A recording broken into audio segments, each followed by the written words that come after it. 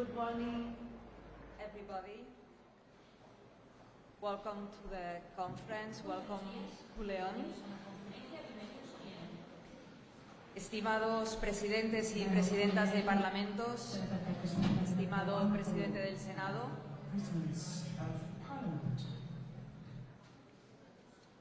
estimado vicepresidente del Parlamento Europeo, estimado presidente de la Conferencia de las Asambleas Legislativas Regionales de Europa, estimados jefes de delegación y resto de miembros de las delegaciones parlamentarias, estimados miembros de la Fundación IDEA y de Interpares, autoridades, señoras y señores, es un placer y una alegría darles la bienvenida a todos ustedes a esta conferencia conmemorativa del Día Internacional del Parlamentarismo. Darles la bienvenida a esta bellísima ciudad de León y a este recinto histórico de la Real Colegiata de San Isidoro, auténtica cuna del parlamentarismo. Aprovecho para agradecer al abad, don Luis, la cálida acogida. Quiero agradecer también a todos ustedes el que hayan aceptado la invitación a participar en esta conferencia con la que damos inicio a la dimensión parlamentaria de la Presidencia española del Consejo de la Unión Europea. El número de delegaciones presentes, que representan a 20 países más el Parlamento Europeo y la Conferencia de las Asambleas Legislativas Regionales de Europa, y la representación de alto nivel de todos los participantes, es expresión del gran interés que ha suscitado esta reunión. Asimismo, en el marco de la participación de Interpares se encuentran representantes de 18 países más de todo el mundo. Esta calidad y también, si me permiten, la cantidad de la representación y de participación asegura que el desarrollo de la conferencia será especialmente provechoso para todos. Quiero realizar también un agradecimiento muy especial en mi nombre y en el del presidente del Senado a nuestros homólogos presentes en la jornada de hoy. Sé que compatibilizar las obligaciones institucionales de la presidencia con atender actos fuera de nuestros países siempre es complicado. El haberlo hecho posible merece nuestro más sentido agradecimiento. Queridos colegas, gracias por estar aquí. Como todos ustedes saben, después de la sesión de trabajo sobre cooperación parlamentaria y desarrollo de la democracia, tendrá lugar la sesión de inauguración presidida por Su Majestad el Rey, a la que seguirá la conferencia magistral a cargo del profesor de la Universidad de Sídney, John King. Tras la pausa del almuerzo tendrá lugar la sesión central sobre la defensa de los valores europeos y de las instituciones democráticas frente a los nuevos retos y amenazas de la democracia. Pondrá fin a la conferencia la sesión de clausura en la que se adoptará la Declaración de León sobre parlamentarismo. Señoras y señores, antes de dar inicio a la conferencia, el alcalde de la ciudad les dirigirá unas breves palabras de bienvenida. Tiene la palabra el alcalde de León, don José Antonio Díaz Díaz. Muchísimas gracias.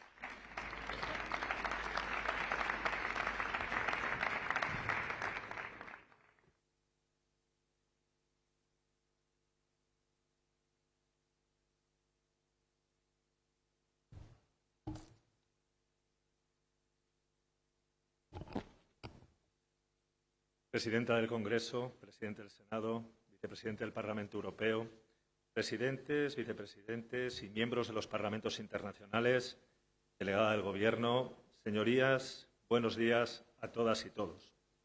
Desde su fundación, hace más de 2000 años, la ciudad de León ha desempeñado un papel fundamental en la historia de España y de Europa.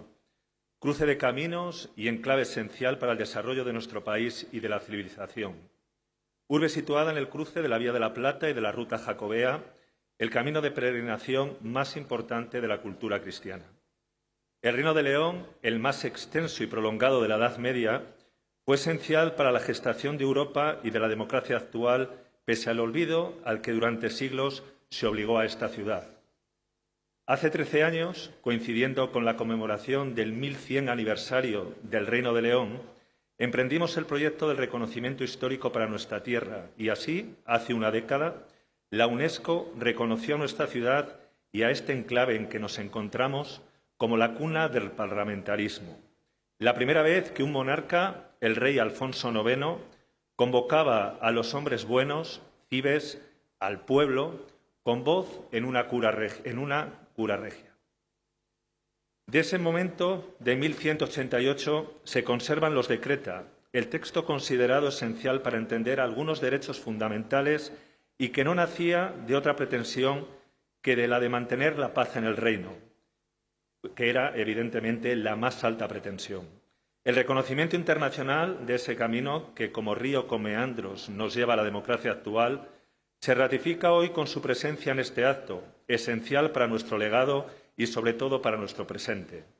De reunión y decreta, de ese tan leonés juntarse y ayuntarse en los problemas, nacen juntas, parlamentos y ayuntamientos. León, cuna del parlamentarismo, recibe a los representantes de los más importantes parlamentos europeos en lo que sin duda es para nosotros un día histórico. Gracias por ello a todos los presentes, gracias a las Cortes españolas que ratificaron el título de León hace ya más de una década y que hoy lo consagran internacionalmente. Bienvenidos todos y todas a la cuna del parlamentarismo, a la capital del viejo reino de León, tierra de libertades y germen de España, de los reinos que conforman nuestro país y referente de la democracia de la Europa actual. Es un auténtico honor para nosotros, pueblo de León, recibirlos hoy, parlamentos constituidos como herederos de aquellas primeras Cortes leonesas en nuestra ciudad y en este claustro donde se gestó la democracia. Muchísimas gracias a todos y bienvenidos a la ciudad de León.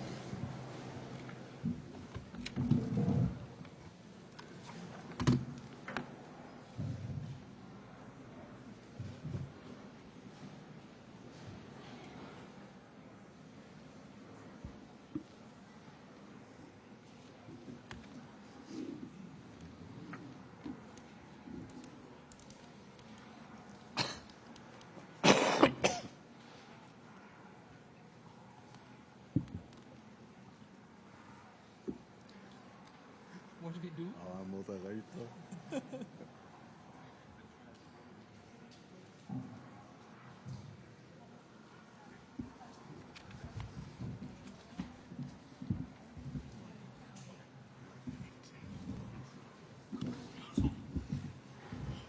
Good morning. Oh, good morning. How are you? Kevin Casas, real pleasure. Kevin Casas, real pleasure. Kevin Casas. Madam, Kevin Casas. If you allow me, what I was thinking is perhaps we could do the panel in alphabetical order. And that way allows for Mr. Caras to make the presentation of the declaration that you want to submit to the consideration of the. You have a list, yes? Yeah. But if not, I mean, I'll do it in the order that it appears in the program. It's exactly the same for me. I mean, that way the first speaker, the speakers of the parliaments speak first, and then Mr. Caras. Is that agreeable? What you want, but we have an order. We have an order. We follow Okay, this well, order. then in that case, we'll do it in the order that is in the program. Ich habe nichts verstanden, aber es war egal. Er wollte wissen, ob wir drehen. Er wollte wissen, ob wir die Reihenfolge. Er wollte wissen, ob wir die Reihenfolge Nein, wir lassen umdrehen es so, wie sollen. es war, Eben, oder? eben so. Ja.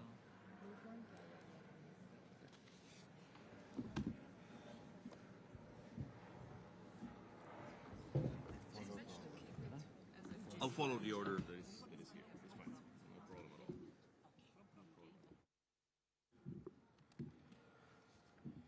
And the other thing is that if you allow me, I'll do this in Spanish. Okay. Okay.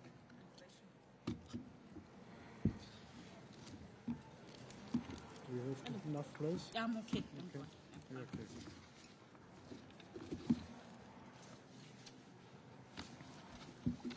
Apparently we have until 10 minutes before 11.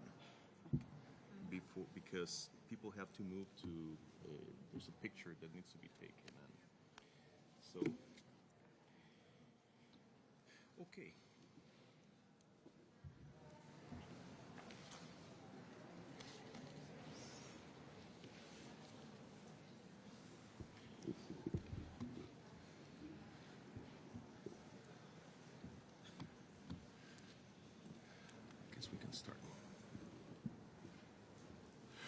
Muy buenos días a todas y todos. Good morning to you all.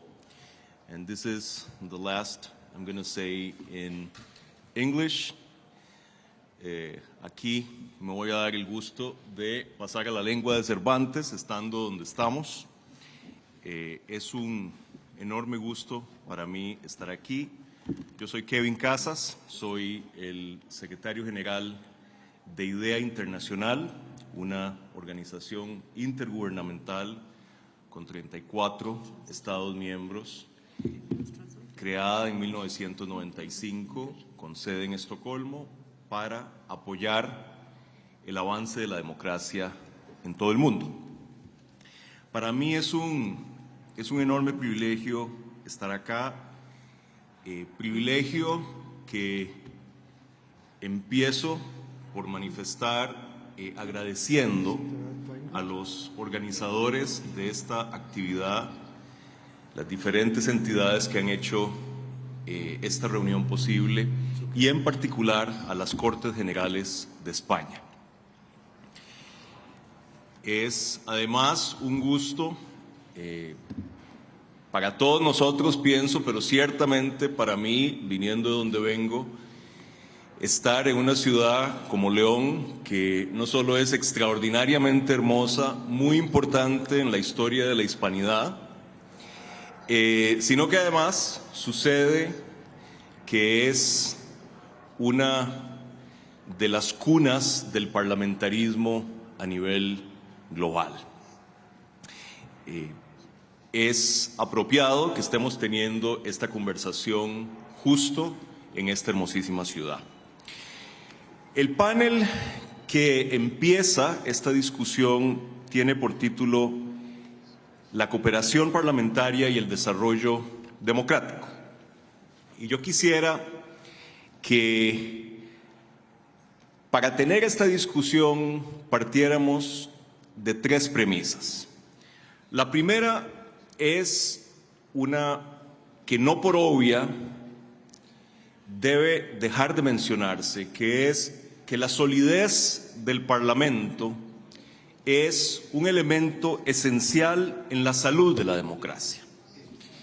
El Parlamento encarna algunos de los elementos torales de la construcción democrática, encarna la existencia de frenos y contrapesos, encarna la posibilidad de que diversas voces participen en el debate democrático, encarna la posibilidad de que circule libremente la información antes de hacer las decisiones democráticas.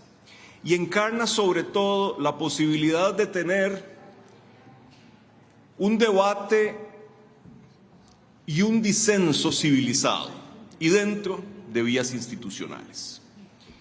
Y eso me parece que en una época de polarización como la que vivimos nunca ha sido tan necesario. La segunda premisa es que los retos que la democracia está enfrentando a escala global son retos globales también. Son retos que los vemos en todas las regiones y en todos los diferentes estadios de desarrollo democrático. Aquella cosa que decíamos antes de que los problemas de la democracia estaban vistos en las democracias pobres y en las democracias jóvenes, ya eso no es cierto, y todos lo sabemos. Los problemas de la democracia son realmente globales. Y en la medida en que son globales, requieren de respuestas globales y requieren de acción colectiva. Y en la medida que requieren de acción colectiva, demandan cooperación parlamentaria y demandan interacción creativa, constructiva entre los diferentes actores políticos y particularmente entre los diferentes parlamentos del mundo. Y la tercera premisa que quisiera dejar sentada es que está muy bien, es apropiado, es justo, es necesario que nos reunamos a celebrar el papel que juegan los parlamentos en la democracia, pero es también menester que reconozcamos que las instituciones centrales de la democracia representativa están enfrentando una crisis muy profunda en todo el mundo. Digo, es imperativo que reconozcamos que hay un problema y que esa cooperación global que he mencionado es necesaria precisamente porque hay problemas muy profundos y no tienen que tomar lo que estoy diciendo por su valor facial. Les doy un par de datos con los que me he cruzado recientemente. En mi parte del mundo, en América Latina, yo vengo de Costa Rica. Si ustedes toman los datos del Latinobarómetro, de la encuesta regional que se hace cada 2 años en América Latina, cuando se le pregunta a la gente si tiene confianza en los congresos, en las legislaturas, en los parlamentos, únicamente un 20% de la gente dice que tiene confianza. Y si ustedes abren un poquito el lente y usan los datos de la encuesta mundial de valores, que es una encuesta que cubre 79 países, si no me acuerdo mal, cuando le preguntan a la gente si tiene confianza en los partidos políticos, que al igual que los parlamentos son la savia de la democracia representativa, 70% de la gente dice que no tiene confianza en 79 países y únicamente un magro 4.5% de la gente dice que tiene alto nivel de confianza en los partidos políticos. Entonces hay un problema de la democracia representativa que es necesario atender con urgencia. Y para hablar de todo esto, para hablar de por qué es necesaria la cooperación parlamentaria para atender este conjunto de problemas peliagudos que tenemos en las manos, tenemos la buena fortuna de tener un panel estupendo y un panel de alto nivel.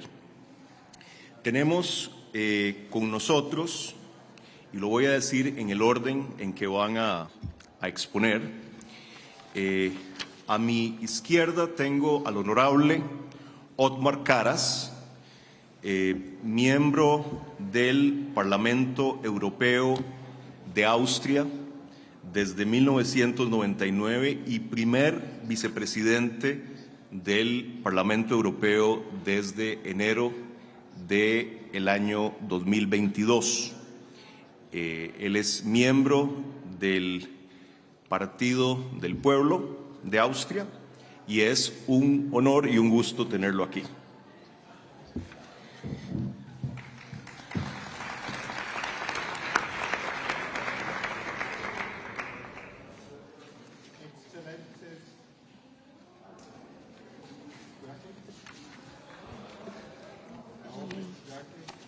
You want us to No?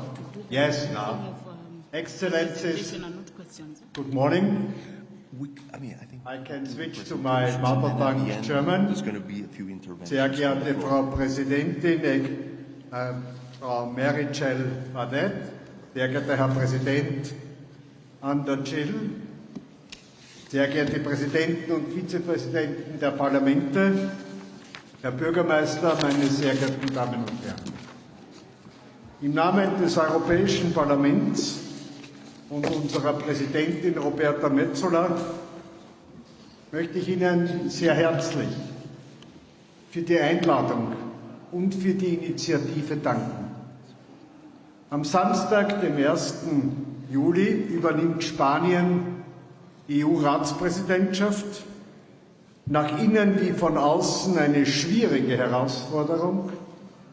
Wir können alle nur alles Gute wünschen. Diese hochkarätige Konferenz ist ein guter Start. Herzliche Gratulation dazu. Wir haben schon gehört, 28 Vertreter verschiedener Parlamente oder Vertreter aus 28 Ländern, nicht nur aus Europa, sondern auch aus Übersee, sind heute hier an diesem historischen Platz zusammengekommen. Am Internationalen Tag des Parlamentarismus, an diesem geschichtsträchtigen Ort, den die UNESCO mit Unterstützung von Professor John Keane vor 10 Jahren zur Wiege des europäischen Parlamentarismus erklärt hat. Und es ist mir eine besondere Freude, als erster Vizepräsident des Europäischen Parlaments unser gemeinsames Projekt, die Charta zur Rolle der Parlamente in einer funktionierenden liberalen Demokratie nicht nur präsentieren, sondern mit Ihnen auch ansprechen und diskutieren zu dürfen. Ja, es geht um die liberale parlamentarische Demokratie. Die Grundlagen unserer Zusammenarbeit und Entscheidungsfindung, die Grundlagen des sozialen Zusammenhalts in unserer Gesellschaft, die Grundlagen der Rolle der Parlamente und der Beteiligung der Bürgerinnen und Bürger am demokratischen Prozess. Ich selbst, ich weiß nicht, wie es Ihnen geht, hätte mir vor Jahren noch nicht ahnen lassen, dass ich je einmal so definitiv und so engagiert mich für die liberale parlamentarische Demokratie einsetzen muss, weil es für mich klar war, was wir darunter meinen. Es scheint aber nicht mehr für alle klar zu sein, weil immer mehr Politiker missbrauchen die liberale Demokratie, um sie umzuwandeln in eine autoritäre, demokratisch legitimiertes Verhalten. Wir sprechen daher heute über die Stärkung der liberalen Demokratie. Es geht um eine ganz essentielle Frage, nämlich um die Kernelemente unserer Arbeit, die uns in allen Parlamenten in Europa und der Welt beschäftigt. León symbolisiert es. Der europäische Parlamentarismus sucht seinesgleichen. Die Europäische Union ist ein einzigartiges Projekt mit einer eigenen Geschichte, Rechtsordnung, Grundrechten, einem eigenen multinationalen Parlament, einer von diesem gewählten Regierung, einer starken Länderkammer, einem eigenen Gericht und Rechnungshof. Wir gemeinsam sind die europäische liberale Demokratie. Es ist doch wohl offensichtlich, vielleicht sind wir gerade deshalb hier, diese, unsere liberale parlamentarische Demokratie, ist unter Druck geraten. Innerhalb und außerhalb der Europäischen Union. Durch äußere Einwirkungen, aber auch durch innere Fehlentwicklungen. Einerseits haben wir externe Herausforderungen. Der Angriffskrieg Russlands gegen die Ukraine, die Covid-19-Pandemie, Teuerung, Energie- und Klimakrise, Digitalisierung und künstliche Intelligenz, ausländische Einmischung, Fake News und Desinformation, Abhängigkeiten und dadurch Erpressbarkeiten. Auf der anderen Seite, und das sollten wir nicht verschweigen, haben wir interne Faktoren, die Autoritarisierung, ich habe sie angesprochen, mancher Akteure. Die Extremisten, Populisten und Nationalisten, welche die Polarisierung, die Schuldzuweisung, die Konfrontation und Blockade über die Suche nach gemeinsamen Lösungen stellen. Die vermeintlich einfache Antwort wird der realen Komplexität nicht gerecht. Die Verantwortungsdemokratie wird allzu oft von der Stimmungsdemokratie bedroht. Recht wird gebrochen, Werte werden verletzt, Vertrauen geht verloren, Meinungsfreiheit wird beschnitten, Parlamente werden mit Notverordnungsrechten mundtot gemacht, die Unabhängigkeit der Justiz und Gewaltentrennung wird eingeschränkt. Sehr geehrte Damen und Herren, ich denke, wir sind uns alle einig. Wir können Frieden, Freiheit, Demokratie nicht als selbstverständlich erachten. Der ethische, moralische Fortschritt der letzten Jahrzehnte ist kein Naturgesetz. Das, was von einer Generation errungen wurde, kann von der nächsten wieder verloren werden. Manchmal habe ich das Gefühl, wir sind am besten Weg dazu. Wir müssen daher alles tun, um diese unsere Errungenschaften zu stärken. Das ist nach Immanuel Kant eine gemeinsame Aufgabe und Verantwortung, die weder mit dem Tod noch dem Rücktritt eines Politikers aufhört, der alle Menschen guten Willens verpflichtet sind und die wir täglich wiedergewinnen und neu erringen müssen. Damit wir die Parlamente, die liberale parlamentarische Demokratie erhalten, stärken, weiterentwickeln und erneuern können, selbstbewusst und erfolgreich innerhalb und außerhalb der Europäischen Union, benötigen wir aus meiner Sicht vor allem zweierlei. Erstens ein gemeinsames Verständnis, wovon wir sprechen und was wir gemeinsam wollen. Zweitens, den politischen Willen, dieses Wollen und dieses Bekenntnis täglich und durchzusetzen. Die Initiative zu einer gemeinsamen Entwicklung einer Charta zur Rolle der Parlamente in einer funktionierenden liberalen Demokratie vereint beide Ziele. Alle Sprecher der Parlamente der EU haben das Projekt am 24. und 25. April in Prag begrüßt. Nach dem Kick-off auf dieser Konferenz wollen wir es gemeinsam weiterentwickeln. Ich lade Sie alle ein, mitzuarbeiten. Und noch vor den nächsten EU-Wahlen, bei der Konferenz der Sprecher der Parlamente der Europäischen Union am 21. bis 23. April 2024 in Madrid, wollen wir diese unsere erarbeitete Charta gemeinsam annehmen. Was sollte diese Charta umfassen? Aus meiner Sicht das gemeinsame Verständnis, die Grundprinzipien und die Kernelemente des modernen Parlamentarismus. Wer sind wir eigentlich? die Parlamente der Europäischen Union?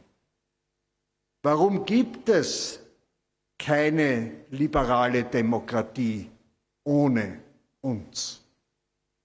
Was ist unsere Rolle heute? Und was wollen wir eigentlich? Bewahren oder erneuern und in die Zukunft tragen? Ich möchte 7 Grundprinzipien nennen.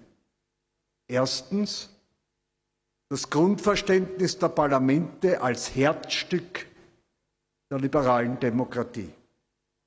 Wir müssen außer Streit stellen, dass sich die europäische Demokratie nur dann bewähren kann, wenn der Parlamentarismus funktioniert. Denn als direkt gewählte Kammern der Bürgerinnen und Bürger sind die Parlamente das Herzstück der Demokratie. Wir repräsentieren den Souverän. Zweitens, die Bedeutung der Parlamente für die Gewaltentrennung.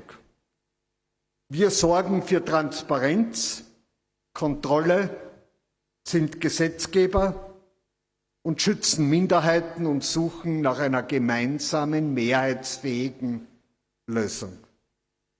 Die Gewaltentrennung zwischen Legislative, Exekutive und Judikative muss gelebt werden, unabhängig und in Relation zueinander. Diese Gewaltentrennung ist derzeit nicht überall vollumfänglich gewährleistet. Die Gewaltentrennung wird immer mehr zu einem Thema von Mehrheit und Minderheit und nicht zu einer Gewaltentrennung zwischen den Institutionen. Damit geht Vertrauen in sie verloren. Wir erleben einen Wandel von der parlamentarischen zur Regierungsdemokratie. Das schwächt die Parlamente, den gesellschaftlichen und politischen Pluralismus. Drittens, die Aufgaben, Befugnisse und Beteiligung der Parlamente in der demokratischen Entscheidungsfindung. Die Parlamente müssen das letzte Wort im demokratischen Prozess haben, weil die Bürgerinnen und Bürger das letzte Wort haben müssen. Regierungen sind den Parlamenten verantwortlich, nicht Parlamente den Regierungen verpflichtet. Parlamentarismus heißt Kompromiss, nicht Automatismus. Dazu gehören die Aufgaben Gesetzgebung, Kontrolle und Haushalt, die Beseitigung der Einstimmigkeit,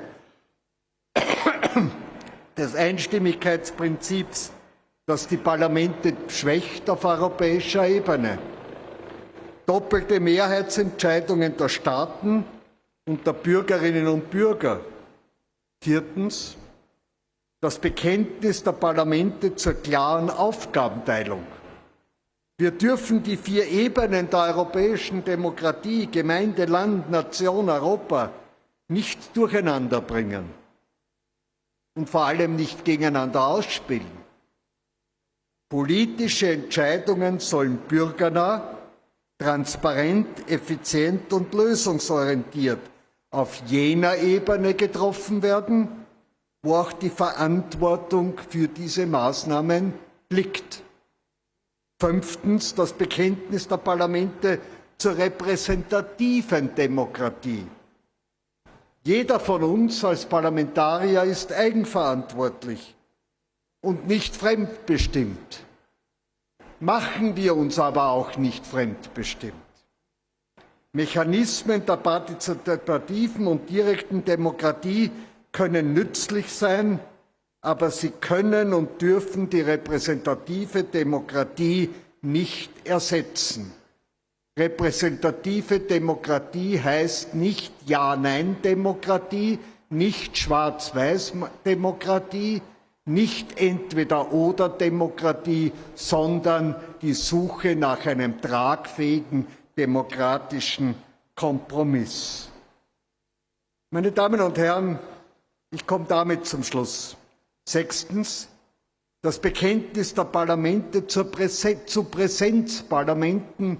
Ich sage das gerade nach Covid-19.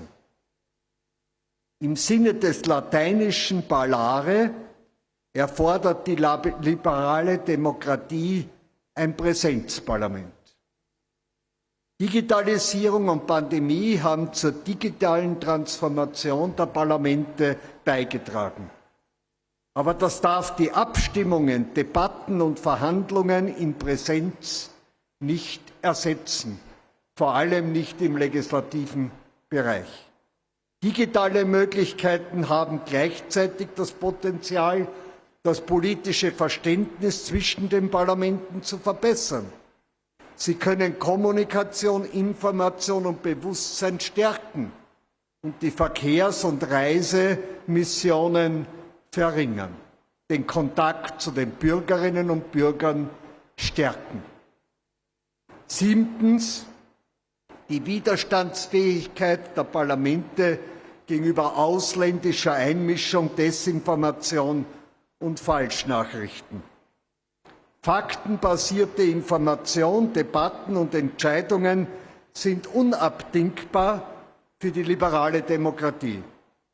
Wir brauchen gemeinsame Standards, um den demokratischen Diskurs und Entscheidungsfindungsprozess vor ausländischer Einmischung, Desinformation und Falschnachrichten zu schützen, besonders in Zeiten von Digitalisierung, Social Media und künstlicher Intelligenz.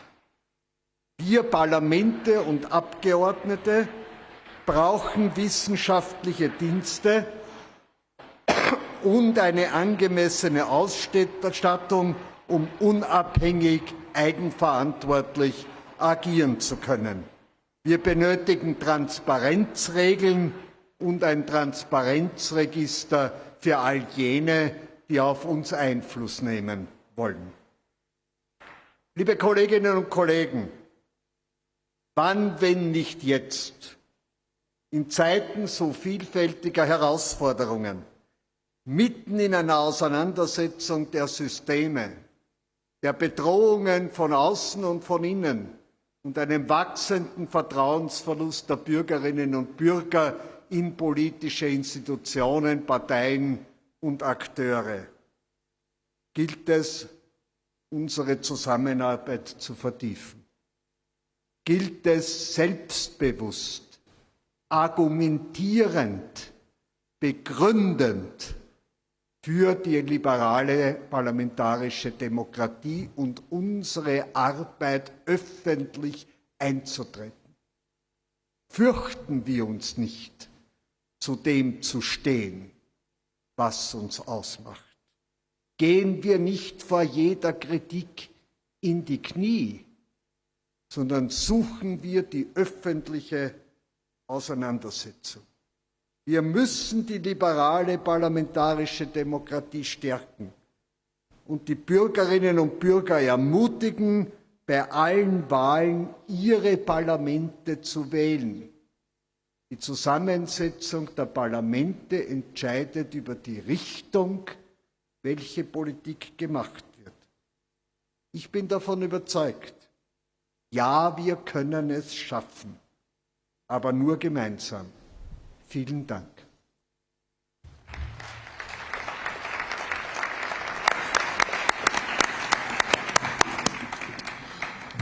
Muchas gracias al señor Caras.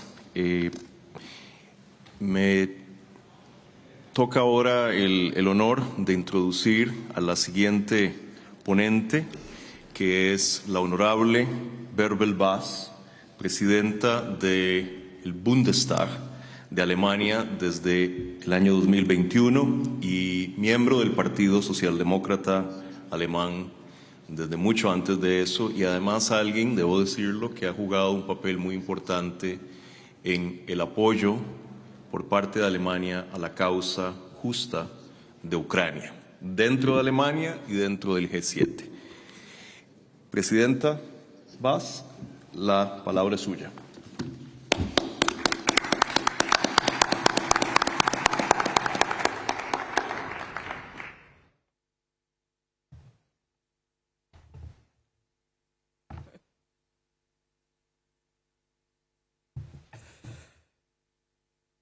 Exzellenz, sehr geehrte Frau Präsidentin, Exzellenz, sehr geehrter Herr Senatspräsident, liebe Kolleginnen und Kollegen, sehr geehrte Damen und Herren, vielen Dank für die Einladung zu dieser wirklich besonderen Konferenz am Vorabend der spanischen EU-Ratspräsidentschaft.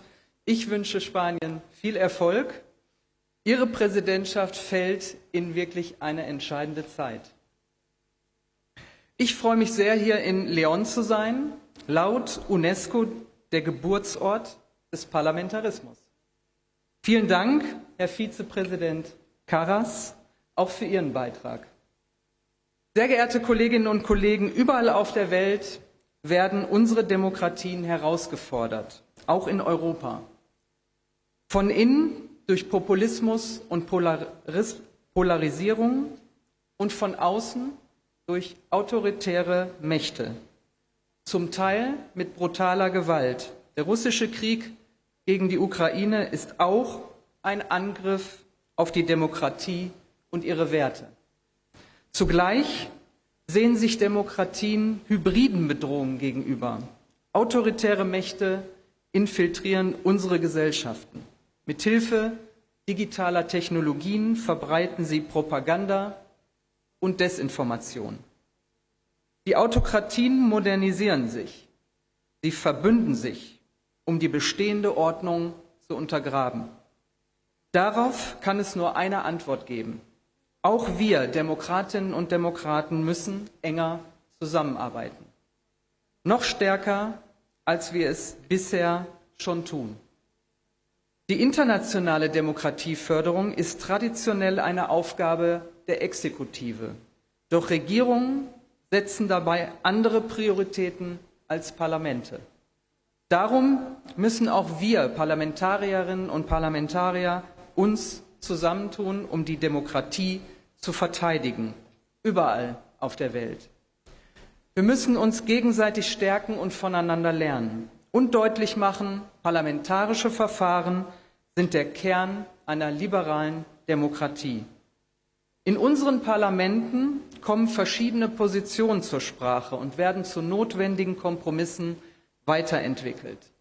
Erst Parlamentarismus ermöglicht Pluralismus, sichert die Rechte der Opposition und setzt autoritären Versuchungen klare Grenzen. Die Zusammenarbeit der Parlamente stärkt die Demokratien gegen ihre Feinde. Nehmen wir also unsere Zusammenarbeit ernst und stellen wir die nötigen Ressourcen bereit. Sie sind eine wichtige Investition in unsere demokratische Zukunft. Sehr geehrter Herr Casas, bei dieser Gelegenheit danke ich auch Ihnen und Ihren Kolleginnen und Kollegen von Inter Pares für die Organisation von Parlamentspatenschaften. Wir im Deutschen Bundestag sehen deutlich den Mehrwert, den das Programm zur Förderung der Demokratie leistet. Zudem hilft uns der Austausch unserer eigenen Verfahren kritisch zu reflektieren. Sehr geehrte Kolleginnen und Kollegen, aus der Erfahrung des Nationalsozialismus haben wir Deutschen gelernt. Eine Demokratie muss sich gegen ihre Feinde schützen. Wir orientieren uns seitdem am Konzept der sogenannten wehrhaften Demokratie. Lassen Sie uns gemeinsam das Konzept der wehrhaften Demokratie weiterentwickeln für eine Zeit der hybriden Bedrohung und des digitalen Autoritarismus. Erstens, wir müssen die Resilienz unserer Gesellschaften stärken und unserer Parlamente.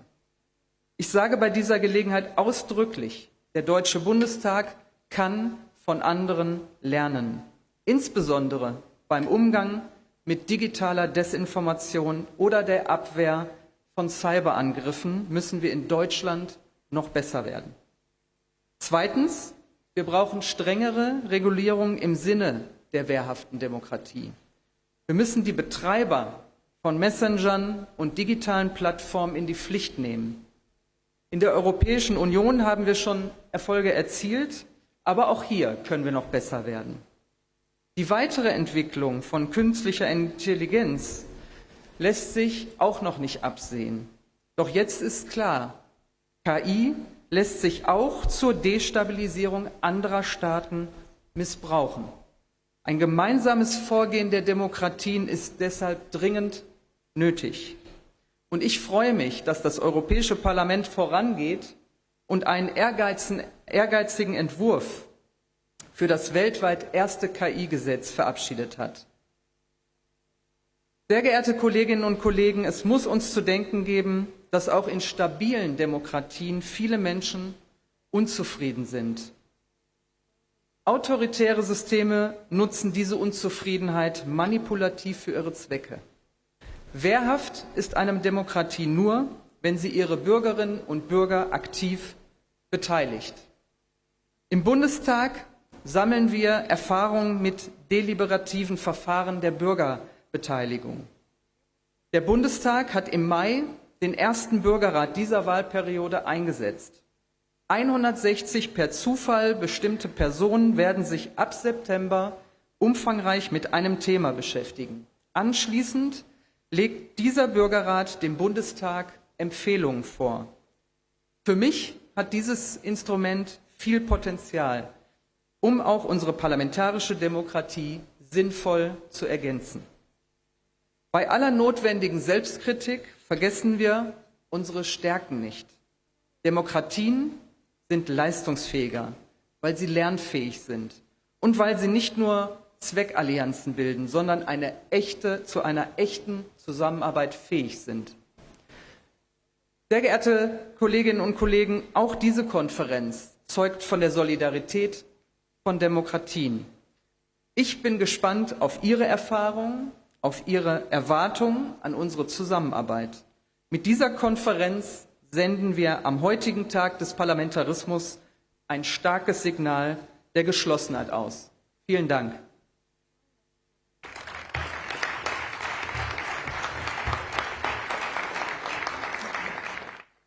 Muchas gracias a la presidenta Vaz. Debo decir además que agradezco mucho la amable mención al trabajo que hacen mis colegas de Interpares. En efecto, el Bundestag ha sido un apoyo permanente al trabajo de Interpares, y debo decir además que Alemania es un Estado miembro de Idea Internacional, cosa que a mí me llena de orgullo. Así que muchas gracias por eso. Le paso ahora la palabra y tengo el honor de introducir a la honorable Markéta Pejarova-Adamova, la presidenta de la Cámara de Diputados de la República Checa desde el año 2021 y además líder del partido Top 09. Es un gusto tenerla aquí y, por favor, el podio es suyo, presidenta.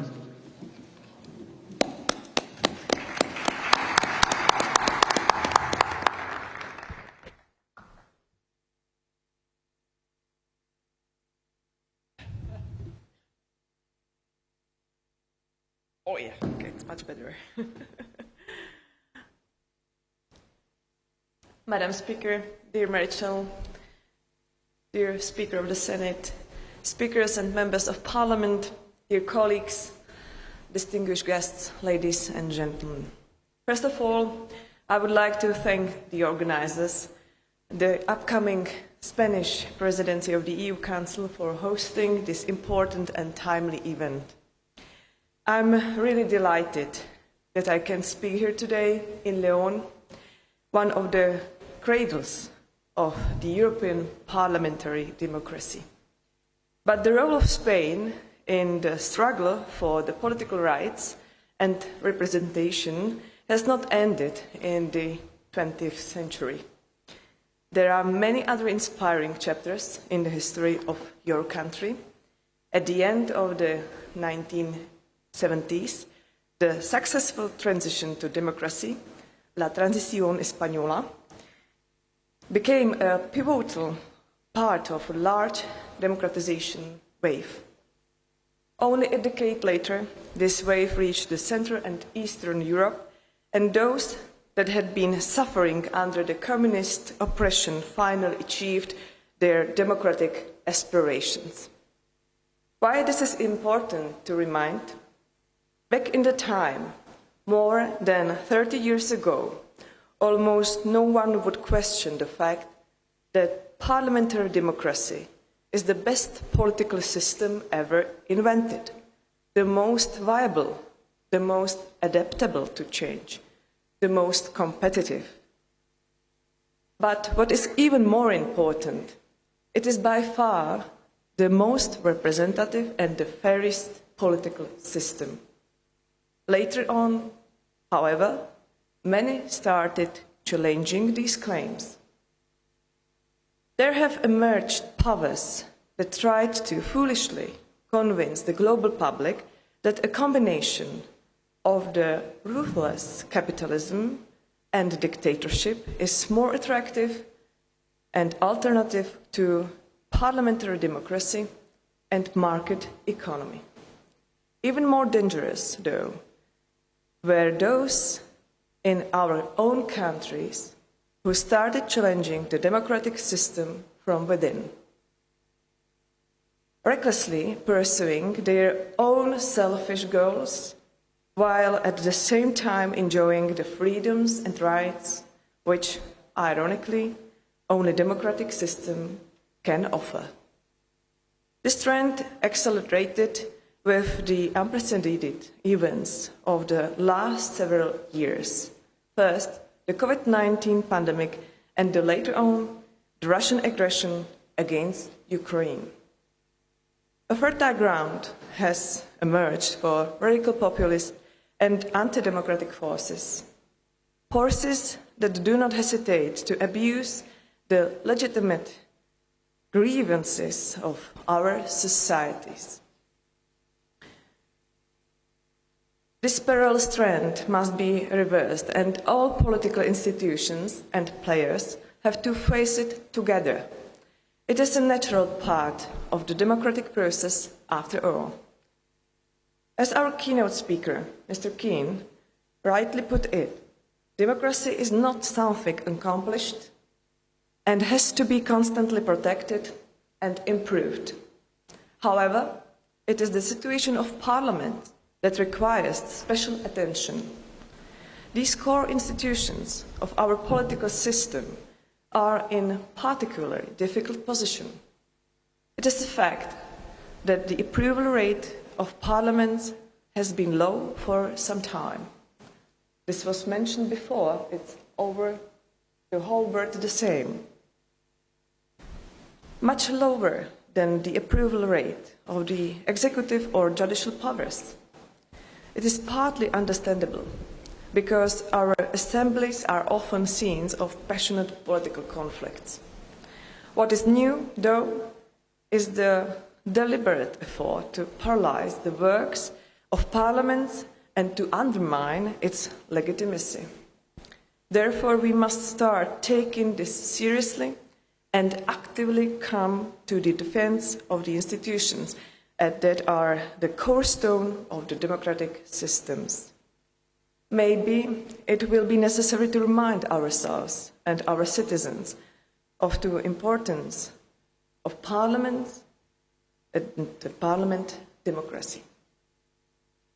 From the evidence-based perspective, the history teaches us that a parliamentary system of government is more conducive institutional setting for fostering democracy than other settings, presidential or semi-presidential systems. A parliament brings together more political and societal groups that possess their genuine legitimacy. The main tool of parliamentary work is a debate that is also the underlying principle of any democratic regime. Parliaments may de-escalate social clashes through its internal working procedures. Parliaments are also the supreme political institution with a direct link to voters and citizens. Their role is to act for the sake of citizens. The more open Parliament is, the more citizens feeling the representativeness of political system. In practical terms, we should focus on several priorities which could help enhance the credibility and leadership role of parliaments. Let me briefly mention some of them. First, parliaments should be forward-looking. Instead of just reacting to development, parliaments will have to work on setting the agenda and serve as a platform in which strategic political debate on future direction of our societies take place. Second, parliaments need adequate capacities. They need a structured, comprehensive, well-organized and holistic approach to enhance their role and functions in modern democratic states. Already in 1928, when he was speaking of the crisis of parliamentarism, the first Czechoslovak president, Tomáš Garrigue Masaryk, stressed the need of institutional capacities. He emphasized that parliaments absolutely need the expert knowledge and urged parliaments and bureaucracy to work hand in hand instead of competing. Third, the parliaments need to cooperate at international level. Given that we all face analogical challenges and problems, we should step up our cooperation. There is a clear need of a robust parliamentary diplomacy. Lastly, an issue that is definitely not the least important. As a woman speaker, I cannot ignore the issue of women in politics. Women are still not adequately represented in top political positions. Those who are in the top positions are very often subject to repulsive personal attacks, attacks that explicitly or implicitly target our gender. I know very well what I am talking about. The project of parliamentary democracy cannot be completed without the proper representation of women. This issue also has to be addressed in close cooperation among parliaments. Let me conclude by inviting you all to an important event of the parliamentary diplomacy. On October 24th, Prague will host the second year of the Parliamentary Summit of the Crimea Platform.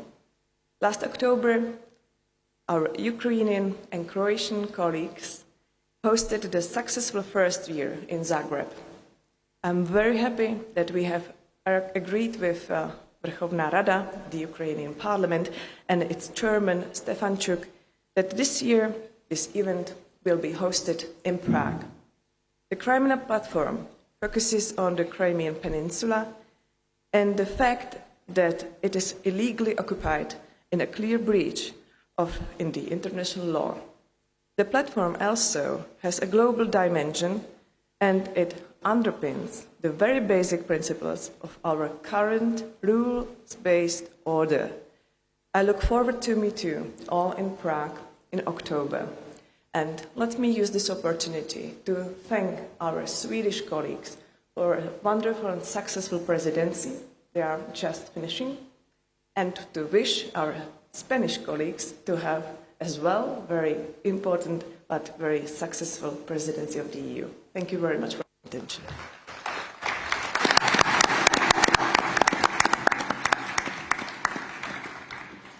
Muchas gracias a la presidenta Adamová.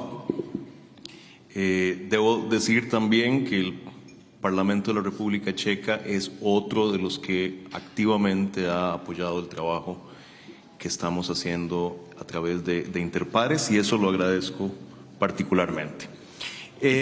Ahora tengo el gusto de darle la palabra a la honorable Catherine Gotani Jara, quien es la presidenta de la Asamblea Nacional de Malawi desde el año 2019, miembro del Partido del Congreso de Malawi y, muy importante, la primera mujer que ha presidido la Asamblea Nacional de Malawi. Señora presidenta, el podio es suyo. Es un gusto tenerla aquí.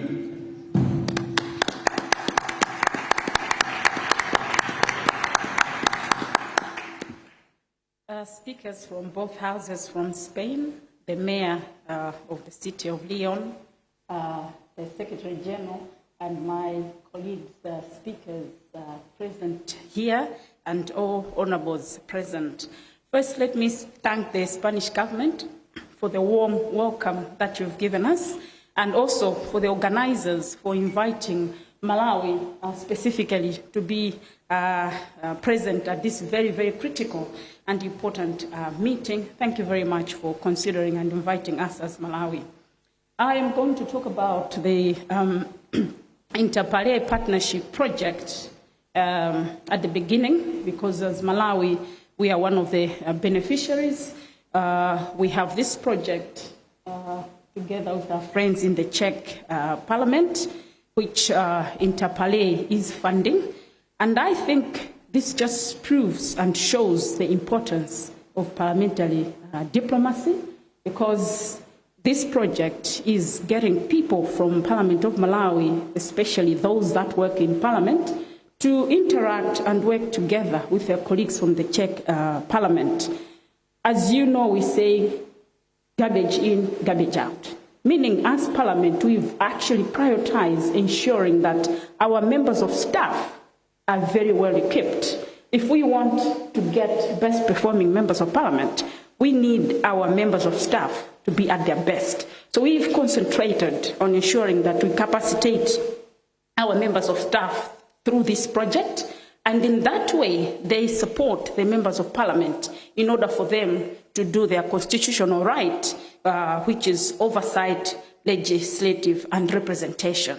And this has worked very, very well, and we're very grateful to our colleagues who have given us that support, and EU for the support that you've given us. As you know, members of Parliament, when they come to Parliament, they're coming from various backgrounds. And that means it's not that easy for them to do some of their roles effectively if they don't get good support. For example, we have people who are nurses, but yet they're in the Public Appointments Committee, which is supposed to be scrutinized accounts for the government. And if you can't give them that support, then you're not going to get the best in terms of scrutiny from them. And that's why we feel supporting these members of staff helps to capacitate our members of Parliament, because they're coming from various backgrounds, but you want the members of Parliament to scrutinize, to do their legislative responsibility properly. And because of this, we now have a budget office in the Parliament of Malawi, which has been supported from the same program, because before we did not have a budget office. I know so many of your parliaments who have specific budget offices that are there to scrutinize the budget, because that's probably one of the very critical roles that we play, and that's scrutinizing budgets from the executive arm of government.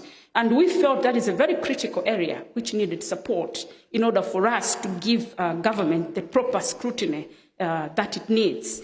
And I just wanted to say that on this, it becomes a problem in a constrained, resource-constrained country like Malawi, where you have the executive arm of government dictating how much as a government they'll give different sectors, and making it very difficult for us as members of Parliament to actually do the proper scrutiny.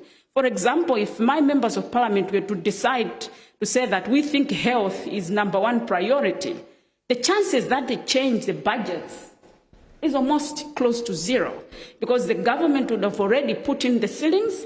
And in real sense, sometimes parliamentarians feel like all they're doing is rubber stamping what is the executive arm of government has already presented. But the catchword they use is we are resource constrained. So that on its own brings in quite a lot of challenges. And as I've said, members of Parliament coming from various backgrounds versus the executive arm of government who have the expertise, qualified accountants, for them to match with my members of Parliament becomes a problem, because we are not accountants. And yet you're expected to scrutinize this very important document from the government. And that's why this support for us is very, very critical. And I would encourage as many parliaments as I can to actually support us in work like this, individually or indeed as through EU. because we want democracy to thrive in our country. And democracy can only thrive if we are able to do what the people that we represent tell us to do. But it becomes a challenge when we can't do it because of the resource constraints, and that is what is used for us not sometimes to do our role and our job properly. So the support that can be given to parliaments like Malawi, which I'm sure for those that have read about Malawi, it's one country which is very resource constrained. And therefore, sometimes our democracy is disturbed because of the resource constraint that we have. So this project particularly is very, very important. And I would like to encourage us to do even more in order to get even our own honourable members of parliament to come and see you during your debates, during your budget scrutiny, how this is done in order for us to actually enhance and promote democracy. I just also wanted to talk about the issues, global issues that we have, how those affect countries like Malawi. Somebody might say Malawi is so far away from here, so far away from Ukraine, so far away, and yet we're probably one of the countries that is hit most by whatever is happening globally. For example, I'll take the issue of fertilizer. Malawi does not produce fertilizer. We rely on other countries. And Malawi is a country that has people who go on a day on an empty stomach. Now, we have a challenge where cost of living is gone up so high. Cost of fertilizer has gone so high because of the conflict.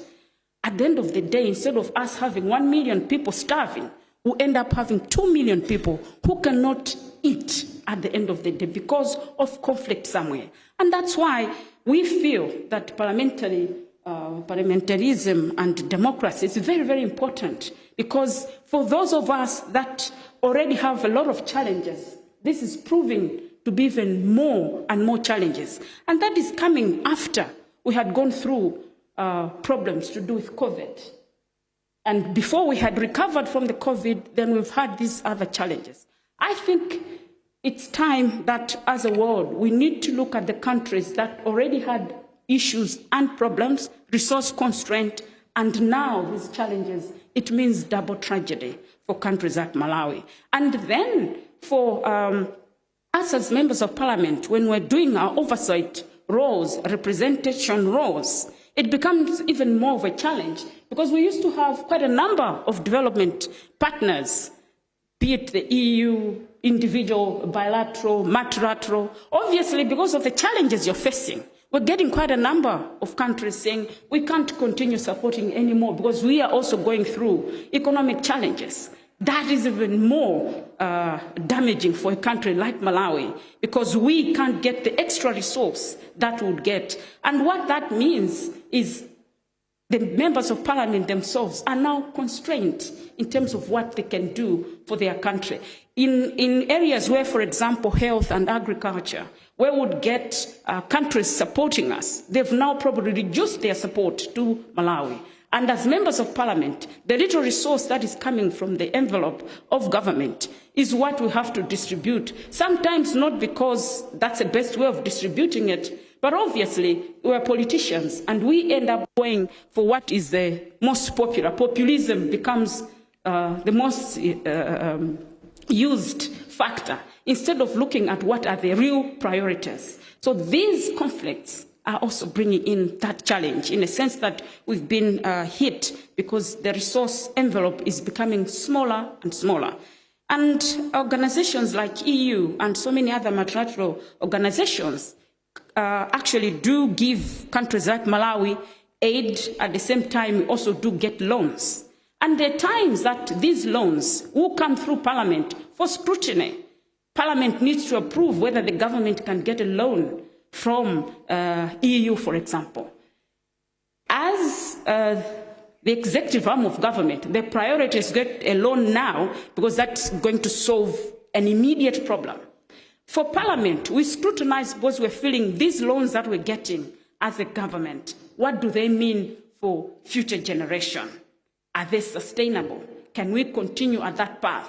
But because you get the executive arm of government to say, we need this, sometimes we compromise our oversight role, because we don't want to look like we're the ones that are blocking development. But at the end of the day, in terms of scrutiny, we're supposed to look at, is this sustainable? Can we continue in that path? Can we get more loans as a government?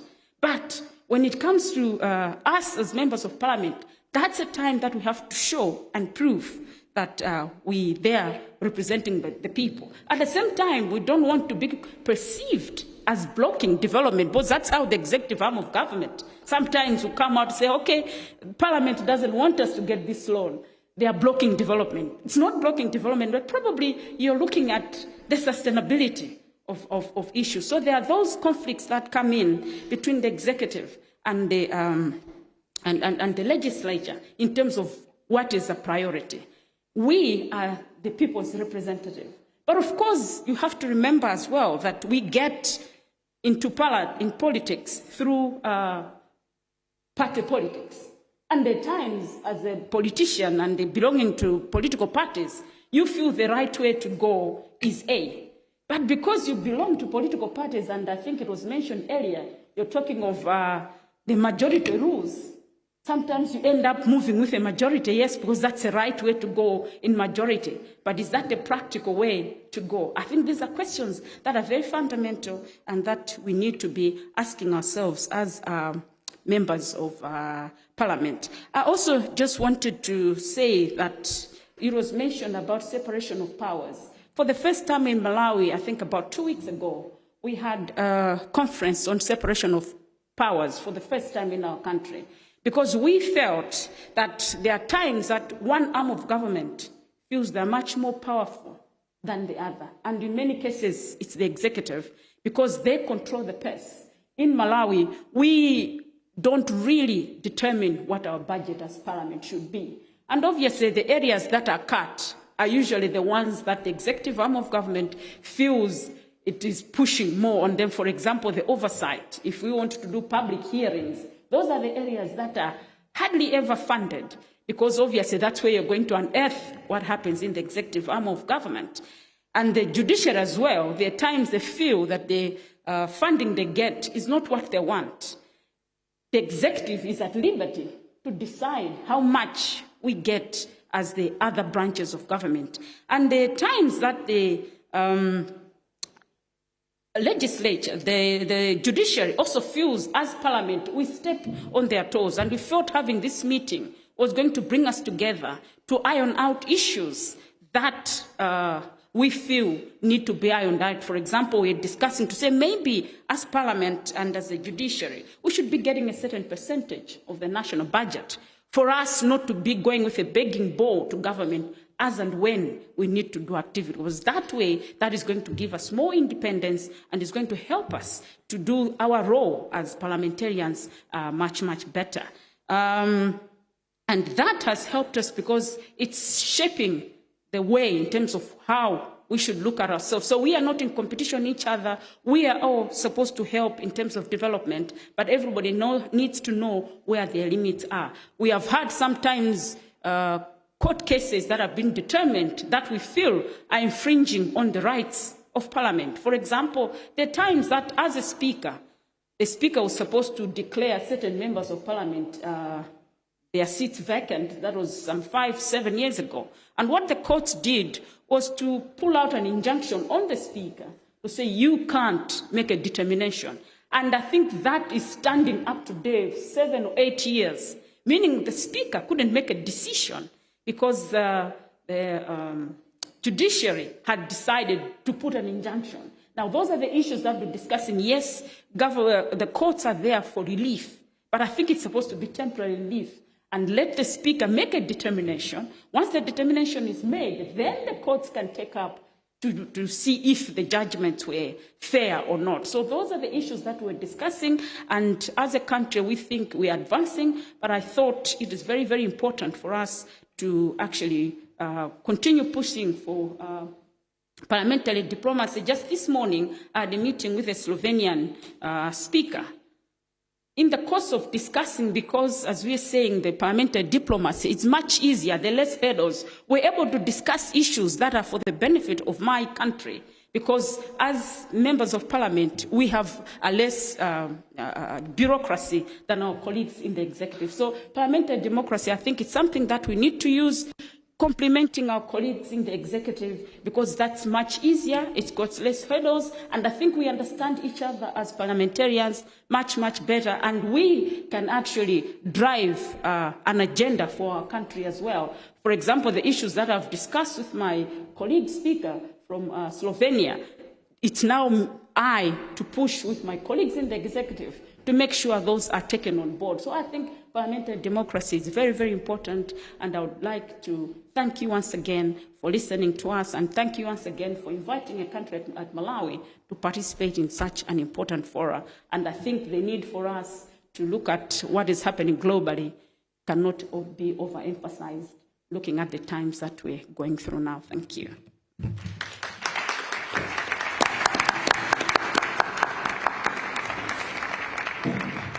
Muchísimas gracias, señora presidenta, y debo decir que nada me satisface más que saber que el trabajo que está haciendo Interpares es apreciado por quienes de alguna manera se están beneficiando de esta maravillosa oportunidad de establecer intercambios entre parlamentos. We all want democracy in Malawi to thrive, Madam Speaker, and we are here to support your work. So, a ver, podría ponerme a hacer un resumen de todo lo que se ha dicho. No lo voy a hacer porque, en primer lugar, las presentaciones que se han hecho aquí han sido suficientemente claras y elocuentes, así que no hace falta que yo las resuma. Y además, tenemos una realidad muy práctica que tenemos que resolver todos juntos, que es que faltando 5 minutos para las 11, tenemos un plazo fatal para que termine este panel, porque el grupo tiene que moverse a otro lado, que no entendí bien, los organizadores nos tienen que decir, para tomar la foto, y eso está relacionado con el hecho de que Su Majestad, el rey Felipe, va a estar con nosotros más tarde, entonces los tiempos son muy ajustados. Y resulta que en estos exactamente 20 minutos que tenemos 8 personas que han solicitado la palabra. Entonces, miren, yo he hecho muchas cosas o algunas cosas difíciles en mi vida, pero no creo que haya ninguna más difícil que tratar de limitar el uso de la palabra a parlamentarios como ustedes. Pero no me queda más que ser implacable en la moderación del uso de la palabra en estos 20 minutos que nos quedan. Entonces, les voy a solicitar de manera encarecida a quienes tomen la palabra que no la utilicen más de 2 minutos. Y no me quedará más que recordarles a los 2 minutos que debo cederle la palabra a quien sigue en la lista de oradores y oradoras. Así que, con esas reglas de juego, quisiera pasarle la palabra a la honorable doctora Marta Matray, vicepresidenta de la Asamblea Nacional de Hungría. Y de veras, les ruego me disculpen el ejercicio implacable de mis ingratas responsabilidades como moderador de esta discusión.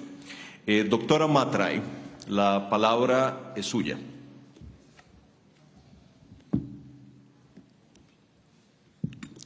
Bueno, ya me están haciendo la cosa más fácil. Ahí está, allá. Si le pueden hacer llegar un micrófono a la doctora Matray.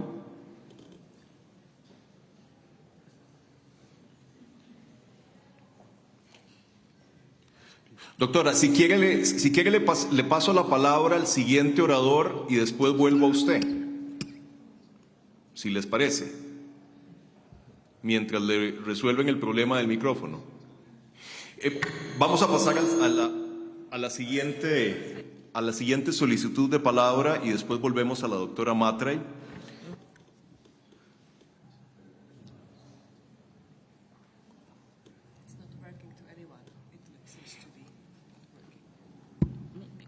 ¿Están funcionando los micrófonos del todo? Vamos con el siguiente orador. Ok, entonces no, ya llegó el micrófono. A ver si le pasan el micrófono a la señora Matray.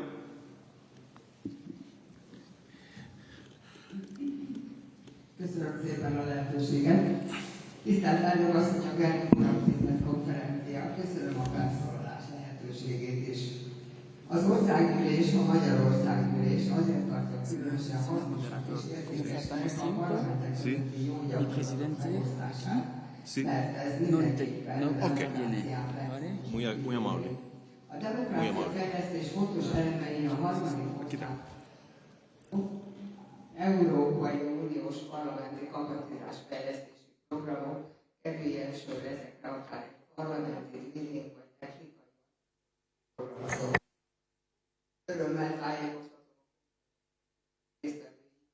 hogy az országgyűlés a megszerzett tapasztalatai 2004-es uniós csatlakozás illetően aktívan adja tovább. Fontos hangsúlyozni, hogy egyenrangú partnerként tekintünk a kedvezményt. Méltán állíthatom, hogy a Magyarországgyűlés az uniós parlamentjei között az egyik legsikeresebb az ilyen programok végrehajtásában, elnyerésében és megvalósításában. Ehhez kapcsolódóan két fontos alapelvünket emelnénk ki.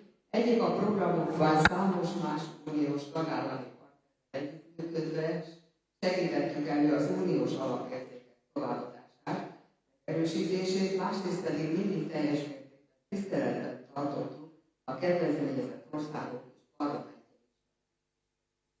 Vannak demokratikus alapértékek, azonban minden ország más, és így a saját működő parlamentjéket megtalálnia nem lehet semmit senkire ráültetni, a rendszer instabil lesz, és pont nem ez a cél a programok.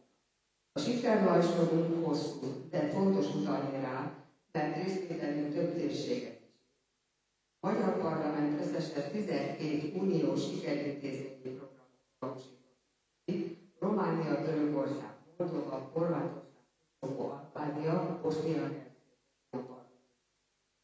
Továbbá uniós finanszírozású parlamenti kapacitásfejlesztési programokban is részt vettünk, amelyekre szakértőket biztosítottunk ezekre a macedón, a bolgár, a tunéziai parlamentben, továbbá a marokkói képviselők. Utóbbi francia barátainknak kiemelkedő, hogy az országgyűlés szintén aktívan részt vesz az Interpares programban. Mostani eseményünk egyik társszerzőjének kezdeményezése. Az Interpares 2019-es indulása óta 4 parlamenti partnerségben vállaltunk szerepet, így a utáni, a maláj, a montenegrói, valamint jelenleg az üzbék parlamentet támogató projektben. Reményeink szerint tapasztalat. Doctora Matray, le pido amablemente que vaya terminando su intervención. Thank you. Az uniós parlamentek szerepvállalása rendkívül fontos, mert az európai stratégiai autonómiának része kell, hogy legyen. Európa összetett demokrácia modelljének bemutatása más országokban, más kontinensekben is.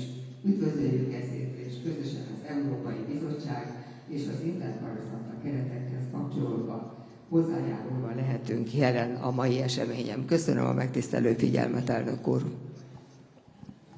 Muchas gracias, doctora Matray.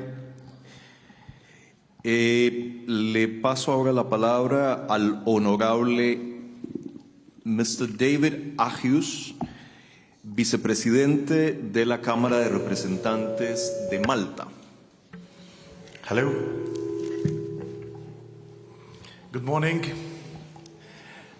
Good morning, and please, Mr. Vice President Karas, give our best regards to the President, Roberta Metsola, President of the European Union, Excellencies, honourable speakers, colleagues.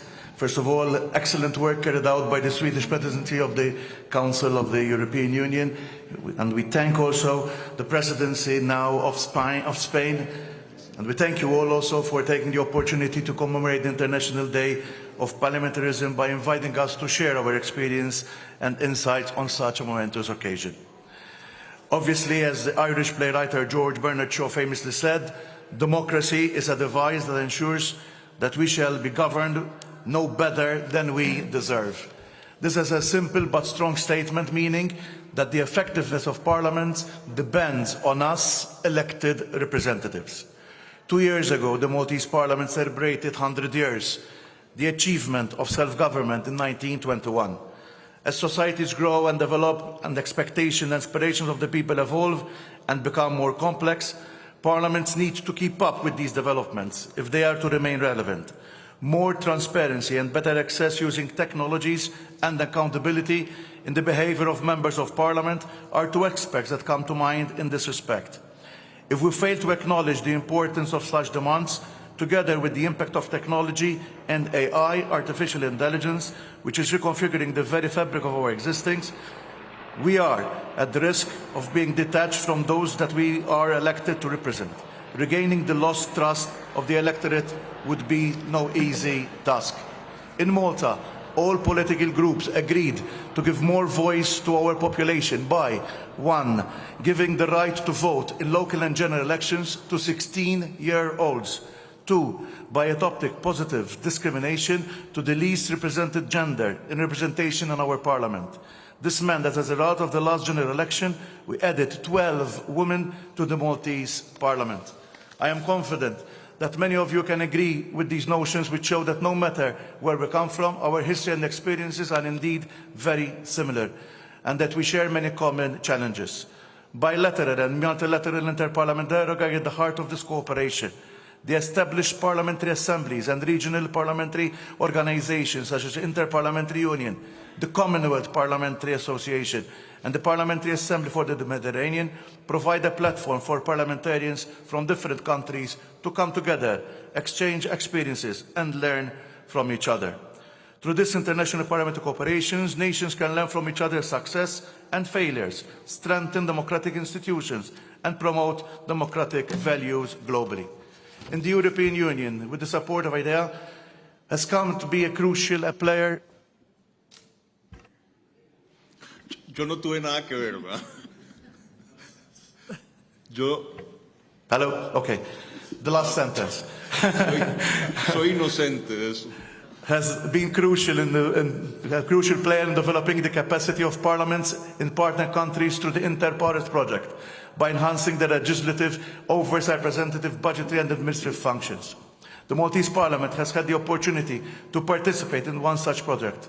We can unanimously say that we greatly value the potential of such a targeted and formalized cooperation. Thank you very much. Muchas gracias. Muchas gracias sobre todo por la concisión y la velocidad.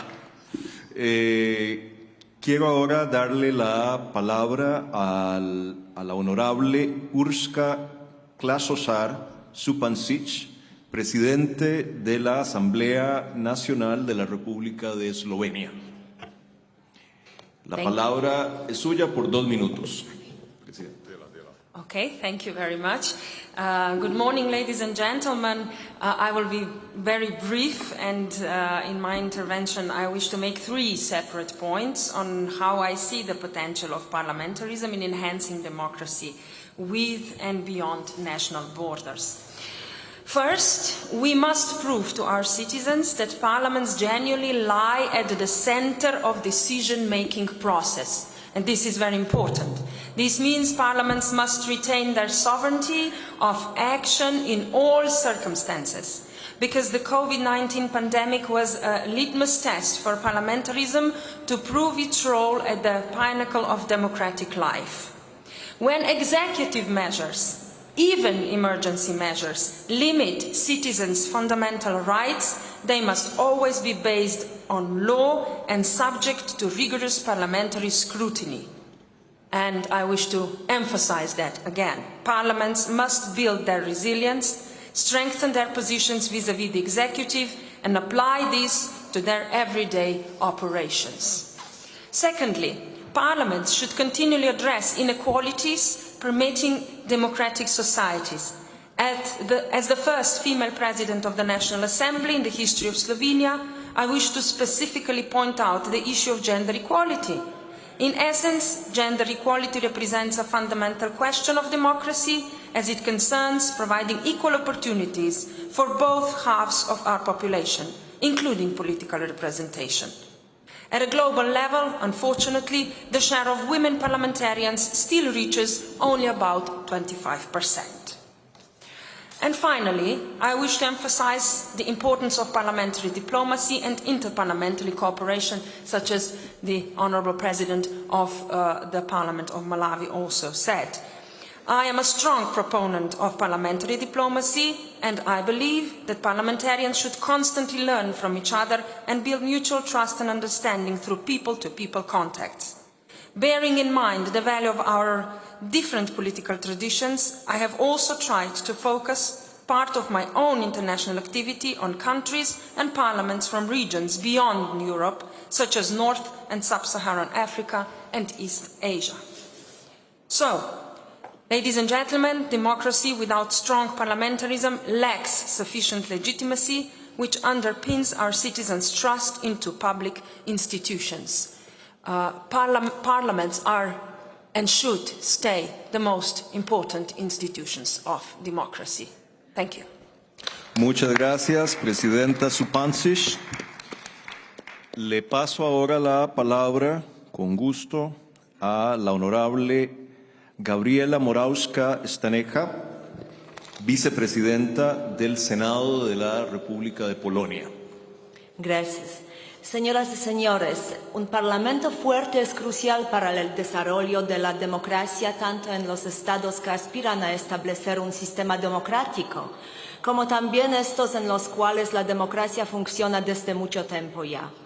Merced a la cooperación interparlamentaria, los parlamentos pueden obtener preciosas indicaciones que les permiten cumplir eficazmente con sus funciones constitucionales de legislar y realizar la supervisión del Poder Ejecutivo, así que mantener un contacto estrecho con los ciudadanos.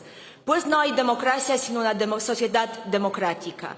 Gracias a la cooperación entre los parlamentos, sabemos también cómo modernizar nuestras instituciones para satisfacer las crecientes expectativas de los ciudadanos respecto de los parlamentarios. Nuestros electores forman parte de una sociedad de información que está funcionando en los momentos cruciales de la transición numérica y esperan que los parlamentos y los parlamentarios se adaptarán a esta realidad. No se trata únicamente de tecnología, sino también de la calidad de trabajo y accesibilidad del producto, o sea, derecho legislado. Los ciudadanos, es decir, nuestros electores, perciben los parlamentos a través del prisma de sus necesidades corrientes. Evalúan si el producto que les ofrecemos es de buena calidad, si es un derecho que funciona bien respondiendo a las necesidades de la sociedad y de la economía, o si es un producto de mala calidad, como las regulaciones que hay que enmendar muchas veces porque son redactadas viciosamente de forma incomprensible para los ciudadanos e incompatibles con otras normas legales. En pocas palabras, no pasan la prueba en la práctica y a menudo hasta dificultan la vida a la gente. Por lo que cooperar y compartir buenas ideas es tan importante para los parlamentos, tanto en el nivel administrativo como político. Gracias por su atención. Muchas gracias, vicepresidenta Morawska, y la felicito por su español, que es mucho mejor que mi polaco. Tenga usted seguridad. Gracias. Le paso ahora la palabra con gusto a la honorable Elvira Kovacs, vicepresidenta de la Asamblea Nacional de la República de Serbia, que es la última persona en la lista de oradores. Les agradezco además a quienes han renunciado al uso de la palabra en aras del uso eficiente del tiempo. Vicepresidenta Kovacs, la palabra es suya. Thank you, honorable speakers of Parliament, your excellencies, distinguished colleagues.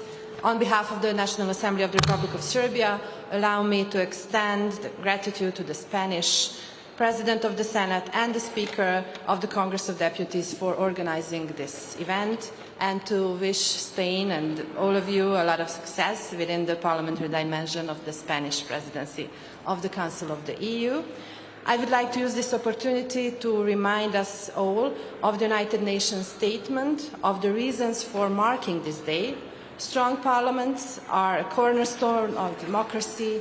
They represent the voice of the people, pass laws, allocate funds to implement laws and policies, and hold governments to account.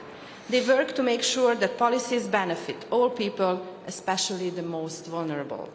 Fully understanding the current geopolitical, security and energy situation, we support the priorities of the Spanish Presidency and thank them for recognizing the Western Balkans again in the context of the enlargement policy, but also as an important pillar of European security and stability. For us, the enlargement process is of great importance for keeping the reform momentum going and as an additional incentive for meeting the accession criteria. It is crucial that the countries in the region cooperate in the harmonization of national legislation with the EU law, take common position and jointly act before the European institutions, particularly in the spheres that will enhance our citizens' quality of life. As parliamentarians, we need to further promote cooperation as we are confident that it will contribute to the social, democratic and economic development of all the countries. It is up to us to work and explain to the citizens that the reforms are directly related to the EU, which is the largest foreign trade partner of Serbia and its largest investor. I would like to invite the European Union and the governments and parliaments of its member states to support Serbia's effort and to ask for the understanding of the delicacy of our situation. We believe that Serbia, as a reliable EU partner, can make a significant contribution to Europe to achievement of peace, security and economic stability. Thank you for your attention. Muchas gracias, Vicepresidenta Kovács. Y no tengo a nadie más en el uso de la palabra. Miren, si los parlamentos pueden funcionar con esta eficiencia y esta eficacia, hay futuro para el parlamentarismo, les puedo asegurar. En el minuto que me queda voy a aprovechar para agradecer de nuevo a quienes han organizado esta actividad, en particular a las Cortes Generales de España, agradecer y apreciar la contribución de nuestros estupendos ponentes, el vicepresidente Karas, la presidenta Jara, la presidenta Vaz y la presidenta Adamová. Realmente ha sido un gusto tener esta discusión con ustedes. Deseo además la mejor de las suertes a España en el empeño que están emprendiendo a partir de mañana. Es una tarea compleja y debo decir, y aquí inevitablemente me pongo el sombrero de donde vengo, que ojalá esa presidencia española haga mucho por las relaciones entre la Unión Europea y América Latina, porque es un tema que me interesa. Es una oportunidad histórica que no se va a repetir pronto, por lo menos. Así que les deseo la mejor de las suertes y finalmente nos deseo colectivamente la mejor de las suertes en este esfuerzo colectivo de preservar lo que es mejor en la vida democrática, porque ese esfuerzo de proteger la democracia en un momento en que está siendo asediada globalmente no es nada más ni nada menos que un esfuerzo por proteger y preservar la dignidad humana. Eso es lo que nos convoca y eso es lo que nos debe hacer persistir en esta tarea. Muchas gracias, un aplauso para nuestros ponentes y quedamos ahora en manos de los organizadores para lo que venga. Gracias. Thank you so much.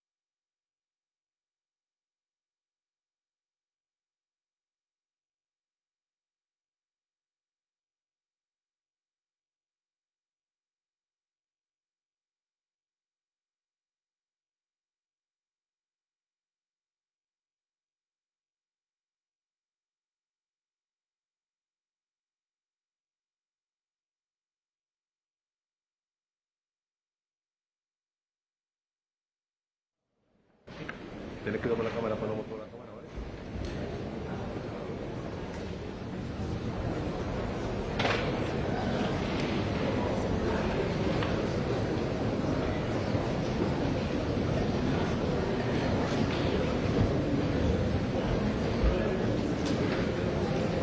Ocupen sus asientos, por favor.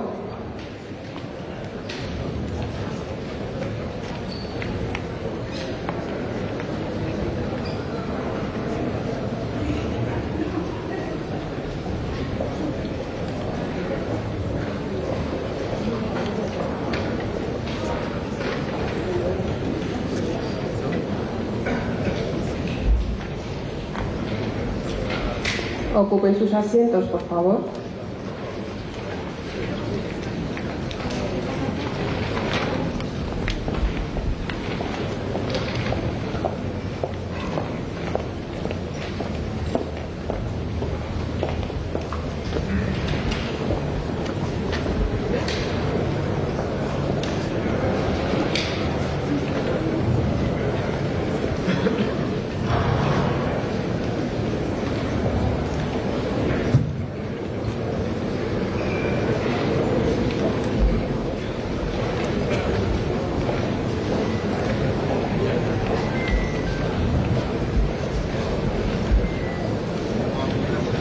Su Majestad el Rey.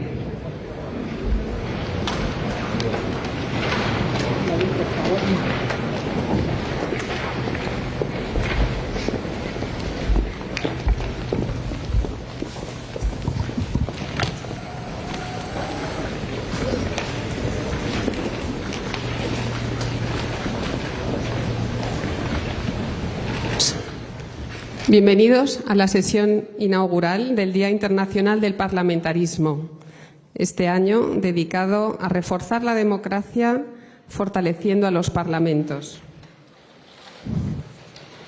Intervendrá en primer lugar el presidente del Senado, don Ander Gil. Don Ander Gil.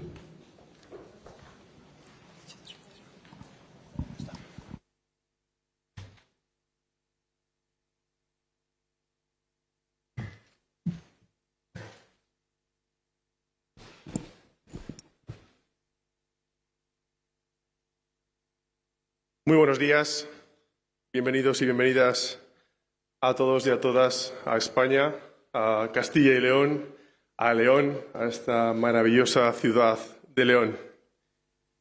Quiero agradecer a Su Majestad el Rey, Felipe VI, que nos acompañe hoy en este acto tan importante. Majestad.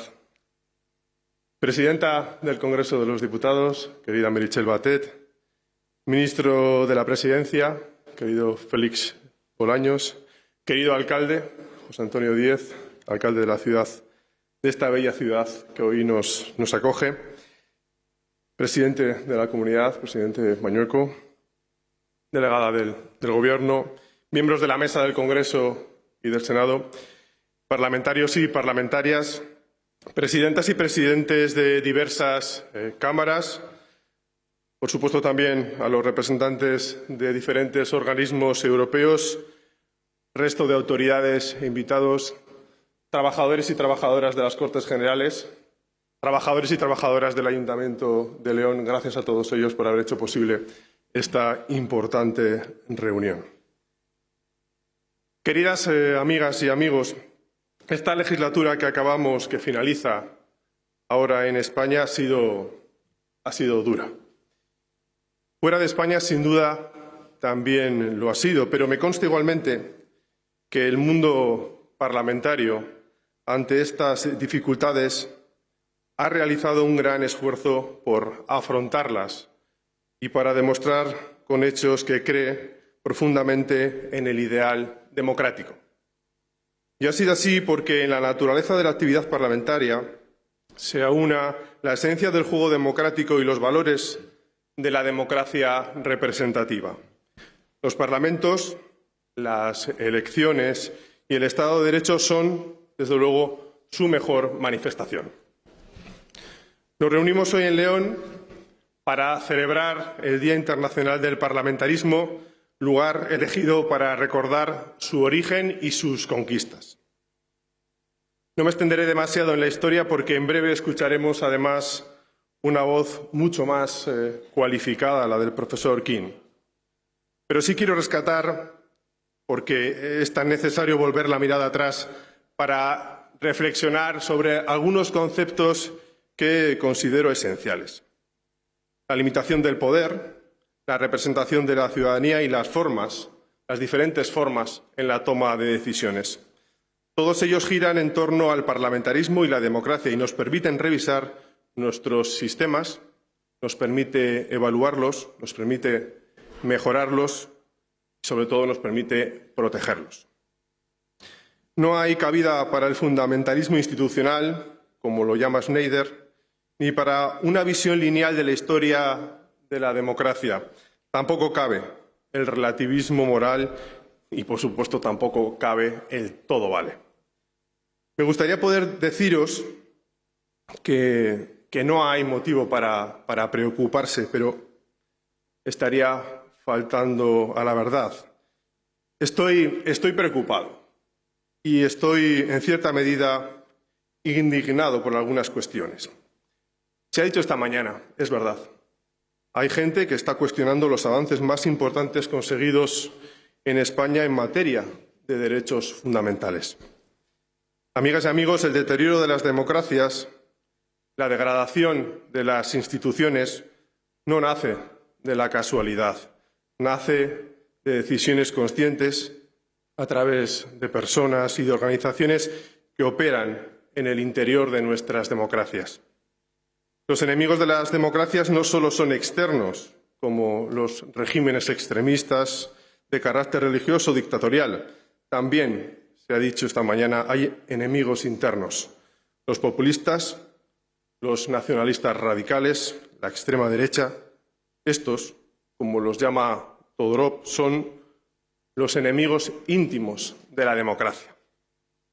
Algunos quieren el fin abrupto de la democracia, casi siempre mediante el uso de la violencia. Otros, los internos, la van minando lentamente hasta hacerla un proceso burocrático, hasta desnaturalizarla. Recurren a la instrumentalización de la democracia para su destrucción. Puede sonar tremendamente alarmante, de hecho creo que lo es, pero ante esta preocupante realidad solo puedo decir que estoy convencido de que los problemas de la democracia se resuelven única y exclusivamente, sí, se resuelven con más democracia. Pero democracia no quiere decir ingenuidad, ni quiere decir una cómoda y ambigua institucionalidad mal entendida, ni tampoco dejar hacer. Democracia no quiere decir subirse a un atril para hablar y mirar hacia otro lado como si nada estuviera ocurriendo. Debemos mantener una actitud activa, comprometida y de movilización ciudadana para frenar estos ataques. No hay una ley natural que obre en favor de los derechos fundamentales, no hay una ley natural que obre en favor de la convivencia y no hay una ley natural que obre en favor de la paz social. No la hay. Nos corresponde a todos y a todas defenderla todos los días, a todas las horas y en todos los lugares. Precisamente, una de las herramientas de los populismos es la demagogia de confundir el pueblo con una multitud. Ofrecer soluciones simples a problemas que son ciertamente complejos. Y es que el razonamiento que lleva al populismo es falaz y su demagogia es tan antigua y tan ambigua como la propia democracia. Por otro lado, el populismo recurre sistemáticamente a una emoción básica de los seres humanos. Efectivamente, el miedo. Como dice Umberto Eco, así se va construyendo al enemigo. Ellos son los saboteadores de la democracia, esos que utilizan falsos dilemas como el ellos o nosotros, o tus derechos frente a los derechos de otros y muchas veces los derechos de otras. Estos intentos de vaciar de contenido nuestras democracias no tendrán éxito. ¿Por qué lo creo? Porque la fortaleza de las instituciones en Europa es evidente. No es fácil dañar las instituciones del Estado democrático. Confío en la sociedad civil, que sabrá evitar que acaben con su movilización y con su base social. No menospreciemos la resiliencia y la vitalidad de nuestras democracias actuales. Cuando Steiner planteaba la abrumadora que resulta la pregunta ¿qué puede añadir cualquiera de nosotros a las inmensidades del pasado europeo?, proponía en realidad una reflexión de gran envergadura. Junto a la importancia que se da a la memoria en Europa, siempre necesaria para no olvidar y para aprender, tenemos que dar espacio también al futuro. Fortalezcamos los procesos participativos, la toma de decisiones, dialoguemos y negociemos de forma integradora. Esto es lo que podemos aportar a la historia de Europa, mantener viva y fuerte la democracia liberal. Y en este punto no me resisto a adelantar parte del brillante trabajo del profesor King. Profesor, dice usted que el populismo es una enfermedad autoinmune de las democracias. Por eso no le falta razón cuando dice que necesitamos ciudadanos sabios, humildes, demócratas, que son conscientes de que ni ellos ni las autoridades lo saben, lo sabemos todos, todo. A ello, permítame, profesor, que añada que también necesitamos una ciudadanía que viva con pasión, que actúe con astucia y creatividad, que actúe con coraje para explicar la verdad y derrotar a la mentira. Todo esto es lo que humildemente creo que consideramos para hacer frente a la incertidumbre que vivimos en estos tiempos. Muchas gracias.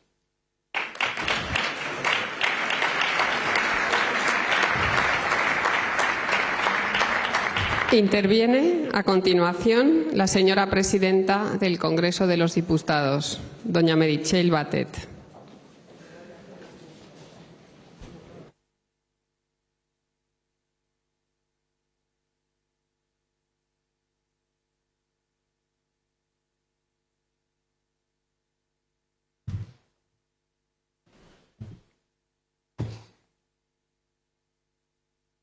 Majestad, presidente del Senado, presidente de la Junta de Castilla y León, ministro de la Presidencia, Relaciones con las Cortes y Memoria Democrática, presidente de las Cortes de la Junta de Castilla y León, delegada del Gobierno en la Comunidad de Castilla y León, alcalde de León, presidentes y miembros de los parlamentos participantes, embajadores, autoridades, señoras y señores, muy buenos días de nuevo. Es un honor dar la bienvenida a Su Majestad el Rey de España, que ha querido acompañarnos en este acto inaugural de la conferencia parlamentaria. Quiero expresar en nombre de las Cortes Generales nuestro sincero agradecimiento por su presencia, que realza la solemnidad y también el simbolismo de esta jornada. Señoras y señores, el día de hoy es importante por varias razones. La primera es que celebramos el Día Internacional del Parlamentarismo y lo hacemos del mejor modo para rendir tributo a los valores democráticos que encarnan los parlamentos, debatiendo y compartiendo reflexiones sobre el momento actual que vivimos las democracias y el papel que debemos jugar los parlamentos precisamente para fortalecerlas. Contamos con la presencia de representaciones de alto nivel de parlamentos de 20 países, así como del Parlamento Europeo y de la Conferencia de las Asambleas Legislativas Regionales de Europa. En particular, 10 presidentes de parlamentos se encuentran hoy aquí, en León. Muchísimas gracias a todos por vuestra asistencia. La segunda razón de la importancia de esta jornada es que tiene lugar en el emplazamiento en el que se celebraron las primeras Cortes en la historia del parlamentarismo, las Cortes del antiguo Reino de León en 1188, aquí, en este mismo claustro. El silencio de estas piedras alberga una historia de más de 900 años. El simbolismo de esta ubicación va a contribuir, a buen seguro, a que nuestro debate sea amplio y profundo, conscientes de nuestro pasado, pero sobre todo conscientes de la importancia de construir el futuro. Finalmente, la tercera razón es la temática que vamos a abordar. En los últimos años hemos asistido a fenómenos de distinta naturaleza y alcance que tienen en común el poner en cuestión la fortaleza de nuestros sistemas democráticos. Hemos visto imágenes que nos han causado estupor y preocupación sobre cómo es posible que se produzcan ataques tan graves a la institucionalidad en democracias asentadas. Constatamos una creciente polarización en las sociedades democráticas que impacta directamente sobre la calidad del debate público y sobre la agenda de asuntos que generan atención mediática.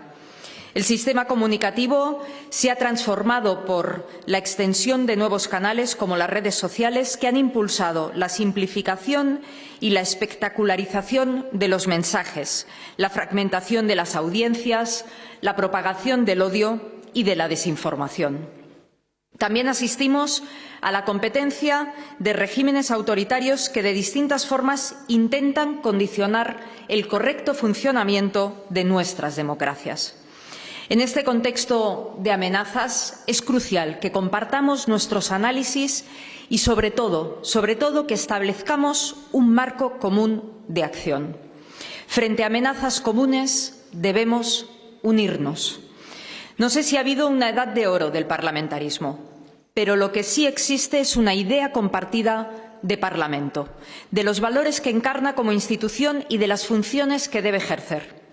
El Parlamento es, se ha dicho esta mañana, la institución democrática por excelencia, donde se conjugan participación y representación. Es la casa de la palabra y también, no lo olvidemos, la casa de la escucha.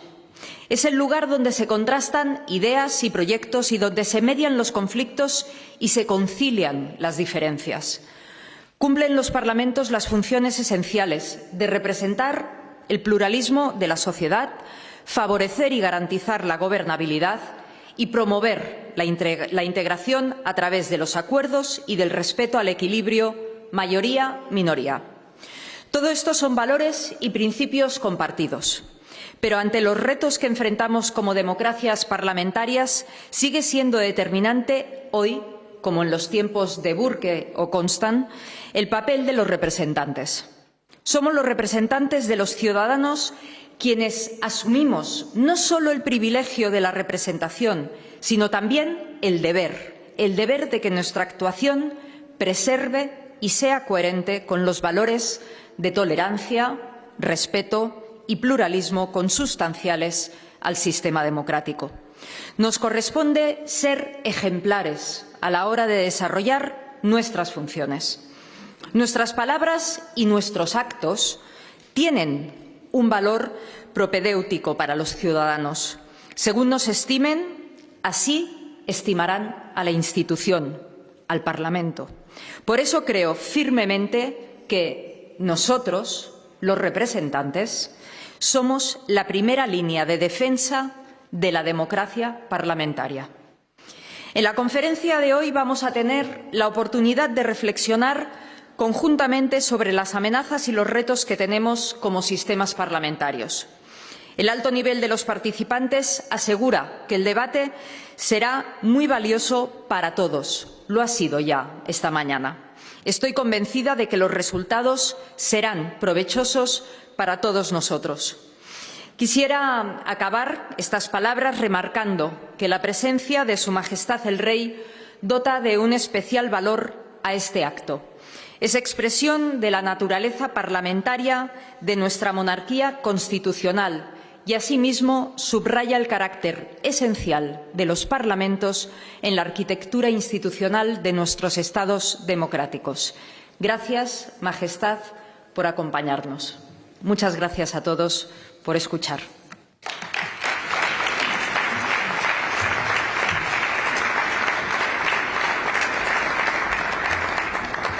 A continuación toma la palabra Su Majestad el Rey.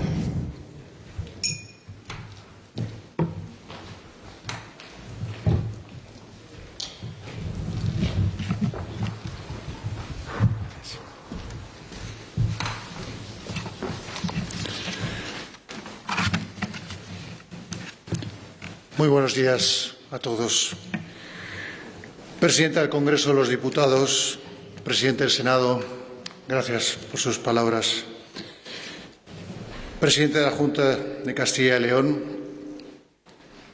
Ministro de la Presidencia, Relaciones con las Cortes y Memoria Democrática, Presidente de las Cortes de la Junta de Castilla y León, delegada del Gobierno en la Comunidad de Castilla y León, alcalde de León, presidentes y presidentas, miembros de los parlamentos participantes en esta importante cita,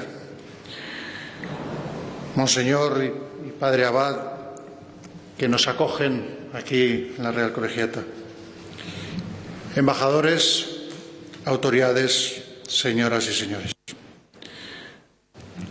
Me presento ante ustedes con profundo respeto hacia lo que ustedes representan y hacia los que ustedes representan. Es un honor muy especial para mí inaugurar hoy aquí en León y con todos ustedes esta conferencia con la que conmemoramos el Día Internacional del Parlamentarismo. Y me alegra poder darles también la bienvenida a España y a esta querida ciudad, a presidentes y delegaciones representantes de parlamentos europeos, así como de terceros países asociados. Reflexionar sobre el funcionamiento de nuestros parlamentos y sobre cómo fortalecerlos en su papel esencial para el buen funcionamiento de la democracia es siempre una tarea necesaria, una tarea útil y una tarea benéfica. La vitalidad de nuestras instituciones depende en buena medida de la adhesión y confianza que concitan entre los ciudadanos. Son las ideas, las creencias compartidas sobre su valor y utilidad las que contribuyen a su legitimidad. De ahí que debatir sobre la institución parlamentaria, sobre sus retos de presente y futuro, que van a pormenorizar al detalle en esta conferencia, constituye en sí misma una forma de mejorar nuestra gobernanza. En definitiva, reforzando el parlamentarismo, creo que todos aquí podemos y coincidimos, de hecho, en que, reforzando el parlamentarismo, como digo, ayudaremos a construir sociedades más robustas, más estables, más seguras de sí mismas y más capaces de resolver sus problemas. Esta reflexión resulta muy necesaria y pertinente en las circunstancias actuales, en las que los presupuestos de nuestra vida democrática se ven erosionados. Los desafíos y amenazas que enfrentan nuestras democracias pueden ser parecidos o en ocasiones son de distinta naturaleza y alcance, pero identificarlos y establecer un marco compartido de soluciones e incluso de colaboración es una labor sobre cuya urgencia, sin lugar a dudas, todos estamos de acuerdo. Señoras y señores, que esta conferencia tenga lugar en León y se celebre precisamente aquí, en la Real Colegiata y Basílica de San Isidro, tiene, como no se les escapa y habrán escuchado ya con frecuencia, un hondo significado. Además de ser uno de nuestros grandes tesoros del románico y Panteón de Reyes, en este lugar, como saben, se celebraron en 1188, bajo el recién estrenado reinado del jovencísimo, con 16 años, rey Alfonso IX de León, las primeras Cortes históricamente documentadas. Fueron las primeras en las que se integró el estamento popular en una asamblea de este tipo, lo que hace a las Cortes leonesas de aquel año un hito excepcional, no solo en la historia política y social de España, sino en la de toda Europa. En aquellas Cortes se otorgaron los conocidos como Decreta o Carta Magna Leonesa, que garantizaban la protección de las personas y los bienes de los entonces súbditos contra todo abuso de poder, y en la que ya se describían derechos individuales. Las ideas nucleares de la institución parlamentaria cobraron expresión en estos mismos muros: comunidad, participación, representación, baluarte de libertades, equilibrios de poder. Se trata de un hecho histórico que se adelanta en una generación a otras manifestaciones tempranas similares de parlamentarismo. Ese carácter inaugural o pionero, si me permiten, de las Cortes leonesas y su Carta Magna fueron reconocidos por la UNESCO en 2013 al declarar León como cuna del parlamentarismo y cito: testimonio documental más antiguo del sistema parlamentario europeo. Desde luego, la idea del Parlamento ha evolucionado desde sus orígenes medievales, por no retrotraernos a otros modelos pretéritos y clásicos de la antigua Grecia y antigua Roma.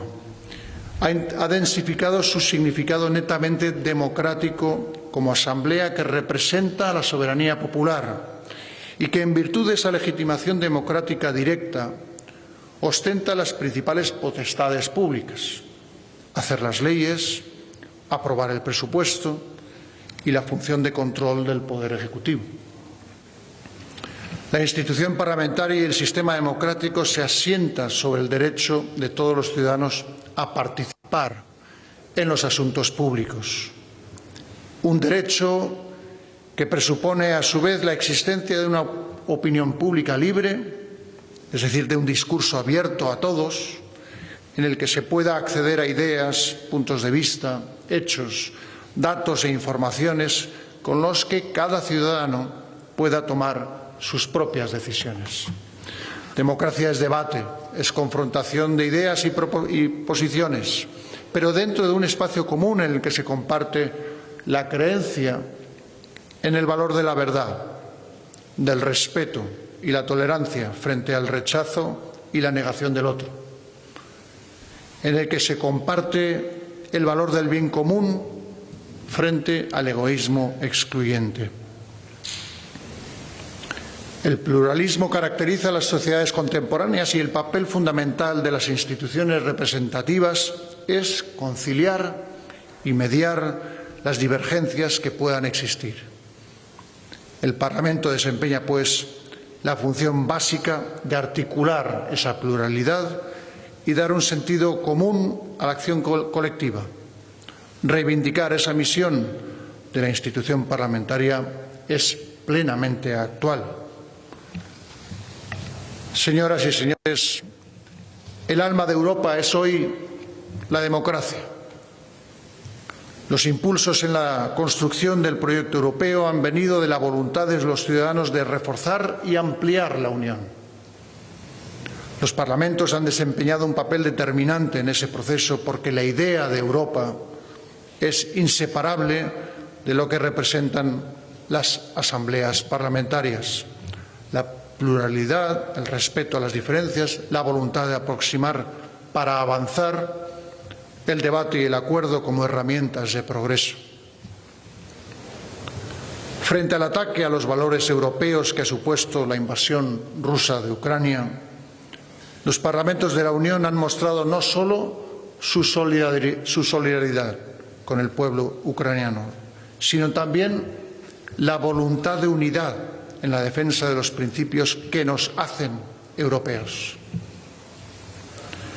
Ese momento de unidad frente a la amenaza, que es la guerra ilegal, también debe replicarse frente a las distintas amenazas y riesgos que afrontan en nuestro tiempo las democracias parlamentarias. Se trata de amenazas que trascienden las fronteras y que son comunes a todos, por lo que las respuestas también deben de ser compartidas. La conferencia que hoy se inaugura aquí es una oportunidad para avanzar en ese camino.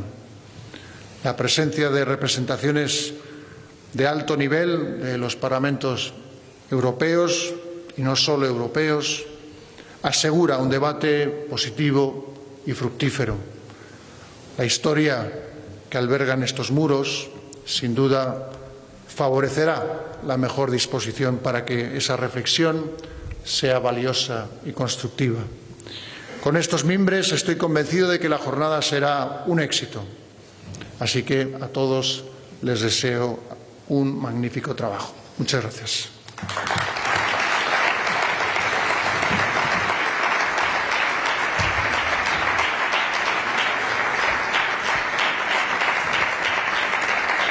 Concluida la sesión inaugural de la conferencia, dará comienzo una sesión de trabajo para cuya presentación tomará palabra el presidente del Senado, don Ander Gil.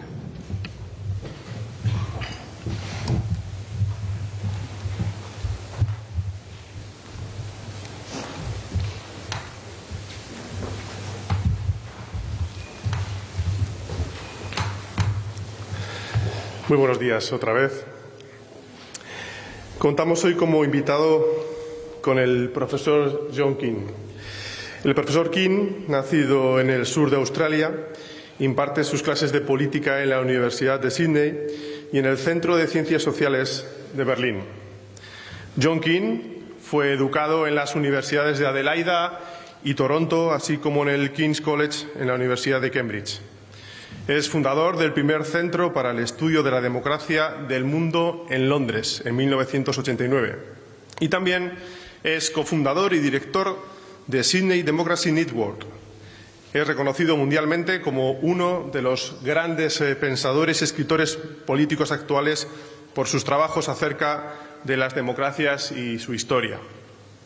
Su obra, conocida, Vida y muerte de la democracia, es considerada la principal referencia en este campo.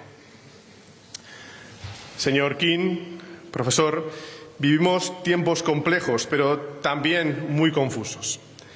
Tiempos en los que proliferan los relatos de quienes dudan de la capacidad de la democracia y de sus instituciones, y también de individuos que directamente la atacan.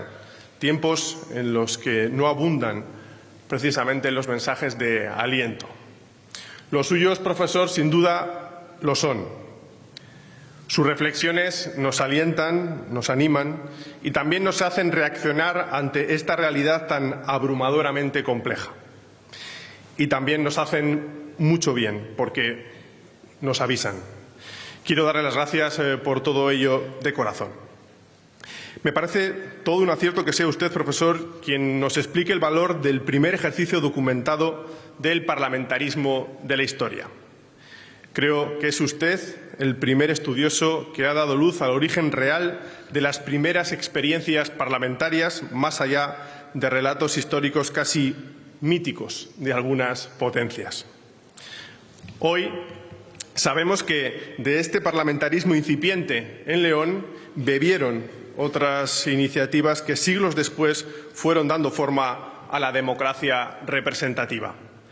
Varios fueron los elementos originarios que se han ido desarrollando y que han llegado al parlamentarismo de nuestros días. El primero fue la limitación del poder real. Pero no olvidemos que hablamos del año 1188.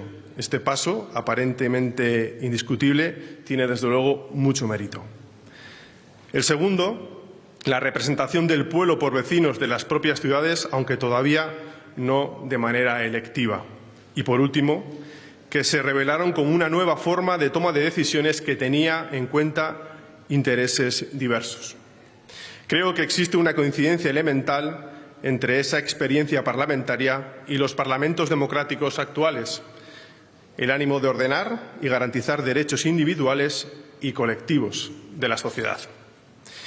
Me parece, por otra parte, que cada vez se conoce más la historia de las Cortes de León.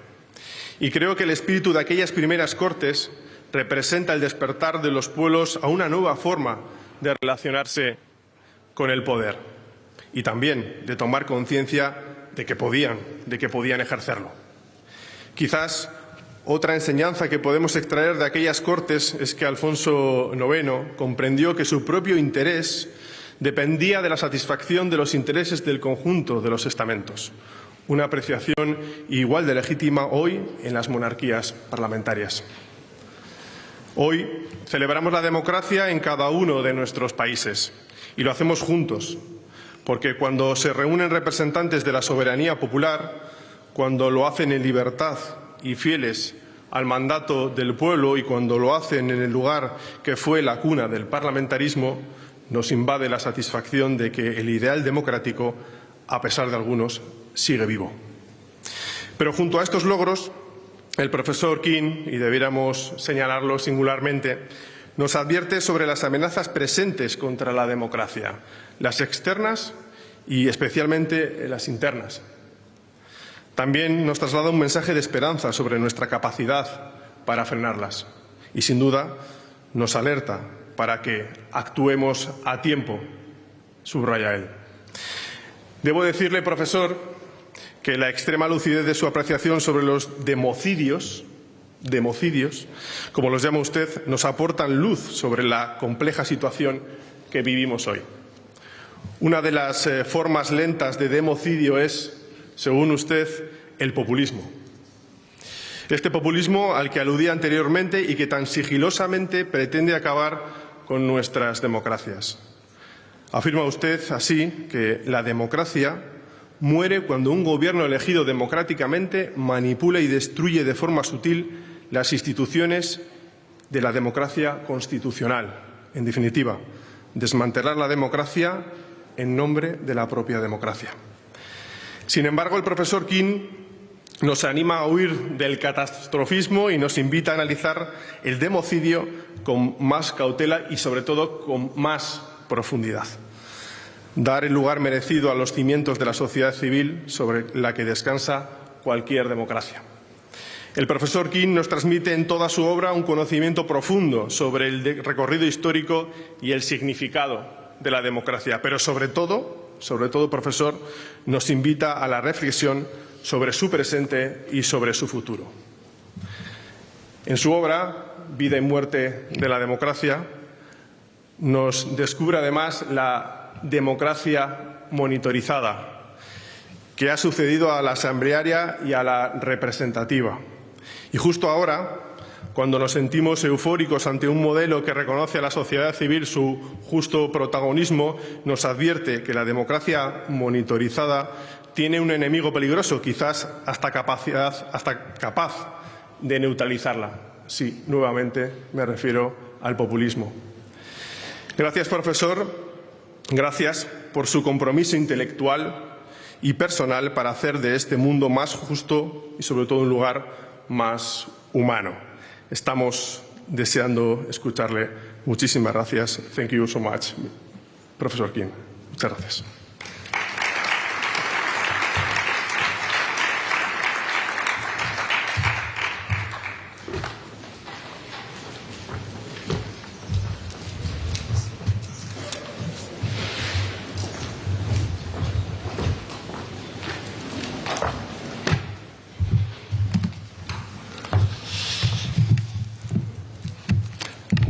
Su Majestad el Rey, Your Majesty, Right Honourable Senor Gil, Right Honourable Senora Batet, Damas y Caballeros, ciudadanos, ciudadanas, ladies and gentlemen, buenos días, hola a todas. Muchas gracias por la invitación a León. That's the end of my Spanish. Ladies and gentlemen, we have already heard that more than 8 centuries ago, in these magnificent sandstone cloisters, a young king convened the world's first Parliament of Representatives. The beginning was unexpected, a surprise so startling and precious that later generations jostled to lay claim to its fame, as in England, where politicians and historians have long been fond of saying that their House of Commons is the mother of parliaments. The little room, as Winston Churchill said in the dark year of 1917, that serves as the shrine of the world's liberties. Well, my La vida y muerte de la democracia politely questioned this English prejudice. It showed how, in the spring month of March 1188, in this walled former Roman town of León, a full generation before King John's Magna Carta of 1215, King Alfonso IX did something extraordinary. He invented an instrument of government, soon to be called a Cortes, or a parliament, a place where differences of opinion were freely debated and laws made peacefully based on negotiated agreements among representatives of various social interests drawn from a wide geographic radius. The remarkable invention came laced with ironies. The Cortes was among Europe's first precious gifts to the world of modern representative democracy. Yet the unfashionable word democracy played no role in its birth. There was another irony. The world's first parliament stood for the open acceptance of differences, yet it was a child of recolonization and empire building, a moment in the bitter Reconquista military struggle of Christians to snatch fields and towns from the Muslims of northern Iberia, to set Spain on a course to become the greatest power in early modern Europe. At the heart of these ironies stood King Alfonso. At the ripe age of 17, returning from exile in Portugal, he accepted the crown of a kingdom beset with military, monetary, and moral problems. The young king was inexperienced, wet behind the ears, but he caught his doubters and foes off guard. He sprang a large surprise. Was he the bullfighter, so sure of his coming demise that fear lost its grip and courage made possible his fight back? Had exile taught him the art of historical intuition? That is the phrase of the famous Spanish philosopher Ortega y Gasset. This precious sixth sense of knowing what will work and what won't work in any given circumstance. We can't be sure. What is clear is that Alfonso chose to convene the first ever meeting with representatives of the leading local estates. He gambled with his crown. Young Alfonso turned to the local nobility, the warrior aristocrats who were committed in their bones to the reconquest of their lands. He called as well on the bishops of the church, the estate that saw itself as the guardian of souls and the spiritual protector of God's lands. And he summoned the citizens of the towns, the kiwes, the moneyed good men, the boni homines, respected for their role as elected officers of the town councils called fueros. It was from within inside this medieval triangle comprising the nobles, the bishops, and urban citizens, the representatives of soldiers, souls, and money, that the modern practice of parliamentary representation was magically born. What happened here in León wasn't breaking news. This was not yet the age of breaking news, but the first ever Cortes, as contemporaries soon christened it, radically altered the poetry of politics. It gave a new meaning to the word Cortes, which until then had been the local term for both the town where a king resides and a city council whose representatives made proposals and demands and granted services to a monarch. As for the word representation, procurador, there's an outside chance from my research that locals had absorbed the notion from local Muslims, for whom a legal representative, a wakil, was a religious judge chosen by a merchant to act in his stead, for instance, handling his lawsuits and acting as the merchant's banker and postmaster. The members of the first Cortes who gathered here were certainly familiar with the Latin term procurator. It referred to a man who acts as an agent of another man with his consent. It referred to someone authorized to appear before a court to defend another person in a lawsuit or dispute.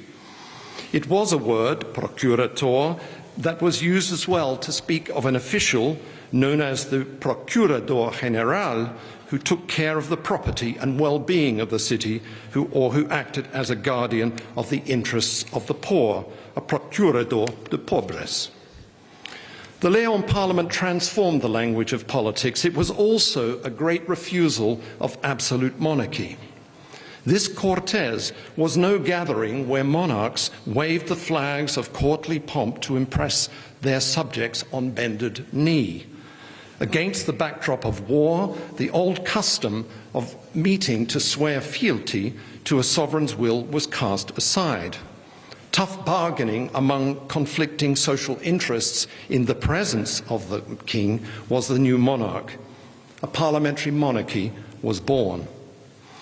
The first parliament was held in these cloisters of the church of San Isidoro, named in honor of the good Bishop of Seville, who was famous for his maxim that only those who govern well are true monarchs. This Cortes produced up to 15 decrees. The authenticity of several is disputed, that together amounted to something like a constitutional charter. The king promised that in matters of war and peace, pacts and treaties, he would hereon consult and accept the advice of the bishops, the nobles, and the good men of the towns. It was agreed that property and security of residents were inviolable. The representatives accepted that judicial proceedings and the laws they produced would be respected. It was also agreed that there would be future meetings of the king and the estates. We need to pay attention to the profound historical and political significance of what happened here in León. The assembly was the first recorded gathering of all three estates. The interests of the towns had hitherto been ignored in meetings convened by the monarch of the region. We could say the surprise inclusion of the towns was the beginning of many centuries of social and political struggle to equalize parliamentary representation, a struggle that's by no means over today. But there was more. The Assembly of Representatives of the nobility, church and towns promised a new way of governing. The Cortes method of handling power supposed that guarantees of fair play could foster political deals among conflicting interests without resorting to the use of naked force.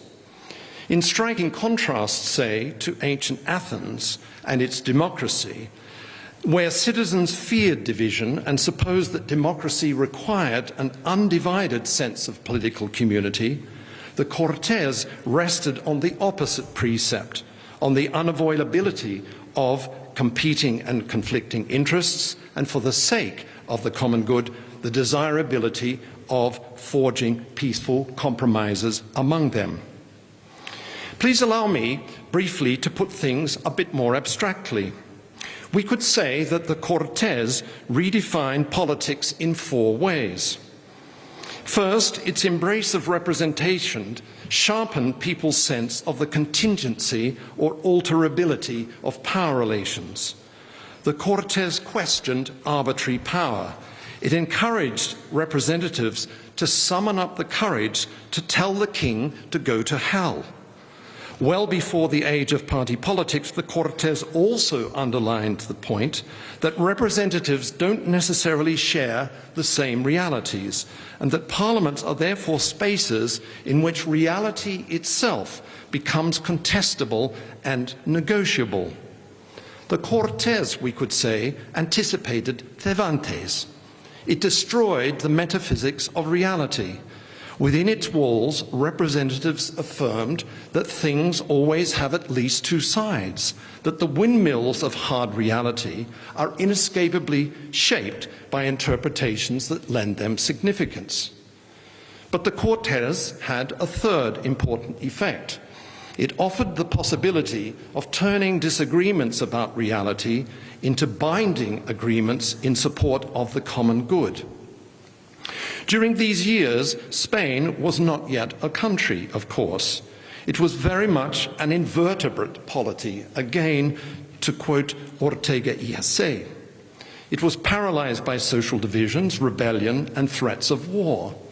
So the Cortes offered the possibility of combining social and political divisions into a more integrated polity, making a people with straightened spines, a people bound together by their reliance upon parliamentary institutions and agreed laws, backed by the king. And finally, the Cortes made possible long-distance government. It widened its footprints. The Cortes showed that representative governments could govern their subjects at arm's length without losing their trust and consent, exactly because those involved in making decisions were entitled to snap at the heels of the monarch to defend their respective interests in his presence. What do we know about the subsequent fate of the Cortes of León? Well, encouraged by military victories over the Moors, the surviving evidence shows that the Cortes managed to survive for several centuries. Long-distance government based on the consent of its subjects worked. Indeed, by the end of the 14th century, following a merger of the neighboring kingdoms of León and Castile, the kingdom's representatives enjoyed considerable powers. Their right of gathering and presenting petitions, their insistence that agreements struck by the Parliament were legally binding, became customary. Yes, there was plenty of strife. The Cortes was the site of intense bargaining about definitions of the welfare of the realm. Money was often the key cause of friction. There were constant reminders by the representatives that the kings were forbidden from levying extraordinary taxes without the explicit consent of all the estates. Before the end of the 14th century, there were times when the Cortes reportedly demanded an audit of the court's expenditure, even rebates on taxes that had already been paid. The new León style of government proved geographically infectious. During the 13th century, Parliament spread from León and Castile to Aragon, Catalonia, Valencia and Navarre, to Sicily and Portugal, England and Ireland, and the empires of Austria and Brandenburg. During the next 2 centuries, parliaments appeared in the large majority of German principalities, in Scotland, Denmark, Sweden, France, the Netherlands, Poland and Hungary. Nearly all of these late medieval and early modern parliaments survived until the 17th and early 18th centuries. Despite the growth of absolutist states, which crushed the assemblies of Aragon, Catalonia and Valencia, many continued to function until the eruption of the French Revolution in 1789. The Navarrese Cortes, the Swedish Riksdag, the Hungarian Diet lasted into the 19th century. The powerful estates of the Duchy of Mecklenburg survived intact until 1918. By that time, with the collapse of empires and a catastrophic world war, a laboratory of democracy in which Europe resembles, as Tomáš Masaryk put it, a laboratory atop a vast graveyard.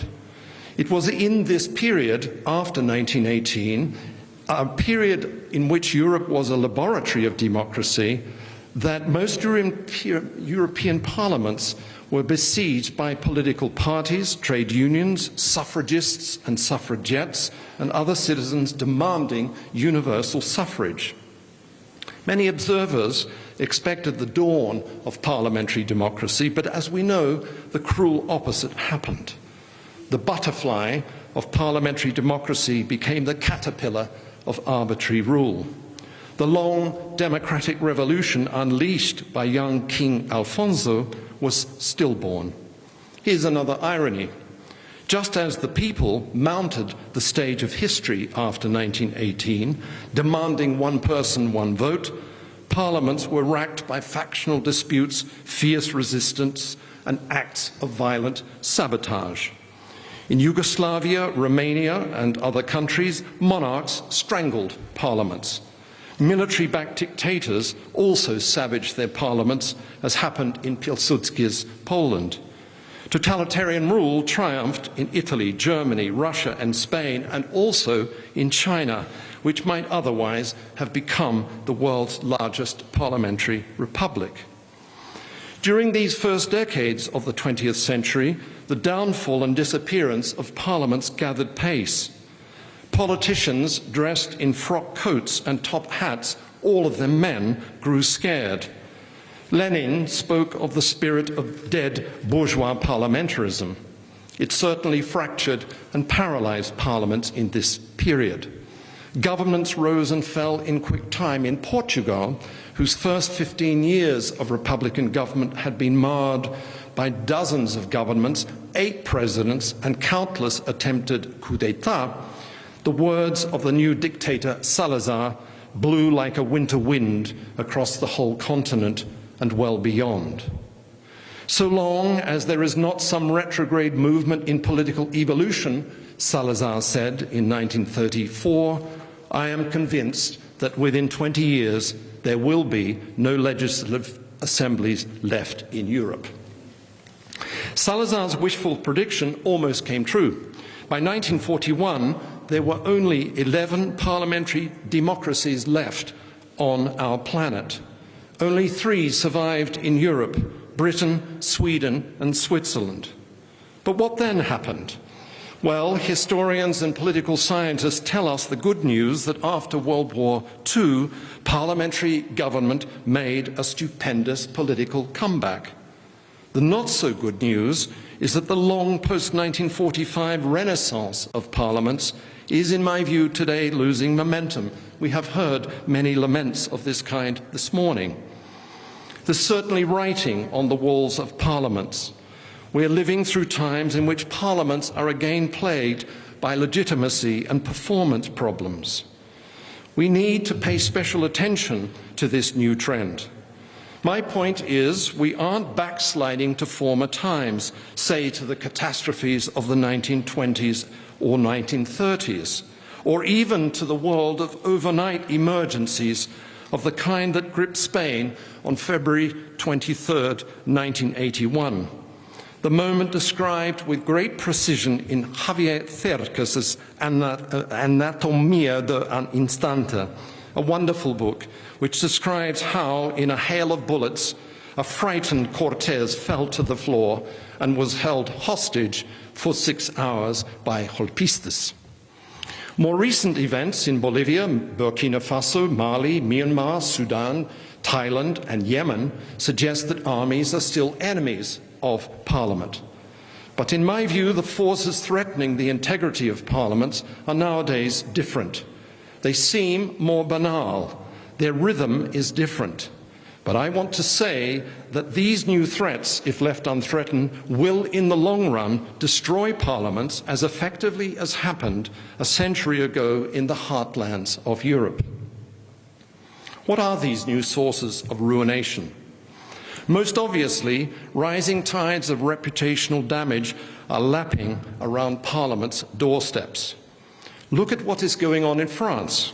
Cynicism, grumbling, ressentiment, angry citizens' protests are becoming commonplace.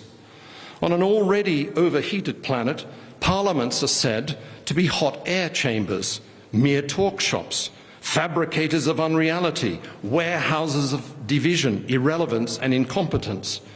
Parliaments are the butt of bitter jokes. My father was Irish. He was working class. He liked to say that there was only ever in history one man who entered Parliament with honest intentions, and that man was Guy Fawkes, otherwise known as Guido Fawkes, of course, who was the plotter who was hanged by the neck for planning to blow up the House of Commons. He was, of course, a Catholic, and he was on the side of Catholic Spain. This was my father's joke. Guy Fawkes was the only honest guy who ever was a representative in Parliament. Well, tomfoolery and contempt for politicians from the harm parliaments from the outside, but just as worrying are, I think, the forces of decadence within the walls of parliaments. There's not just the grandstanding, the slam-bang rancor, the misogyny, and the cluelessness of more than a few politicians. Parliaments are materially corrupted by the combined forces of lobbyists, dark money merchants, and revolving doors. Take the United States. In Washington, D.C., this tangled complex of government agencies, think tanks, corporations, academics, and lobbyists with big toes in the lawmaking world of Congress is known for obvious reasons as the blob. Something similar is happening in the European Union, where in Brussels alone, nearly 12,000 organisations on the current voluntary EU lobby register declare that each year they spend a total of just under 2 billion euros on their craft. There are at least 7,500 organisations that operate without scrutiny in and around the European Parliament. Whatever you think of the ethics of lobbying, the fact is government by moonlight is a growing problem in every parliamentary democracy. Mandatory accountability registers, comprehensive integrity checks to ensure ethical fair play among lobbyists are typically in short supply. India's lower chamber, known as the Lok Sabha, is the nightmare instance of what happens when lobbying, dirty money, shady deals, blackmail and criminality get the upper hand.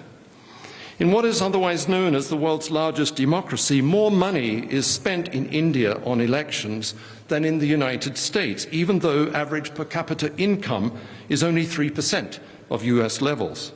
There's no state funding for political parties, and there's no proper regulation of party finances. The upshot is that in Mr. Modi's India, Parliament becomes a place where business deals happen, where organised crime operates, and where there is, it's an Indian specialty, resort politics happens. This is the practice when there is an attempt to push through a law where speakers of parliaments and leaders of parliaments take their representatives to a resort hotel, usually 5 or 6 star, and they bribe them to vote in a certain way. I don't think you should get any ideas about this. But the consequence in India, following the 2019 elections, is that 43% of members of parliament in the lower house have declared criminal cases against them. Self-declaration is an election rule. 29% confessed to serious criminal charges, which include murder, attempted murder, kidnapping, rape, and other crimes against women. The Indian case shows how, in the name of democracy, parliaments can slowly become nothing less than big meetings of more or less corrupted souls. The old saying that the word politics comes from poly, meaning many, and ticks, meaning blood-sucking parasites, then applies with a cruel vengeance. The decadence that I'm describing is perfected when parliaments fall victim to executive capture, to what Thomas Jefferson called elective despotism. In more than a few of today's democracies, the centre of gravity is shifting from parliaments towards media-spun presidential rule. When this colonization of parliaments happens, the spirit of the León Cortes is replaced by the mantra of Charles de Gaulle. Politics is much too serious a matter to be left to elected, time-wasting politicians. The trend resembles a slow-motion coup d'etat. It is backed by tactics, we've heard some of them this morning, tactics such as government whipping, gag orders, voter deregistration, emergency rule, talk of budget constraints, punishments of whistleblowers, kickbacks and favours, and the encirclement of Parliament by hand-selected appointments of friendly bureaucrats, judges and other high officials. All this happened, or began to happen, during the Donald Trump presidency in the United States. Things grow worse when populist parties and their demagogues get their paws on the levers of government. Populism accelerates the transition to elective despotism. In effect, populists and their demagogues want permanently to prorogue parliaments. Populists like Erdogan, Kais Saied, AMLO in Mexico, Vucic, Kaczynski, they favour executive rule. They prefer what the English used to call rump parliaments, chambers that resemble chunks of rotting meat infected with maggots, parliamentary representatives who, in the name of the people, do little more than serve their executive masters on bended knees. Things grow much worse, in my view, when populist governments privatise and marketise whole areas of life. When so-called neoliberalism gets the upper hand, parliaments are blindsided. They become complicit in the growth of what could be called democracy exclusion zones, self-regulating banks, lawless tax havens, secret military-industrial complexes, unregulated data harvesting media corporations, all of whom decide things without parliamentary scrutiny and legislative constraint. So in this 30-minute sweeping summary of the institution that you know much better than I do, what can we say about the future of parliaments? Well, when thinking about these various decadent trends, it's tempting to conclude that the post-1945 renaissance of parliaments is coming to an end, even that we're already entering the age of what I call phantom parliaments, legislatures in more than a few countries that are simultaneously real and not real, their form without much content.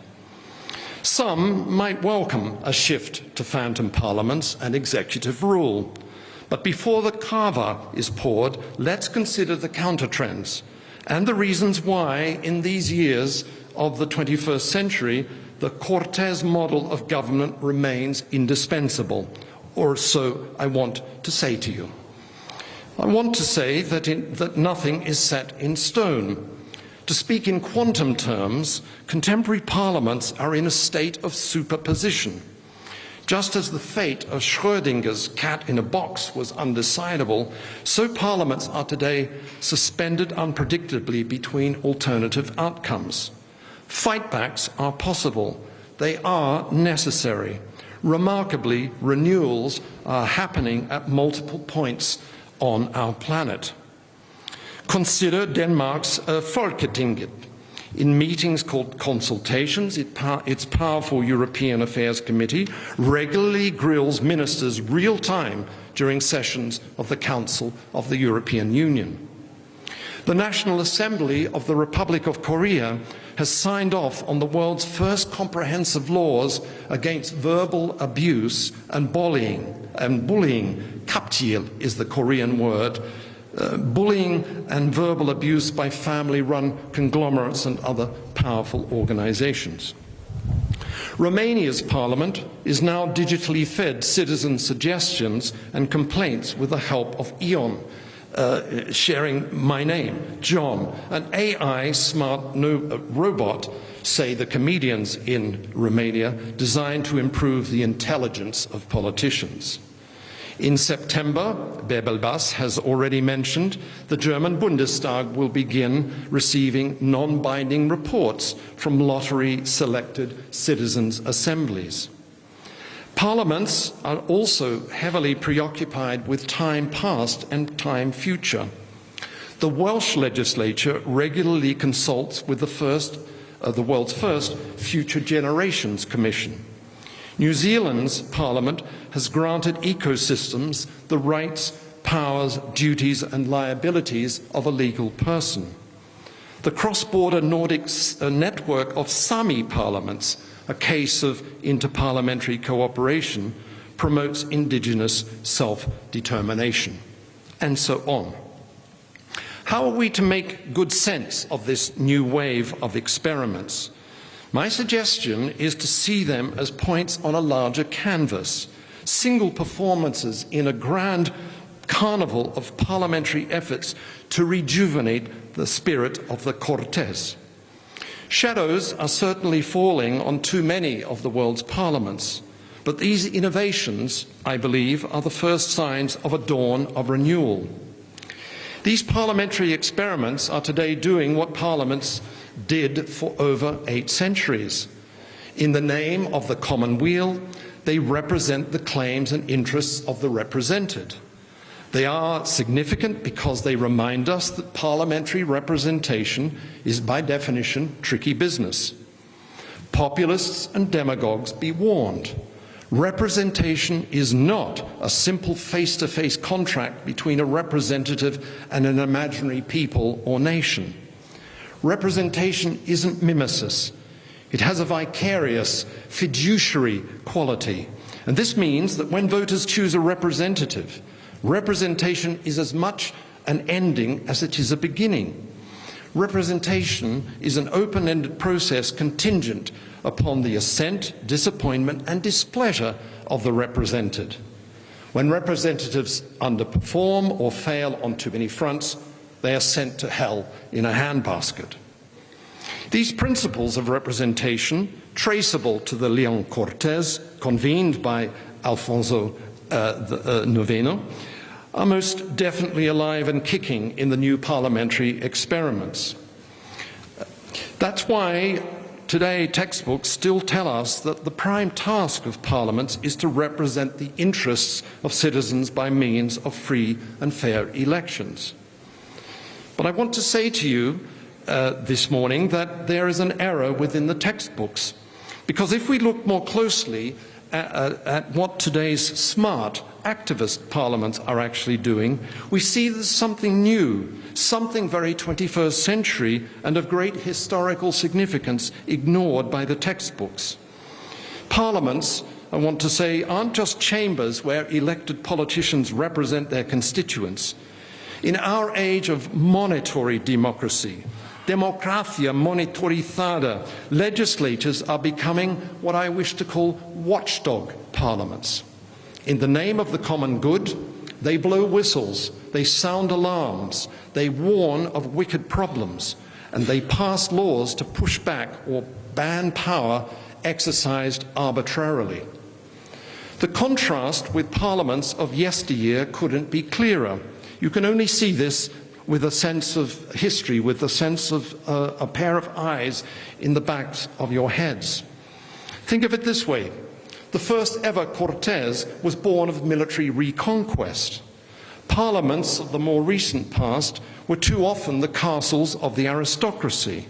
They were bourgeois mansions. They were parlours of male privilege. They were also engines of empire. By contrast, today's watchdog parliaments, when they work well, stand against conquest in all its various forms. Especially when generously resourced, watchdog parliaments specialise in the public scrutiny and restraint of predatory power.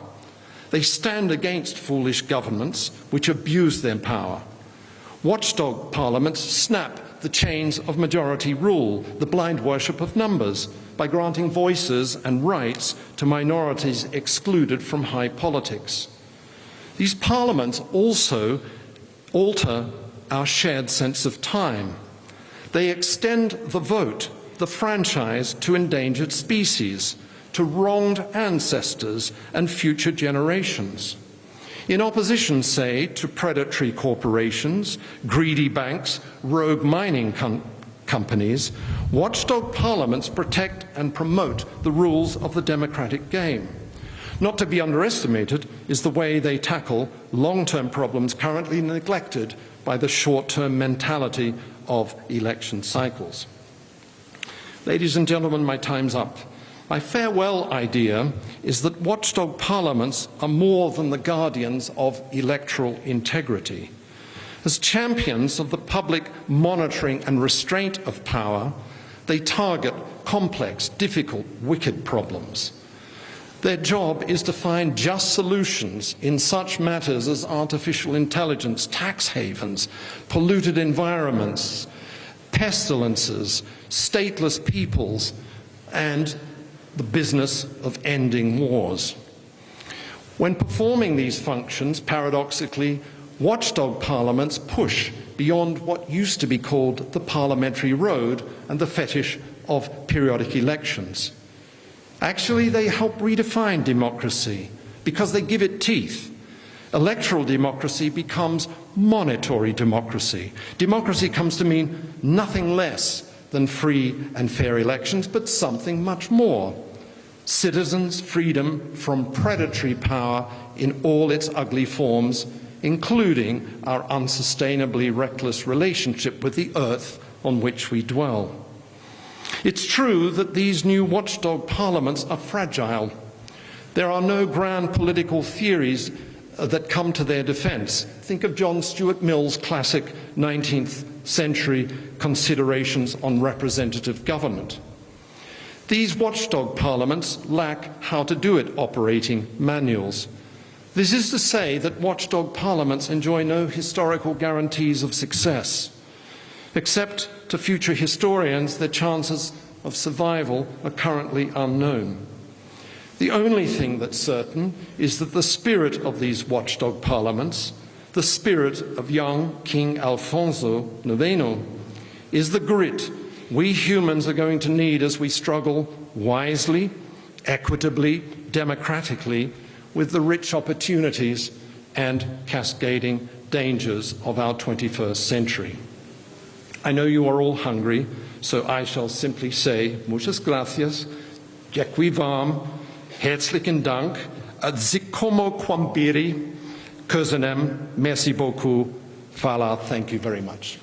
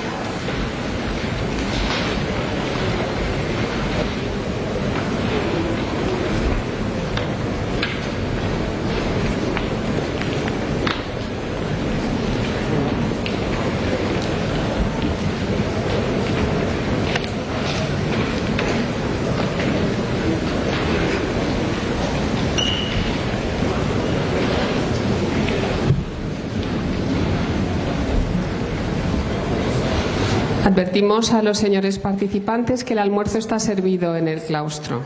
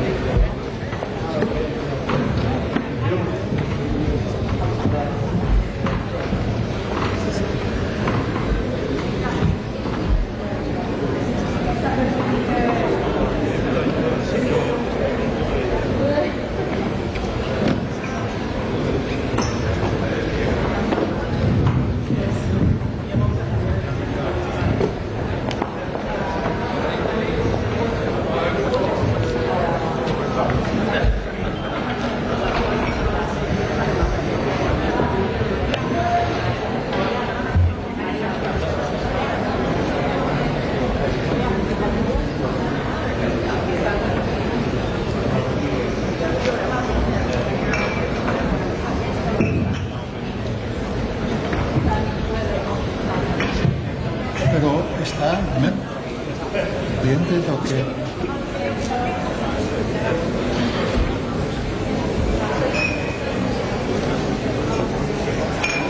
You know,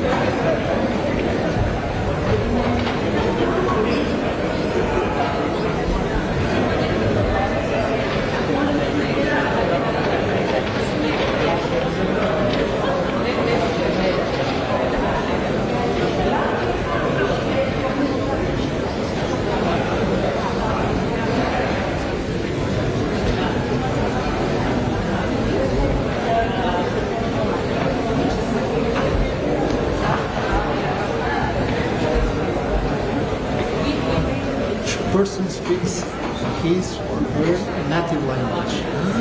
So Italian speaks Italian, Spanish speaks Spanish, and they try to understand each other. And yes, and she says it's quite easy to do that, even to Romania. Good afternoon, ladies and gentlemen. We are going to start with the second table. I know that after lunch always is more difficult to keep the concentrate, but we are going to try to have an interest speeches, and I'm sure that will be interesting. El gran historiador Eric Hobsbawm inicia su celebrada autobiografía haciendo referencia a un conocido proverbio chino que dice: «Ojalá vivas años interesantes». A pesar de la primera impresión, según los sinólogos, no habría que interpretar este proverbio como manifestación de buenos deseos, sino más bien como una maldición. Pues los tiempos suelen ser interesantes cuando en ellos se produce la quiebra del orden conocido y se abre un horizonte de cambios, rupturas e incertidumbres. En este sentido, Hobsbawm calificaba al siglo XX que le había tocado vivir como años interesantes. Estos últimos años del siglo XXI no alcanzan, desde luego, el nivel de transformaciones radicales del siglo XX, incluidas 2 guerras mundiales devastadoras, pero tras los sucesos inéditos que hemos vivido, bien podemos calificarlos de tiempos interesantes en el sentido del proverbio. Nuestras democracias afrontan retos y amenazas que ponen en riesgo los presupuestos sobre los que se asientan. La desinformación, la polarización, los populismos, el impacto de la inteligencia artificial, todavía incierta, todavía por determinar, los ataques a la institucionalidad democrática. Ante todos estos retos, las democracias debemos reaccionar. Están en juego los valores europeos que nos identifican y que nos unen, que compartimos todos nosotros. Las armas de la democracia son el debate, la tolerancia y el respeto. Frente a la polarización necesitamos más tolerancia, no menos. Frente a la desinformación y los hechos alternativos necesitamos más libertad de expresión y mayor y mejor ejercicio periodístico y comunicativo, haciendo honor a ofrecer información veraz a los ciudadanos, y no menos. Los medios de defensa de nuestra institucionalidad democrática apelan a la implicación de los ciudadanos. Ellos son los dueños de nuestro sistema de gobierno. En sus manos está su mejor defensa. Reforzar la conciencia del valor de la democracia y la necesidad de cuidarla es una tarea precisamente que corresponde a los parlamentos. Esta temática será la que abordaremos en esta sesión, en la que contaremos con las intervenciones iniciales de diversos presidentes de parlamentos, miembros de la Unión Europea, y a continuación, evidentemente, se abrirá para que todos los presentes puedan participar. En primer lugar, tengo el honor de darle la palabra a la presidenta de la Asamblea Nacional de Eslovenia, Urša Klakočar-Zupančič, con la que tuve el placer, he pronunciado fatal el nombre, Urša Klakočar-Zupančič. That's much better. Thank you. I'm so sorry. Y tuve ocasión de hacer una visita oficial a Eslovenia. Tuve una acogida cálida y con todo el cariño que me ofreció y que yo le agradezco. Y tiene un discurso muy interesante, muy inteligente. Es una persona muy formada y, por tanto, estoy segura que nos va a ofrecer a todos mucha luz sobre esta cuestión. Madam Speaker, the floor is yours.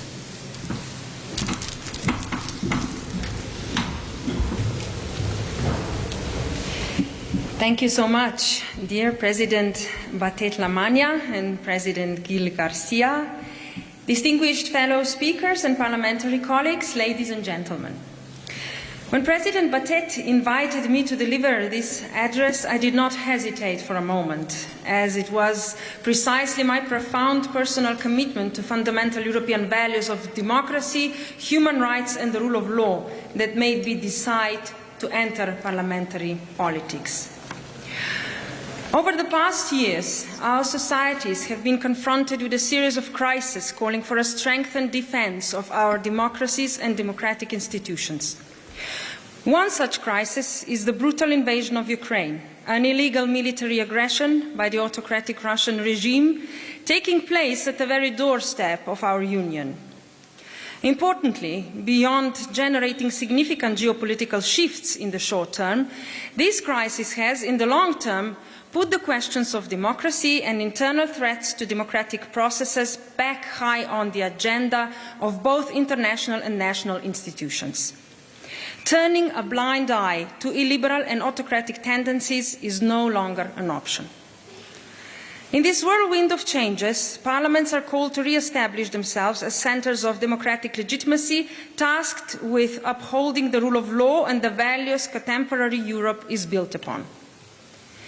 Parliaments are representative institutions elected by the body politics to which they are accountable.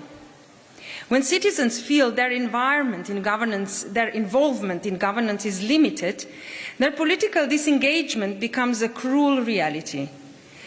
Declining trends in voter turnout in many European countries are a telling indicator of disenchanted voters who feel unrepresented by their political leaders or their policies.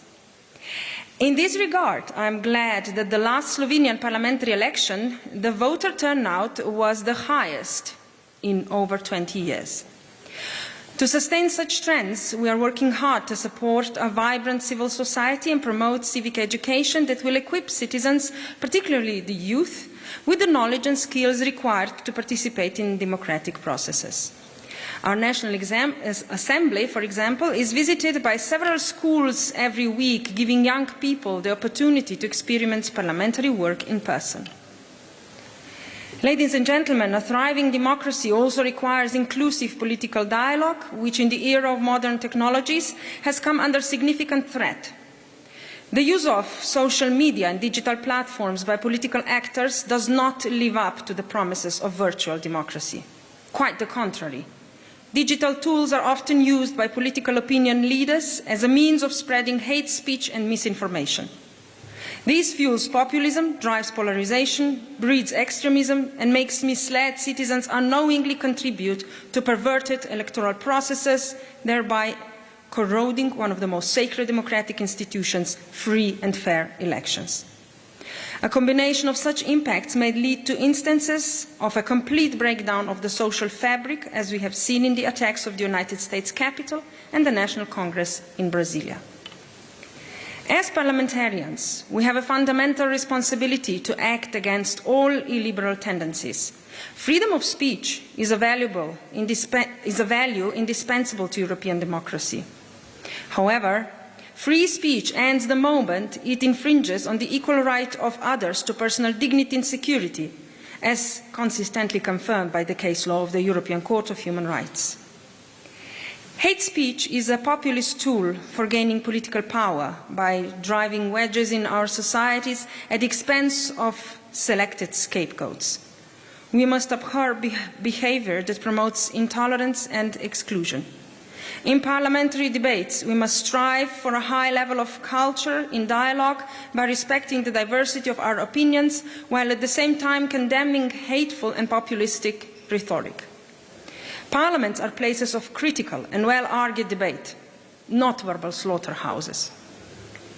Just like hate and intolerance, false news and misinformation are equally corrosive to democracy.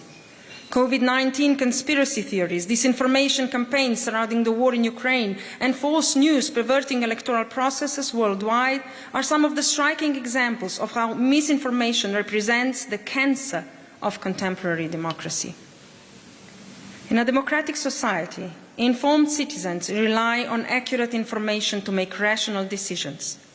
Misinformation disrupts this process by distorting perceptions, manipulating emotions, and introducing false narratives. When individuals base their decisions on inaccurate information, democratic decision-making is compromised. Addressing the consequences of misinformation requires collective efforts with and beyond our borders.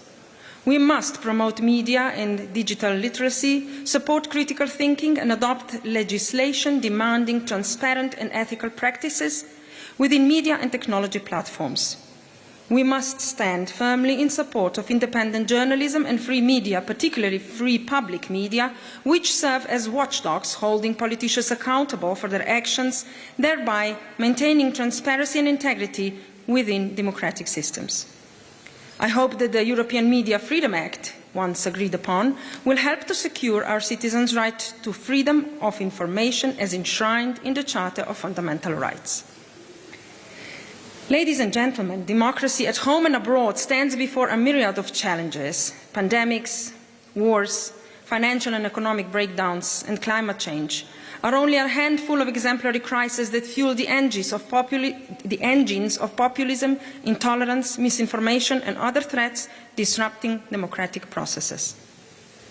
I am convinced that the topics we are discussing here today must trickle down to all levels of national parliamentarism as well as into interparliamentary cooperation. Threats to democracy are not to be taken lightly, nor should they be overgeneralized or oversimplified.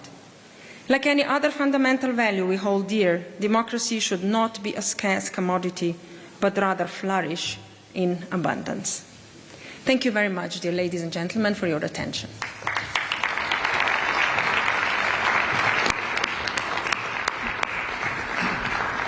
Muchas gracias, Presidenta Klakočar. A continuación, voy a darle la palabra al presidente del Parlamento de Suecia, Riksdagen, cuyo nombre es Andreas Norlén, y a quien le quiero agradecer públicamente, puesto que he tenido la oportunidad de hacerlo personalmente, la generosidad que ha tenido de alguna manera contribuir también a la celebración de esta conferencia a caballo entre la presidencia sueca y la presidencia española, puesto que hoy es el último día precisamente de la presidencia de su país. Creo que es una buena colaboración también entre parlamentos que compartimos o que sucedemos presidencias y espero que este ejemplo pues también sirva a lo mejor para en un futuro establecer este tipo de colaboraciones entre parlamentos en la dimensión parlamentaria de las presidencias del Consejo de la Unión Europea. Un placer tenerlo aquí y cederle la palabra, presidente Norlén.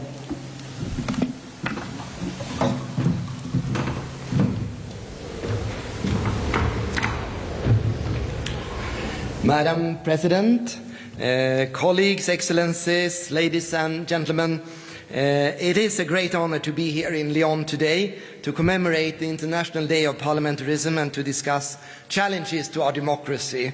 And I would like to congratulate the Spanish Parliament for organizing this important and interesting conference as the first activity of the parliamentary dimension of the Spanish Presidency. And I was only too pleased to be able to contribute in this small way of granting an extra day to your parliamentary dimension in this way, because I think it is a wonderful and important initiative that you have taken.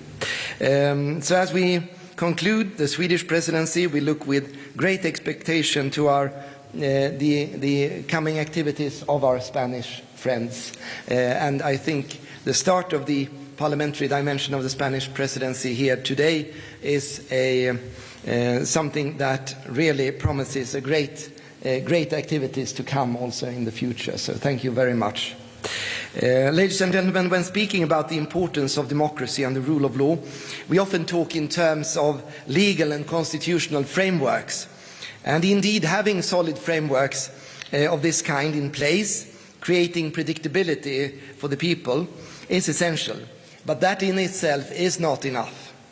Parliaments and parliamentarians play an important role as legislators, but as parliamentarians we have an equally important role in creating and upholding a democratic political culture. Sweden's constitutional laws and the laws which govern the work of the Riksdag of course contain the most central provisions of Sweden's form of government and the Riksdag and are crucial to democracy. They, however, rely on the assumption that members of government, of parliament, I and other officials will do what is expected of us. It is not enough that we simply follow the rules.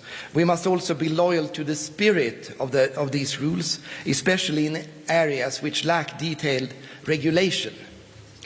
We need a democratic political culture in order to ensure that everyone feels responsibility and loyalty towards the system in which we all work. Therefore, how we conduct ourselves as parliamentarians matters. Our judgment, for instance, regarding how we behave towards one another, matters. I think we need to uphold democracy, cherish it, develop it, and defend it. I had the privilege, before I became Speaker, of being chair of the Committee on the Constitution of the Swedish Parliament. And it goes without saying that the members represented different political parties with different opinions. In spite of this, the committee sought to put aside partisan differences to reach consensus in determining what was constitutionally correct and relevant, particularly when scrutinizing the government. In some cases, this required lively discussions, but the tone of these discussions was always respectful. His Majesty the King previously spoke about tolerance and the respect for difference, the need to compromise and to reach agreements, and I think this goes to the core of what also I am trying to say here today. Because the goal of the committee was to reach a common understanding about the basic rules and principles of the political process, to ensure that government are judged by the same standards regardless of their political culture. And I think it is important to have consensus on the political playbook so that we can all agree how we should run our political systems. But to be clear, agreeing on the fundamental rules and principles regarding the operation of the political system does not mean a watered-down political discussion on the issues of the day. On the contrary, such agreement makes it possible to focus on the issues instead of arguing about procedural matters or fighting about attempts to manipulate the system in order to gain benefits for a party or a government. Ladies and gentlemen, The Swedish constitution consists of 4 fundamental laws, and one of those is the Freedom of the Press Act from 1766. It gives the media the right to express freely, and it gives all citizens the right to access official documents. This act was the result of special political circumstances during the Swedish Age of Liberty, as it's called in the history books, of the 18th century. It was important during this period of time to stress that the Riksdag then had vast powers and the king had very limited powers. And it was considered very important to be able to freely exchange views and ideas. And this eventually led to the creation of this Freedom of the Press Act, which was the first law of its kind in the world. And this Freedom of the Press Act was recently added to UNESCO's Memory of the World Register. Another documentation that is part of the UNESCO Memory of the World Register is the impressive Decrees of León from 1188, the first documented example of parliamentarism in history. It is truly extraordinary that we have gathered here today from all over Europe and other parts of the world to commemorate this important declaration that was written more than 800 years ago. The world was, of course, something different in 1188 than the world of today, but principles that have developed over the centuries, experiences that history has given us, and the knowledge of what shaped our countries are relevant even in our modern time. Returning to Sweden, let me mention that Sweden as a country began to emerge some 1,000 years ago, but on the 6th of June 1523, a new king was elected, Gustav Vasa. And following his election, Sweden left the Kalmar Union with Denmark and Norway and embarked on a new path as a once again fully independent country. And the Riksdag is thus this year commemorating and celebrating how Sweden's form of government has developed, with a particular emphasis on the role of the parliament and the development of its work procedures over the past 500 years. I think it is important to use jubilees such as this to remember and learn about our past, but also to talk about today and tomorrow. Because I think we need to constantly communicate with the citizens of our countries on the emergence of democracy and why democracy is crucial to our societies today and tomorrow. Ladies and gentlemen, today Sweden is holding the rotating presidency of the Council of the European Union for the last day. This also means, as I mentioned before, that the Riksdag today for the last day is leading the parliamentary dimension of the EU presidency. To summarize, this spring, the Riksdag has organized 8 interparliamentary conferences in which members and officials from the national parliaments and the European Parliament have participated. In total, we have welcomed around 600 parliamentarians to the Riksdag for discussions on topics such as circular bioeconomy, organized crime, Russia's war against Ukraine, the EU's future energy supply, and democracy in Europe. Now I'm pleased to officially hand over the parliamentary dimension of the presidency to our Spanish colleagues. I wish you all the best of luck with this important, challenging, but also fun task. A task which is truly about developing and strengthening democracy in the member states and in our European Union. For that reason, I think it is of great symbolic significance that we have gathered in this beautiful city to commemorate the history of parliaments and at the same time start the next phase in the development of the parliamentary cooperation in Europe. The Spanish Parliament's leadership of the parliamentary dimension of the presidency of the European Union. Best of luck. Thank you so much.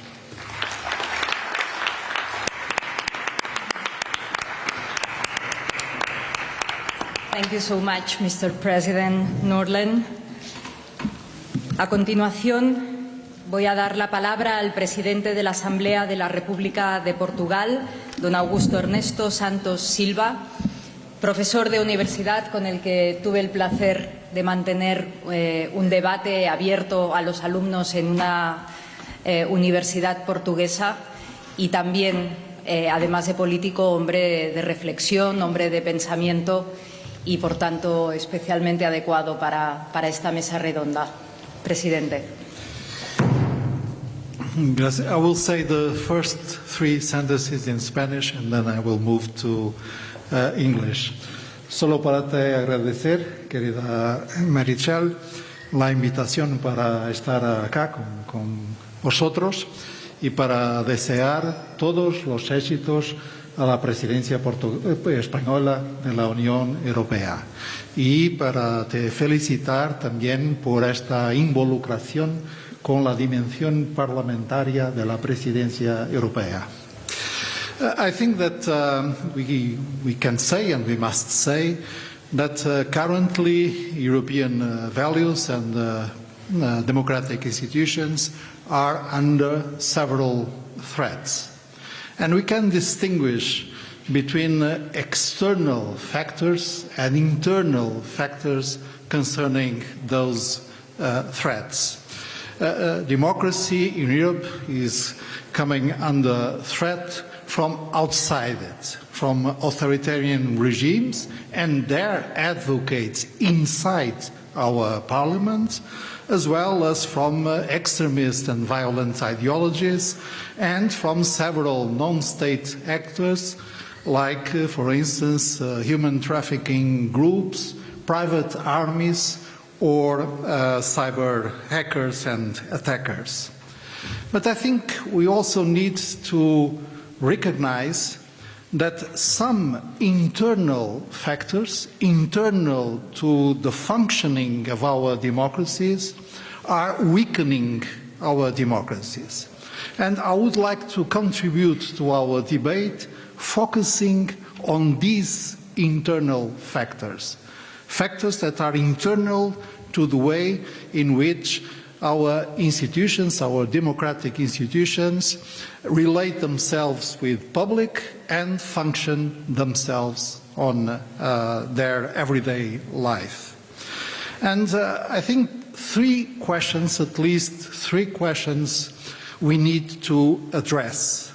What are we doing that favors the rise of discontentment towards democracy and elected officials among our citizens? What can we do and we must do to help the improvement among our citizenship of democratic sentiment and public trust in parliaments and governments? And how can we improve the resilience of democratic institutions within the European Union? I think that we can and we must address at least these three questions. And I would like to express, in a very humble way, 4 elements of what would be my personal response to these questions.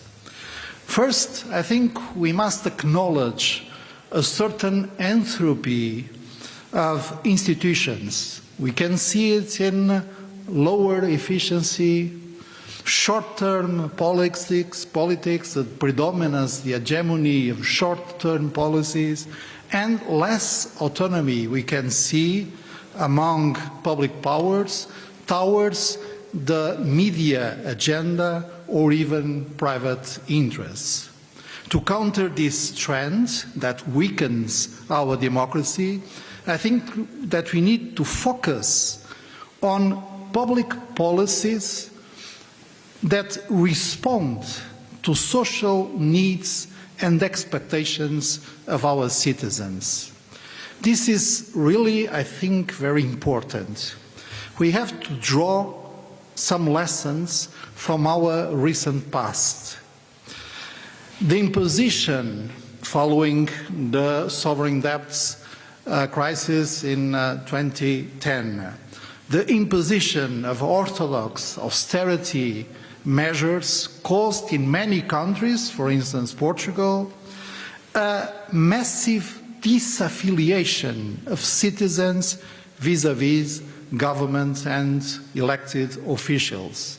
On the contrary, the way in which we, the Europeans, addressed the pandemic and the economic consequences of the pandemic, and the way in which we established a very powerful mechanism to support and to improve our resilience and to accelerate our economic recovery post-pandemic, helped strongly to improve the democratic sentiment and public trust in ourselves, in the politicians and the political institutions. So I think we must draw some lessons from our recent past, and we must maintain this focus. Public policies are meant to respond to social needs and social expectations of people. We need to modernize our party system. And I'm thinking namely of the moderate parties, the parties that occupy the center of the party system in European democracies. We need to modernize our parties, both ideologically and in what regards the way they relate to their electorate and to voters in general, so in what regards their proximity to citizens, mainly citizens that are now feeling that they are in the margins of the social system, that they are relegated to a sort of social periphery. We have to reconquer these citizens, because the way populists are acting is especially targeting these citizens that think of themselves as victims of globalization or of modernization. So I do think that we need to give other focus to public policies, meaning a set of measures responding to social needs of the several groups of our electorate and society. Secondly, I think that we need to take seriously, more seriously, the issues of transparency, accountability and fight against corruption within our democratic regimes. I will not elaborate on this point, since Professor Keane has already presented us with very insightful thoughts on this issue. But this is really an issue for all of us, not only for the Global South, not only for Latin American countries, but also to European Union member states. Third, I think that we have to change our working methods and our communication strategy. They are becoming obsolete. Some of them are already obsolete, out of time. We need to take full benefit from ICTs and digital means and digital media. They are not our enemies, they are means that we have to use to come closer to public opinion and to citizens and to the different groups that form our open societies. And we need to modernize public communication.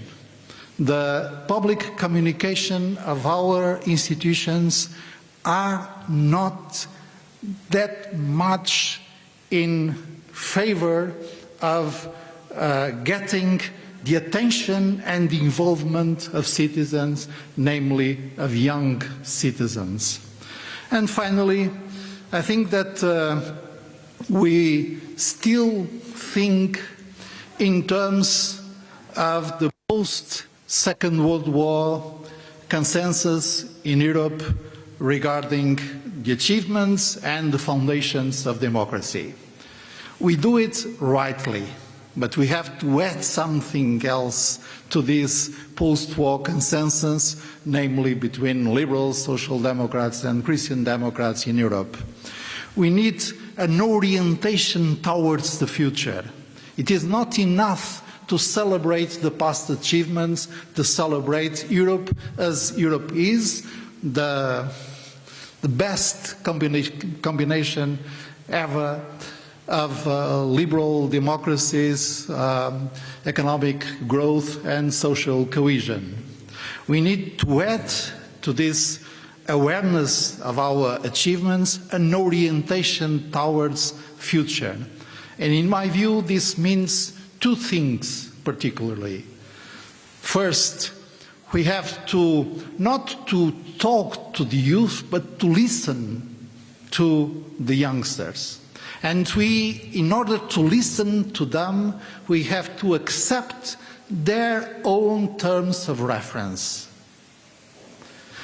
And on the other side, I think the liberal democracy must recognize the new ways people are using to perform their citizenship, their social activism and their political engagement.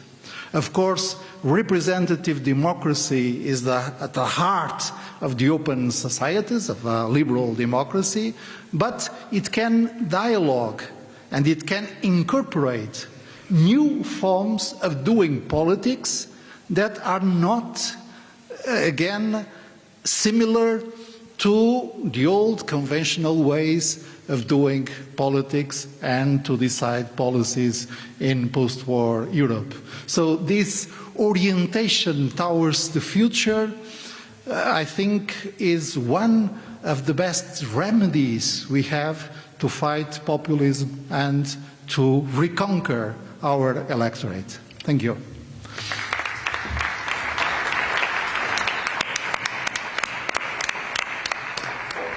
Obrigada, presidente Santos. Finalmente voy a dar la palabra al presidente del Parlamento de Croacia, don Gordan Jandrokovic. I think I pronounce, porque como tienen jugadores de fútbol, estamos más familiarizados a lo mejor con la pronunciación de los apellidos croatas. Con él he mantenido durante esta legislatura una experiencia muy interesante. Hemos celebrado por primera vez un foro entre ambos países de alto contenido en el que fuimos capaces de llegar a una resolución y a unas conclusiones muy interesantes y espero que la profundización de estas relaciones se pueda mantener con Croacia y con el resto de Estados miembros, porque creo que es muy importante, como decía al principio, que esta dimensión parlamentaria esté siempre vigorosa y que sea un buen acompañamiento también a los acuerdos que nuestros gobiernos alcanzan. Así es que, presidente, tiene la palabra.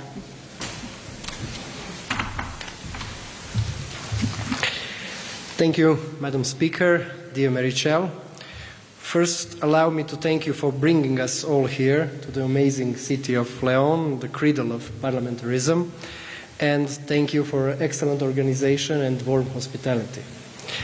Dear colleagues, I followed all the speeches with great interest. They confirmed to me that we are largely preoccupied by the same issues. And today's International Day of Parliamentarism is a most welcome opportunity to jointly reflect on how we, as parliamentarians, can make our democratic institutions more resilient, how we can preserve fundamental EU values, and how we can reverse the negative trends we observe. Yes, we see the democratic values and norms are very seriously challenged in many countries, within our own borders, in our neighborhoods, and across the world. We observe a growing lack of our citizens' trust in our democratic institutions, and thereby in parliamentary democracy itself. We see information manipulation campaigns, foreign interference into elections, fake news, and a wide range of other malign cyber and hybrid activities. We also note the potential for misuse of artificial intelligence. All this is very clearly aimed at destabilizing our societies and endangering our values. And this has indeed become the global new normal. It leaves neither politicians nor voters immune. Our democratic processes are becoming more and more fragile. The risks keep growing. This calls for prompt actions, for increased and continuous vigilance to threats and negative trends, for improving and widening the range of our specific and concrete countermeasures. Various malign actors show no hesitation in interfering or destabilizing us. So we must display equal decisiveness in our joint responses, equal at least, including at the parliamentary level. Our reactions must be marked by innovation and efficiency, in the speed of recognizing threats, in the speed of decision-making, and in the speed of action. Furthermore, we must be able to quickly adapt, and in parallel, we need to continue working on strengthening our mutual cooperation. I am sure its full potential at interparliamentary level remains yet to be unlocked. Ladies and gentlemen, while appreciating all our democratic achievements and standards, we do realize that nowadays none of this can be taken for granted. Faced with multiple consequences of Russia's cruel and vicious aggression on Ukraine, the world is becoming increasingly polarized. And Europe is rightfully attempting to achieve more resilience and more strategic autonomy in many critical sectors, in energy, food, health, climate, security and defense. But make no mistake, democracy itself is one of these critical sectors. And it is equally, if not more, exposed and vulnerable to various influences and threats, both external and internal. Dear colleagues, in our national political arenas, I think most of us observe similar patterns. The rise of populism, of radical and extremist ideas, both to the left and to the right of the political spectrum. I believe it is our obligation to do all we can to help our citizens recognize the shallow criticism which usually offers no solution, to help them see the difference between responsible and irresponsible policies and politicians, to help them appreciate the political approach that focuses on concrete and sustainable measures for our societies and economies, rather than false and unachievable promises. Because we have chosen long ago to build rather than to deconstruct, to value compromise rather than division, because this is the European way. But today it seems that we need to remind the public again of the foundations Europe was built upon. Remind them of what made Europe a place of freedom and peace, of effective pluralism and democracy, protection of human rights and freedoms, rule of law, and much more. This is no small feat by any standard, so we need to communicate that more frequently and more consistently, perhaps with the same passion that our values are often attacked with. Fellow parliamentarians, the word democracy deserves to always be written by a capital D. This carries an important symbolic message. But let's never forget the demos in the key part of the word. Yes, the people, our citizens, are key, indeed. And safeguarding democracies also means protecting our citizens. So to counter the destructive influences they are exposed to, we need to concretely step up our efforts towards them by communicating our policies more directly and more clearly, in a common dialogue that is not restricted to electoral cycles only, by helping strengthen their media and digital literacy, and providing education towards critical thinking and resilience to disinformation. We need to develop mechanisms that provide more transparency of information and ensure more information integrity. We need to make sure that actual uncorrupted truth reaches our public. Actions in this sense would surely enable our citizens to make better informed decisions, making them much more resilient as voters too. By doing all this, we are clearly investing into our democracies.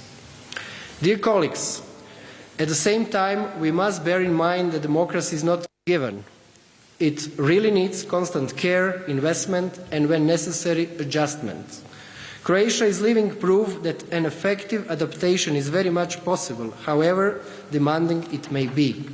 Tomorrow, Croatia proudly marks its first 10 years of EU membership. During this time, we successfully transformed our society and made Croatia a more resilient country. This shows that with clear goals and the right amount of political will, significant leaps forward can indeed be achieved for the benefit of our citizens. That kind of will is a key precondition for the effort that all of us need to continue investing into safeguarding and strengthening our democratic institutions and into increasing their functionality and their readiness for new challenges. This is a worthy and by no means easy goal, but much more importantly, it is an achievable one, and it is our duty as parliamentarians to spare no efforts in reaching it. Thank you.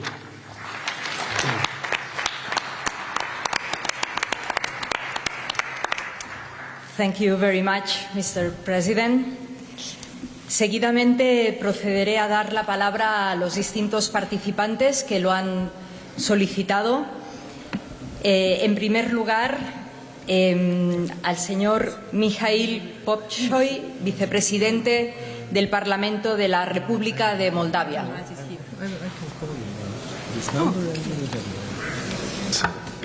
Your Excellencies, it is highly symbolic that we meet today in the cradle of European and global democracy and parliamentarism. And it is equally important that we address today the main threat to the rules and values that we hold so dear. Because make no mistake, our friends in Ukraine are fighting not just for the future of their children, for the sovereignty of their land, but they are fighting to defend the values enshrined in the Cortes de León, in the Magna Carta, in the Human Rights Declaration, in their Helsinki Charter, and finally in the rules-based order, which is at the core of the European process and at the core of the peace in Europe that we also cherish. So it is important that we remain united and we show solidarity until Ukraine ends up victorious. And Moldova is doing its contribution, having welcomed 1 million refugees in a country of 2.5 million, and doing its utmost to combat Russian hybrid threats, boosting its energy security to no longer be dependent on Russian gas and electricity. But most of all, the Republic of Moldova is reforming itself to be closer to all those European values that we hold so dear. Despite the many challenges, we are implementing robust anti-corruption reforms, boosting the independence of the judiciary. Last year, we improved 60 positions in the Reporters Without Borders ranking of freedom of the media, being ranked 28th in the world. We are ranked better than most countries in Europe when it comes to gender equality, having 40% of women in parliament. And this year, we hope that we can start negotiations of accession to the European Union, so that we can anchor ourselves onto the European democratic project and turn the page on our troubled past of Soviet and Russian imperial and Russian neo-imperial present. So, to paraphrase Martin Luther King, the arc of moral history is long, but it bends towards democracy. But it only does so if we work together and we defend it every single day. So a robust sanctioning mechanism against those that are undermining democracy is very important. A sanctioning mechanism against oligarchs that are undermining the livelihood of so many citizens. A sanctioning mechanism and a mechanism of combating money laundering and recovery of stolen assets that is very important to countries like Moldova. So I'd like to thank you all for your commitment to parliamentarism and democracy, and I can only reassure you that Moldova is a strong ally and partner in this process. Thank you.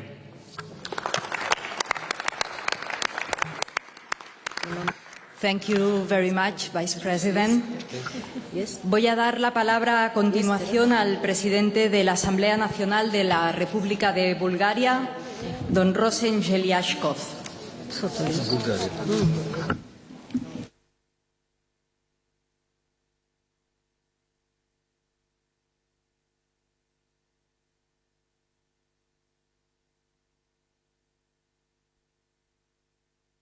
Parece que no se encuentra en la sala. Tiene la palabra doña Gabriela Morawska-Stanecka, Deputy Speaker of the Senate of the Republic of Poland.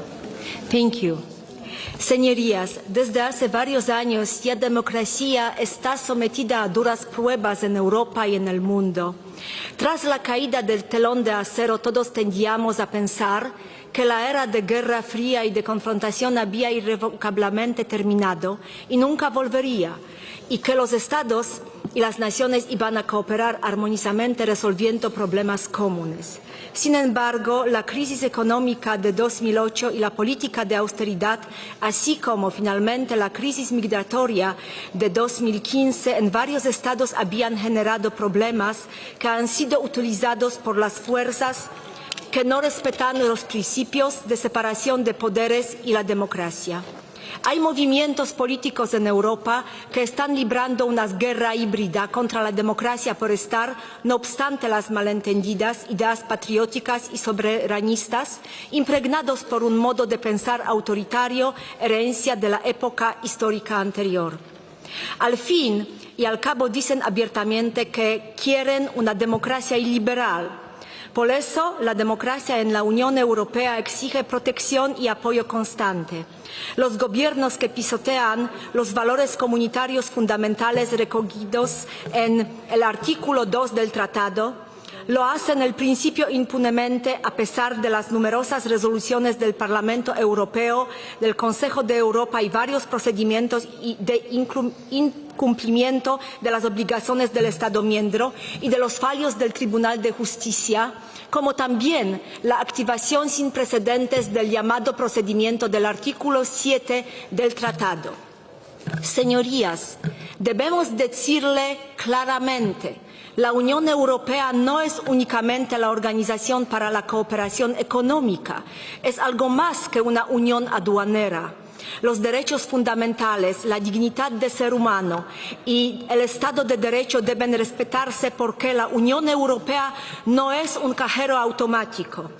Cada día debemos luchar por la democracia y no tratarla como algo ganado para siempre, para preservar los 4 pilares del Estado de Derecho, o sea, el poder judicial, el marco anticorrupción, el pluralismo de los medios de comunicación, así como los mecanismos de control y equilibrio. Debemos mejorar los procedimientos existentes de protección del Estado de Derecho. Señorías, una muy amenaza importante para la democracia a escala global es el cambio climático, evidente sobre todo aquí, en España, país que se enfrenta a las sequías y desertización. El cambio climático genera enormes costes para nuestras economías y sociedades. La lucha contra el cambio climático debe ser una prioridad para todos nosotros, respeto y un compromiso con nuestros hijos, para quienes el cuidado por el clima es una prioridad. Debemos recordar que una de las principales causas de la migración hacia Europa de los territorios del África subsahariana son las condiciones climáticas, la falta de agua y los conflictos que hacen que la vida ahí se vuelva extremadamente difícil. Por eso, los migrantes climáticos superan todos los obstáculos, mar, muros y barreras para llegar a Europa, arriesgando su salud y su vida. Europa no puede convertirse en una fortaleza. Europa debe crear por fin su política de asilo y migración, porque lo que está haciendo hasta ahora es solo reaccionar a las sucesivas crisis migratorias, convirtiéndose en rehén de los dictadores y haciendo difíciles compromisos en materia de los derechos humanos. Es un reto que requiere decisiones políticas audaces. Para muchos demagogos, los migrantes son un chivo expiatorio de ensueño que puede al mismo tiempo servir para asustar a la sociedad en tiempos de incertidumbre. Debemos, sin embargo, oponernos al populismo y al discurso de odio. Gracias por su atención.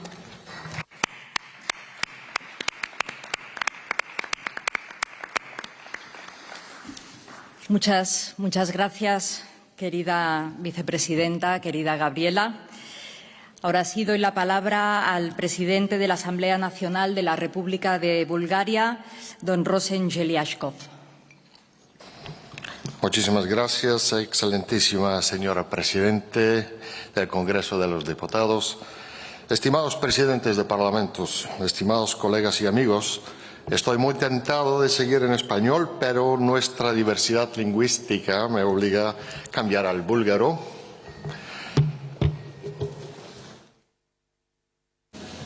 Скъпи колеги, тази година Международният Букър, една от най-стойностните и желани световни литературни награди, бе присъдена на българския писател Георги Господинов за романа му «Време убежище». В това забележително произведение се описва един свят потънал в несигурно настояще и изправен пред едно евентуално опустошително бъдеще, в който е изкушен да повтори грешките на отминалите времена. Колкото повече едно общество забравя, толкова повече някой произвежда, продава и запълва с ерзац памет освободените ниши, пише Господинов, и предупреждава: след диктатурата на бъдещето идва диктатурата на миналото. Позволявам си тази аналогия с литературата, защото съм убеден, че защитата на европейските ценности и заплахите за демокрацията имат много силна връзка с темата за паметта. С колективната историческа памет. А паметта в много голяма степен определя нашето поведение с настоящето и нашите бъдещи действия. Как я съхраняваме, как я осмисляме, как я предаваме на поколенията и как образуваме с нея. След беженската имиграционна криза, Брекзит и кризата с COVID, сега сме изправени пред нова ужасяваща заплаха. Война на нашия континент, която е не само атака срещу демократична и суверенна Украйна, но и срещу демокрацията като цяло. Свидетели сме на една опасна дезинформационна война, която се води във връзка с военните действия в Украйна. Едно от най-сериозните изпитания за европейските ценности днес е именно застрашителните измерения на дезинформацията. Дезинформацията трови обществения дебат, променя демократичния разговор и подхранва реални вътрешни заплахи за демокрацията. Национализъм, изолационизъм, популизъм, крайната поляризация и проявите на авторитаризъм. Уважаеми колеги, силните парламенти са в основата на всяка демокрация. Като единствените институции, пряко избрани от народа, те разполагат с широк инструментариум за въздействие и защита на европейските ценности, от законодателни политики до ползотворно взаимодействие с структурите на гражданското общество. Необходими са редица действия от наша страна. Необходима е една още по-решителна подкрепа за стабилността на нашите партньорски държави от региона на Черно море и Западните Балкани, които са най-уязвими от руското влияние и хибридни дейности. Необходима е целенасочена институционална подкрепа за социалните мрежи, комуникационните канали и публичните информационни ресурси, които създават среда на толерантно, информирано и идеологическо необременено общуване. На всички нас, скъпи колеги и приятели, е известно, че поколението на днешните деца и младежи живее почти изцяло в дигиталния свят. Позволете ми завърши именно с посланието, че това обстоятелство трябва да бъде оползотворено като шанс да подкрепим младите европейци и да им осигурим необходимите условия те да израснат като личности, свободни от предразсъдъците на културната изолация, ксенофобията и шовинизма, но богати с свободния и лесен достъп до постиженията на европейската цивилизация. Y al final deseo un gran éxito a la presidencia española del Consejo de la Unión Europea. Muchísimas gracias.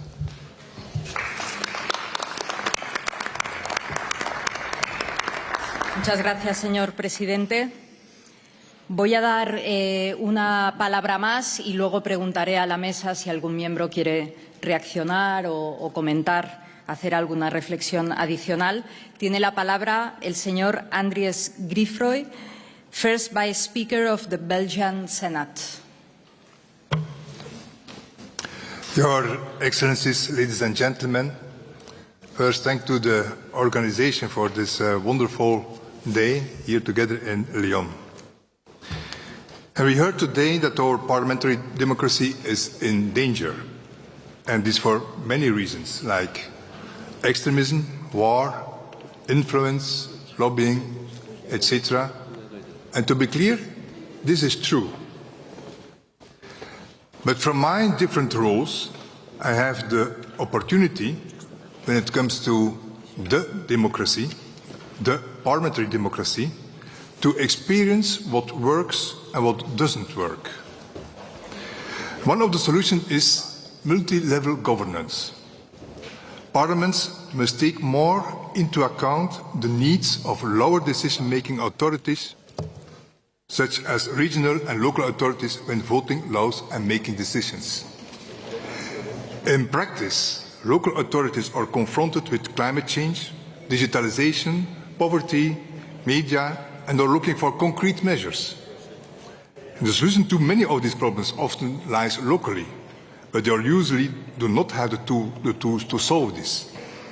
And this is because higher levels of decision-making make decisions that are sometimes counterproductive to solve a local problem. And the question is, how do we solve this? How do we make sure that, on one hand, a global objective and global monitoring are still taken into account, and, on the other hand, the policies do not interfere too much with the practical implementation at lower levels? A good example is climate. The Paris Agreement has a global objective, and Europe has translated this into a Green Deal with certain objectives for less emissions, more renewable energy, and has drawn up plans for adaptation. And the overall European objective as part of the Paris Agreement is then translated into objectives for each country. And this can be different depending on a variety of factors: degree of industrialization, population density, economic prosperity, poverty, social factors, and so on. And in turn, each country has to translate this into a national energy and climate plan. And some European countries have assigned climate competences to the regions, others have not. Others try to draw up global national action plans or seek cooperation with local authorities. But if there is not enough sufficient participation, people feel less involved. Concrete action measures fall through, and the overall objective is not achieved. So in order to achieve the global objective at the national or regional level, it's very useful to establish a stakeholder platform, where one can discuss with the different actors the objectives to be achieved and which action measures can be taken in return. And these concrete measures must be simple, tangible, affordable, and very easy to monitor. And for example, in Flanders, in region in the north of Belgium, the Parliament has tried to take these concerns into account by implementing local climate plans. And we can already see the success of this approach, as almost all municipalities and cities are participating and also achieving results. And this proves that stakeholder consultation is useful. Establishing this type of consultation means that no laws can be voted on without first consulting the various stakeholders. And this may lengthen the process of decision. Yes, that's true, but it does also guarantee that the final laws and decisions will be more supported. And creating a support base means more and a better outcome and society. And that's what democracy is ultimately about. That's essentially the task of a parliament, to ensure through a democratic way that everyone is on board. Whether it's about climate or digitalization or poverty policy, the multi-level governance is the key to better parliamentary democracy. Thank you.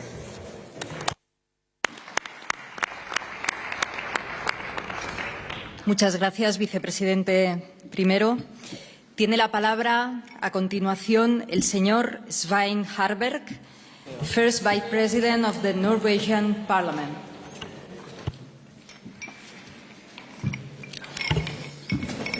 Thank you, Your Excellencies, ladies and gentlemen. It's an honor for me to speak to you in a city where the first example of parliamentarianism was written more than 800 years ago.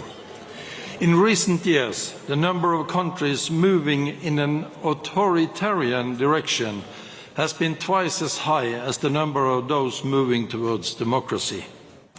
The decline in democracy is greater in Europe than in any other region of the world.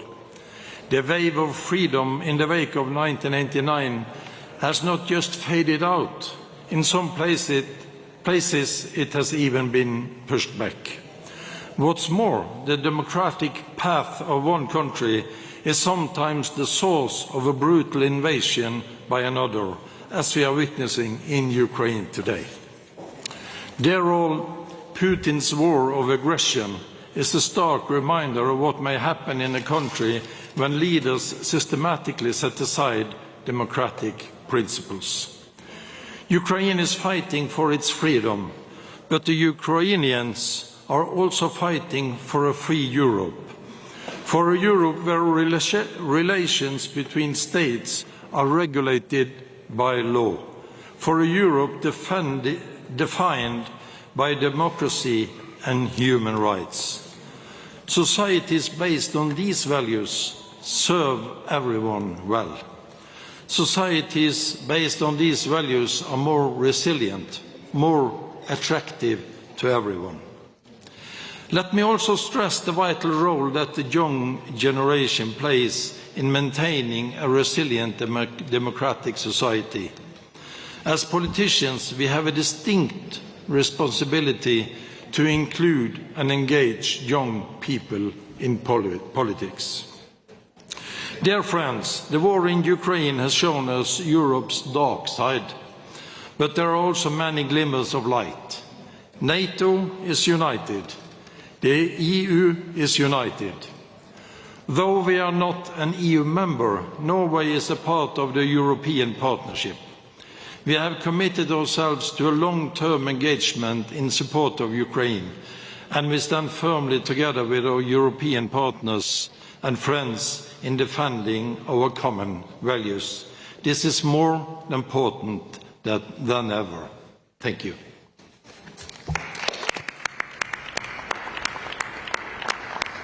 Muchas gracias, vicepresidente primero. Tiene la palabra ahora la señora Elvira Kovacs, Deputy Speaker of the National Assembly of the Republic of Serbia. Thank you, honourable speakers of Parliament, Your Excellencies, distinguished colleagues. We live in the world which is democratic in principle, but there is still room for improvement and implementation of deeper and essential reforms in the society. Every country needs European values if it wishes to have a modern, stable and developed society. We cherish European values as a part of universal values that are focused on the well-being of an individual and on the right to life as a fundamental right of all of us. The Republic of Serbia is investing efforts on a daily basis and strives to cherish European values not only to become a part of the EU, but because we believe this is good for us. The return to Europe and European values is more important today than ever, and we support the European Union campaign, We Are Better Together. We expect the European Union to remain a credible partner that will enable the region to progress more quickly and effectively by using various mechanisms of engagement and presence in the region, including financial support.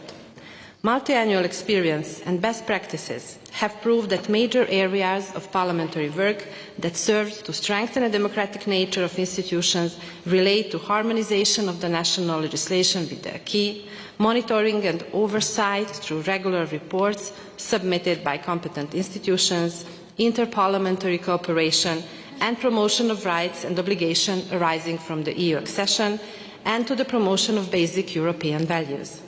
Citizens of Serbia primarily associate the European Union with positive examples, In the first place, for them it represents the possibility of free travel within member states, then more employment opportunities and the path to a better future for the young. The assessment of the economic, political, security and other benefits of the EU membership greatly affect citizens' attitudes toward joining the EU. For this reason, it is very important to talk to citizens about the benefits of EU membership. It is important not to forget that the European integration process does not require only the efforts of candidate countries, but of the Union as well. This is why we deem it important that the EU and all its institutions should work towards enhancing the enlargement policy, as the EU's competencies cannot be achieved, completeness cannot be achieved without the Western Balkans. On the other hand, the EU should strengthen the credibility of the enlargement process. In order to make the accession process more credible for candidate countries, the EU should address more openly the issue of enlargement in the member states themselves, particularly in those member states where the public does not support the EU's enlargement policy. A combination of the credible perspective of membership and assistance to candidate countries is necessary for the successful overall integration capacity of the EU. Thank you for your attention.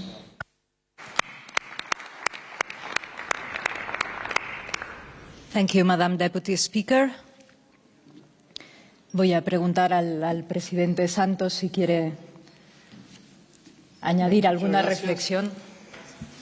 Sí, muchas gracias. Solo muy brevemente para subrayar tres ideas que me parecen muy importantes.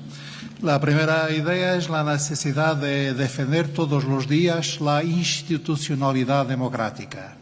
La única manera de combatir los extremismos y de prevenir los populismos es de profundizar la democracia, defender las instituciones y promover la calidad democrática de nuestros regímenes.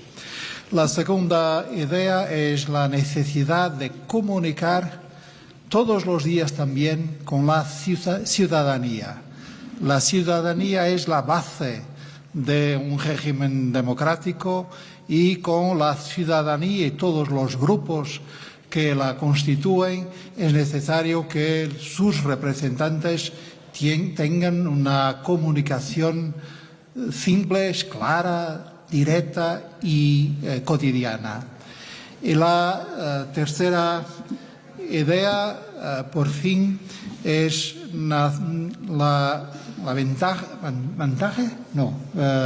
es el hecho de que podemos y debemos utilizar una multiplicidad una pluralidad de formas, de niveles para la concretización de las políticas públicas, regional, local, nacional, europeo, internacional, pero también la diversidad de las formas de participación y de comunicación ciudadana. Estas tres ideas me parecen ser un resultado muy importante de esta sesión. Gracias, Presidenta. Muchas gracias, Presidente Santos. Presidente Norland. Well, thank you very much. Many interesting contributions have been given here today. Just a couple of comments on a couple of items. One is that I think we all strive to improve our democratic systems, and I think we're all in favor of citizen participation in politics, and that it is vital to our democracies that we have citizens throughout our countries who care about what we do and who care about what we do and who take part in political discussions. What I do think we have to discuss more is the tension that I think may be there between representative democracy and new forms of citizen participation. Because I have observed that there seems to be a trend in some parts of Europe to have systems where the institutions of, for instance, parliaments or governments interact directly with citizens, be it randomly selected groups of citizens or citizens who volunteer to take part in discussions. And I think the conference on the future of Europe also had ideas of this kind, and I think we have to be very careful if we want to create schemes like this, because at the heart of representative democracy, to my mind, are the political parties. To my mind, it's primarily the political parties who should interact directly with citizens, not political institutions like parliaments, because it is the political parties who should interact with citizens, listen to them, recruit them as activists, politicians in the future, and if we have institutions circumventing the political parties in that process, I think that is not necessarily a good thing, but can rather lead to very negative consequences. You disincentive citizens to become active in political parties, and thereby limit the number of people who are there to take on democratic tasks, or to be local, regional, or national or European politicians in the future. And I think we should be very careful before doing that.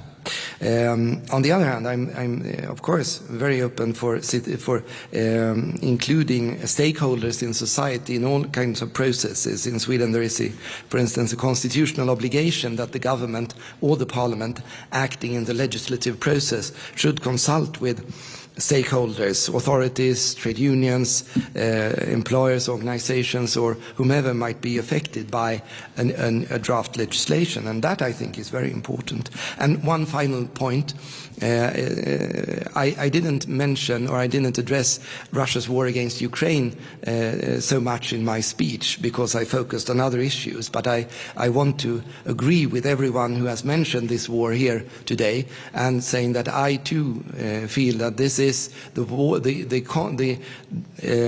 moment of our generation, of our political generation, when the future of Europe is really formed. Because if we let Russia gain anything from this brutal war, we will create a Europe which is thrown back into 19th century great power politics, where the power lies in guns, not in words. And that would be an assault on all of us and on the whole idea of a democratic Europe. So I think we should not be mistaken what is at stake here. This is not only about Ukraine. This is about the future of all of us and the future of the entire continent. And I think that is very important to underscore. Thank you. Thank you.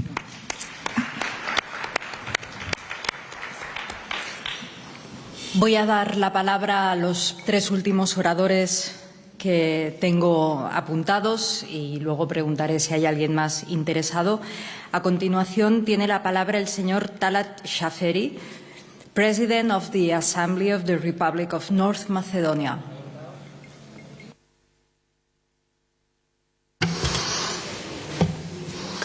Почитувани председатели Батет и Гил, почитувани председатели Карас, почитувани колеги.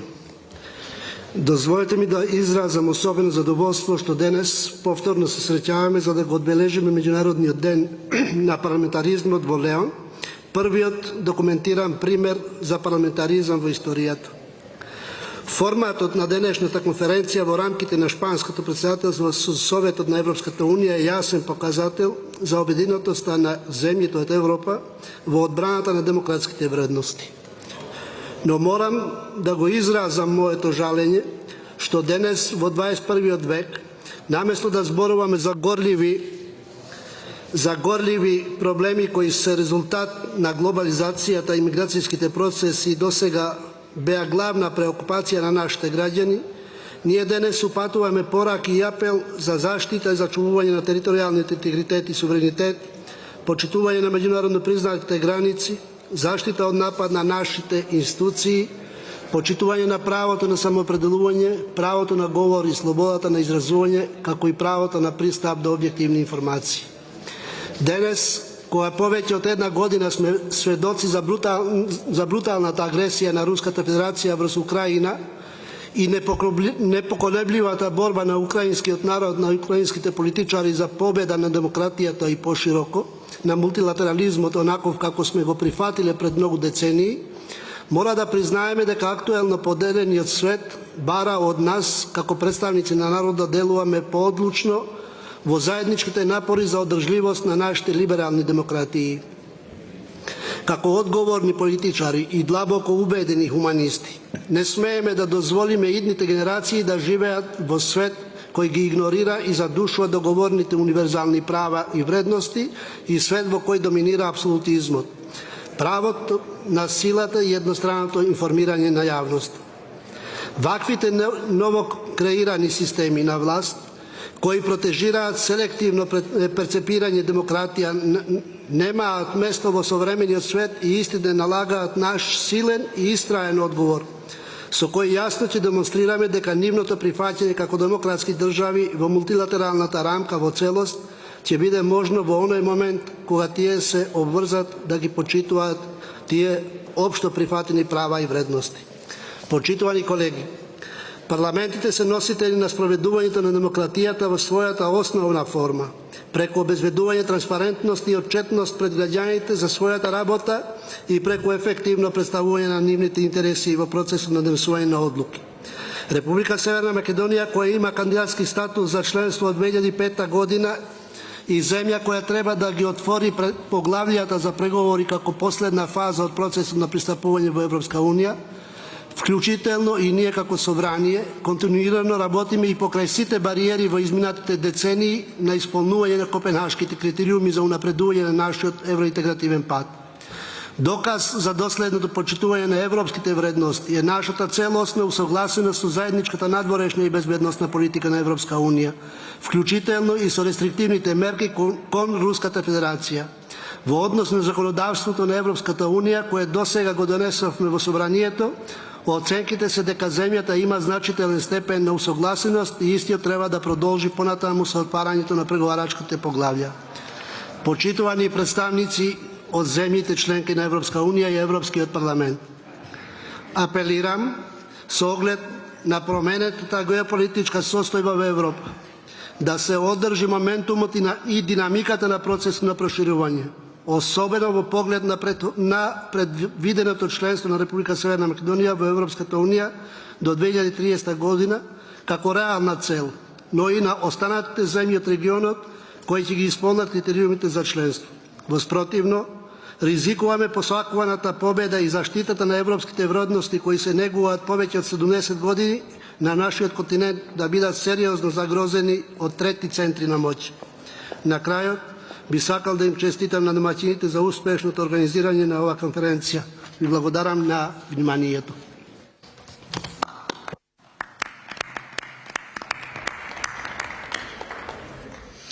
Muchas gracias, presidente.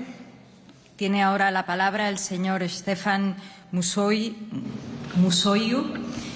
Yes, he's right. Thank you very much. Thank you. The chairperson of the Committee on European Affairs of the Chamber of Deputies of Romania. Thank you, the Honourable Speaker, distinguished guests, ladies and gentlemen. It is an honor to address you today on the occasion of the International Day of Parliamentarism here in León. First of all, I would like to congratulate the Spanish Parliament for organizing this event in a representative place for parliaments, actually the cradle of parliamentarism. The consolidation of democracy and democratic values are vital in our European model, especially given the prevailing geopolitical challenges. The Russian Federation's brutal aggression against Ukraine is also an unprecedented attack of our principles and values. Facing this crisis, our citizens have been confronted with hate speech, disinformation and foreign interference, which have acted as a catalyst for this crisis. For these reasons, there is a need for a strong response from states to find the best ways and develop tools to strengthen and defend democratic values, reconnect with our citizens and promote civil society engagement. As regards the rule of law, the EU has in recent years developed its dedicated toolbox and capacity to act in this area. They are an obligatory component of effective national parliaments working to strengthen democratic institutions and principles. In the process of identifying solutions to the challenges faced by all EU member states, it is essential to promote the exchange of national experiences and best practices. Nevertheless, we welcome the constant dialogue on these issues between the European institutions and the national parliaments of the EU member states. This dialogue contributes substantially to the shaping of a genuine culture of the rule of law in the EU. Let us stand together in defense of democratic principles, fostering understanding, unity and respect among all European citizens. By preserving and promoting our democratic European values, we can build a brighter future for ourselves and the generation to come. Thank you for your attention.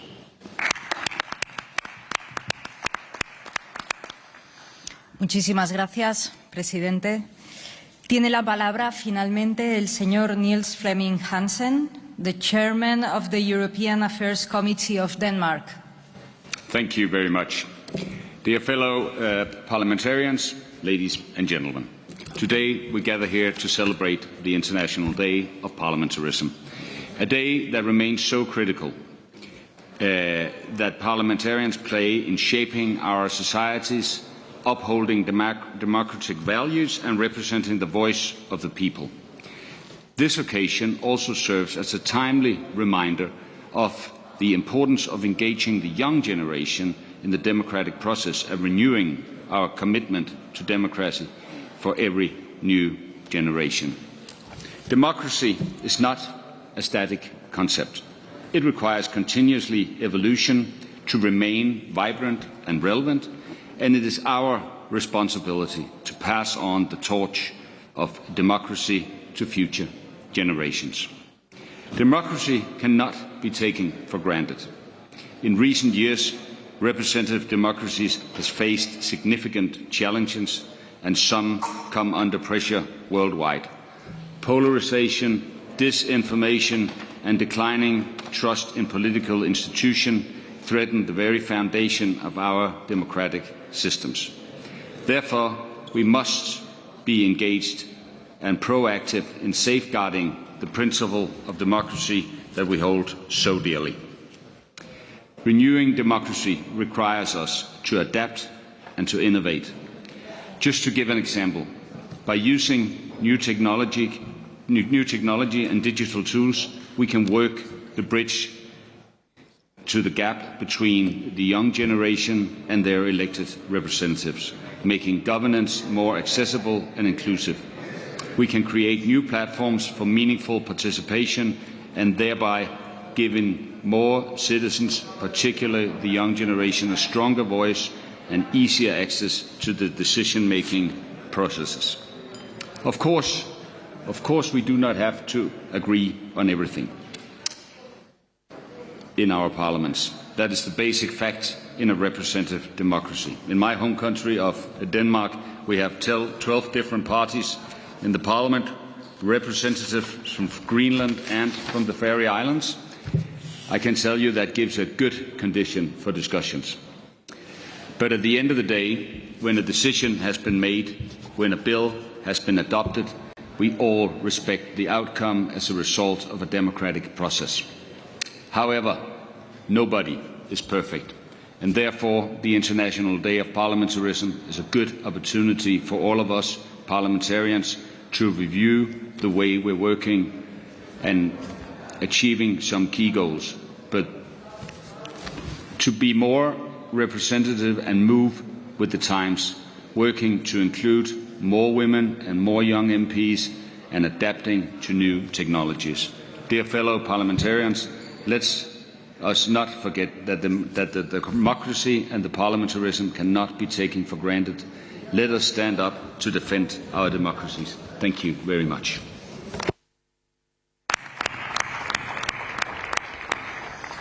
Muchísimas gracias. Con esta intervención terminaríamos esta mesa redonda.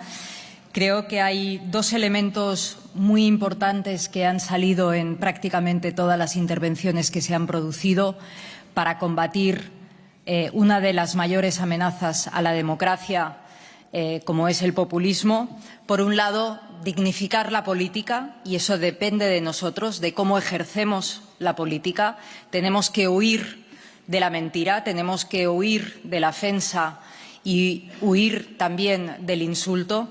Y, en definitiva, lo que tenemos que hacer es apostar por el respeto y evitar, por tanto, la crispación, puesto que estos elementos alejan a la ciudadanía de la política. Y, en segundo lugar, creo que también es fundamental potenciar la política útil, la buena política, aquella política que lo que hace es desplegar políticas concretas que ofrecen soluciones reales a los ciudadanos. Es la mejor manera para que las instituciones las sientan cerca, las sientan útiles y, por tanto, que sigan participando de manera activa y se involucren en nuestra democracia. De otra manera, las democracias pueden languidecer y, por tanto, estar en peligro.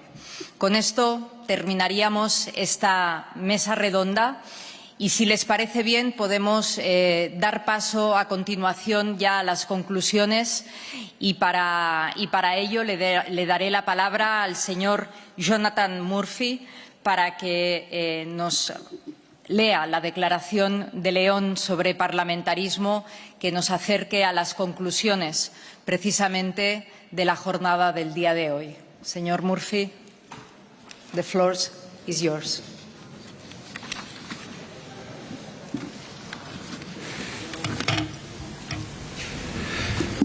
Thank you very much, Honourable Speaker, Honourable Speakers, Honourable Deputies, Members of Parliament, honoured guests. I'm pleased to read out the provisional declaration of speakers today. On the defence of European values and democratic institutions faced with the new challenges and threats to democracy. The speakers stress that we are at a crucial moment for the development and consolidation of democracy worldwide in the face of new challenges and threats. The speakers note with concern threats such as Russia's illegal war of aggression against Ukraine, the assault against parliamentary institutions, foreign interference in democratic and electoral processes, disinformation generated by social media that disrupts social debate and alters the democratic conversation, or challenges such as digitalization, artificial intelligence, the energy and food crisis, or the consequences of the COVID-19 pandemic. Speakers consider that there are national factors that play a role in the way these common developments are addressed, which constitute real internal threats to democracy, such as the rise of extremism and populism, nationalism, protectionism, the deterioration of democracy, democratic quality in many countries, extreme polarization, and the emergence of authoritarianism. And they recall, that totalitarianism also uses democracy and parliaments for its establishment and consolidation. The speakers consider that the rise of authoritarianism and the tolerance thereof are at the root of Russia's illegal war of aggression against Ukraine, which they firmly condemn, since it is an attack against the territorial integrity of a country, which violates the Charter of the United Nations and hence breaches the most basic principles of international law. They support the continuation of financial, economic, humanitarian and military assistance as long as it is needed until the full restoration and control of the internationally recognized borders, the effective implementation of sanctions against Russia, and the establishment of a special tribunal to prosecute the crime of aggression against Ukraine, noting the indispensable role of ensuring accountability for the prospects of durable peace. They additionally express hope for strengthening endeavour of the European Union and its international partners to promote dialogue based on the key values and principles enshrined in the Charter of the United Nations and the Helsinki Final Act that would lead to the end of the Russian military aggression and all hostilities when the circumstances so permit.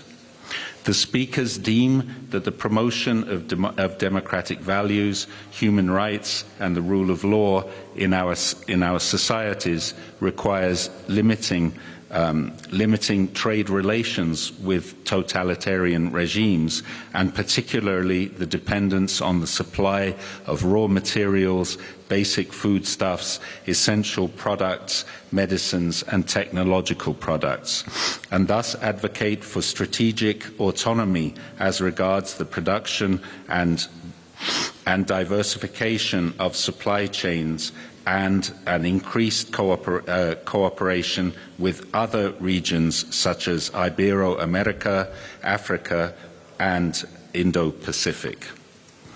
The speakers understand that the assault against democratic institutions in several countries can be seen as a consequence of the current rise of populism and extremist movements, propelled by disinformation and false news. The speakers warn of the distortion of reality on the basis of which citizens have to take decisions in electoral processes using the tools provided by social media, and they welcome the adoption of the new Digital Markets Act and the Digital Services Act of the European Union. They recognise that the benefits of digitalisation are obvious, but its disproportionate and unbalanced use in the market to access such services may have a negative impact on democracy, fundamental rights and on the economy. They warn of the dangers for democracy of not agreeing on an international regulation of artificial intelligence, and welcome in this regard the work towards a European Artificial Intelligence Act. The speakers welcome the progress made as regards the digital transformation of parliaments, but they consider that liberal democracies require an in-person parliament with in-person speeches and debates, and they consider that digital literacy programs aimed at the general population should be encouraged so that no one is excluded from the democratic process, guaranteeing general access of the population to the internet. The speakers support extending to all parliaments initiatives such as the European Democracy Action Plan, based on the Action Plan Against Disinformation, to stop disinformation campaigns and for the protection of the quality of information and of democratic systems and public debates. On the importance of parliaments to enhance democracy, the speakers declare that parliaments are one of the main institutional pillars of representative democracy and of the rule of law. As chambers directly elected by the people, they are at the heart of liberal democracy and must therefore be involved in all decision-making processes in the face of the contemporary drift from parliamentary democracy to governmental democracy. Parliaments reflect and guarantee social pluralism and, above all, the political pluralism that cements social support and the democratic legitimation of the state's institutions. The speakers support the strengthening of parliaments as a key element of the international strategy for the evolution of democracy.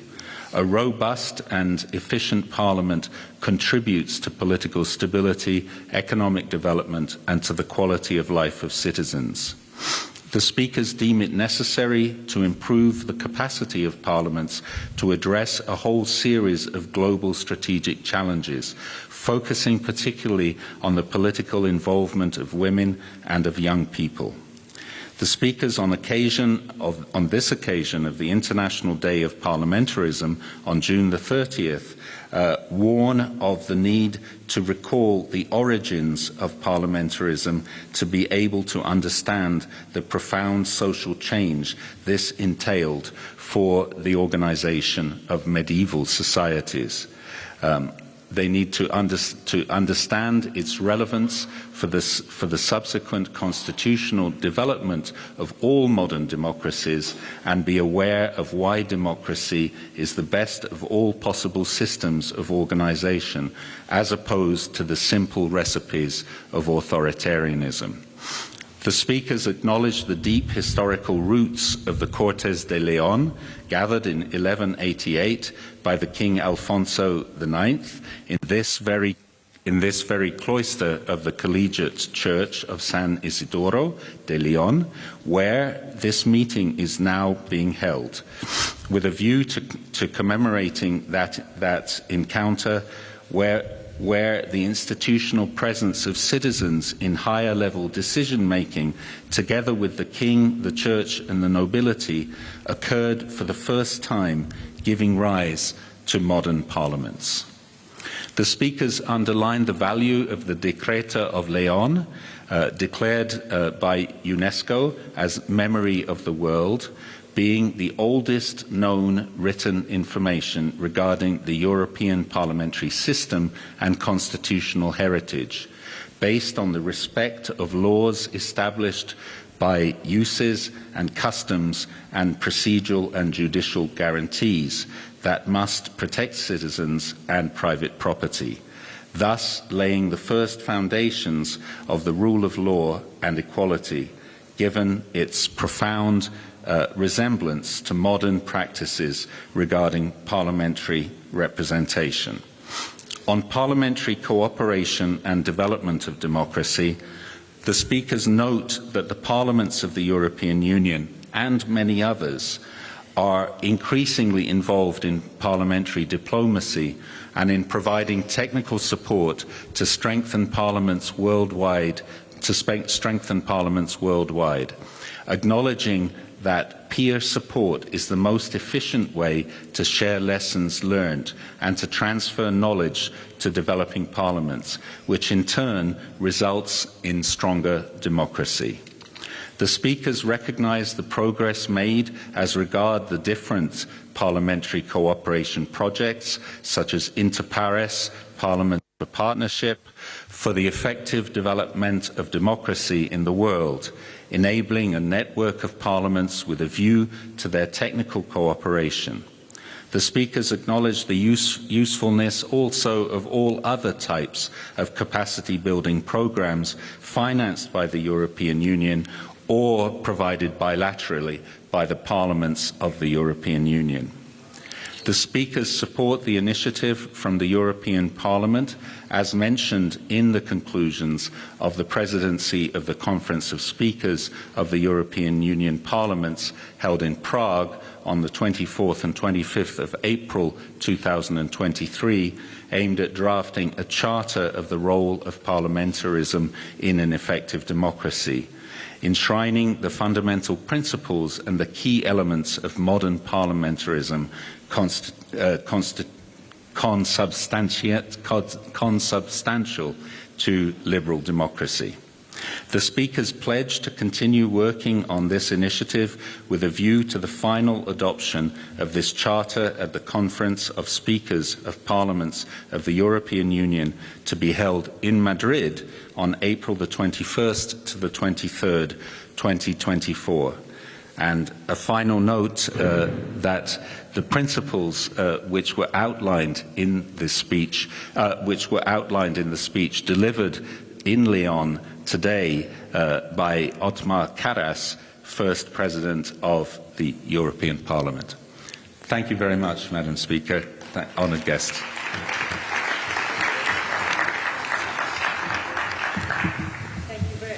Thank you very much, Mr. Murphy.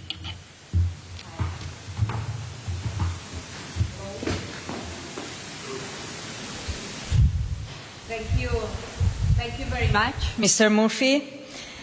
Gracias por leer esta importante declaración de León sobre parlamentarismo, que entre todos hemos aprobado. Quiero agradecer de nuevo a todos los presidentes y a todas las presidentas y representantes de los distintos parlamentos de la Unión Europea y de otros parlamentos del mundo las importantes participaciones en esta conferencia internacional, y espero que una vez finalizada tengan ocasión para conocer y pasear por las bellas calles de esta ciudad de León. La dimensión parlamentaria de la presidencia española ha comenzado.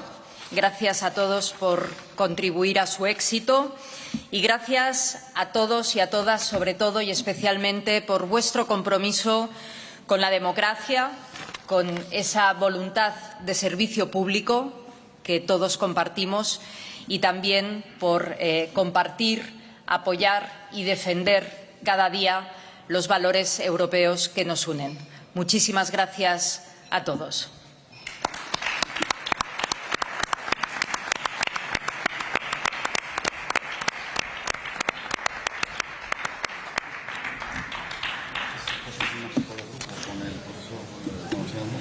Sí, sí, sí.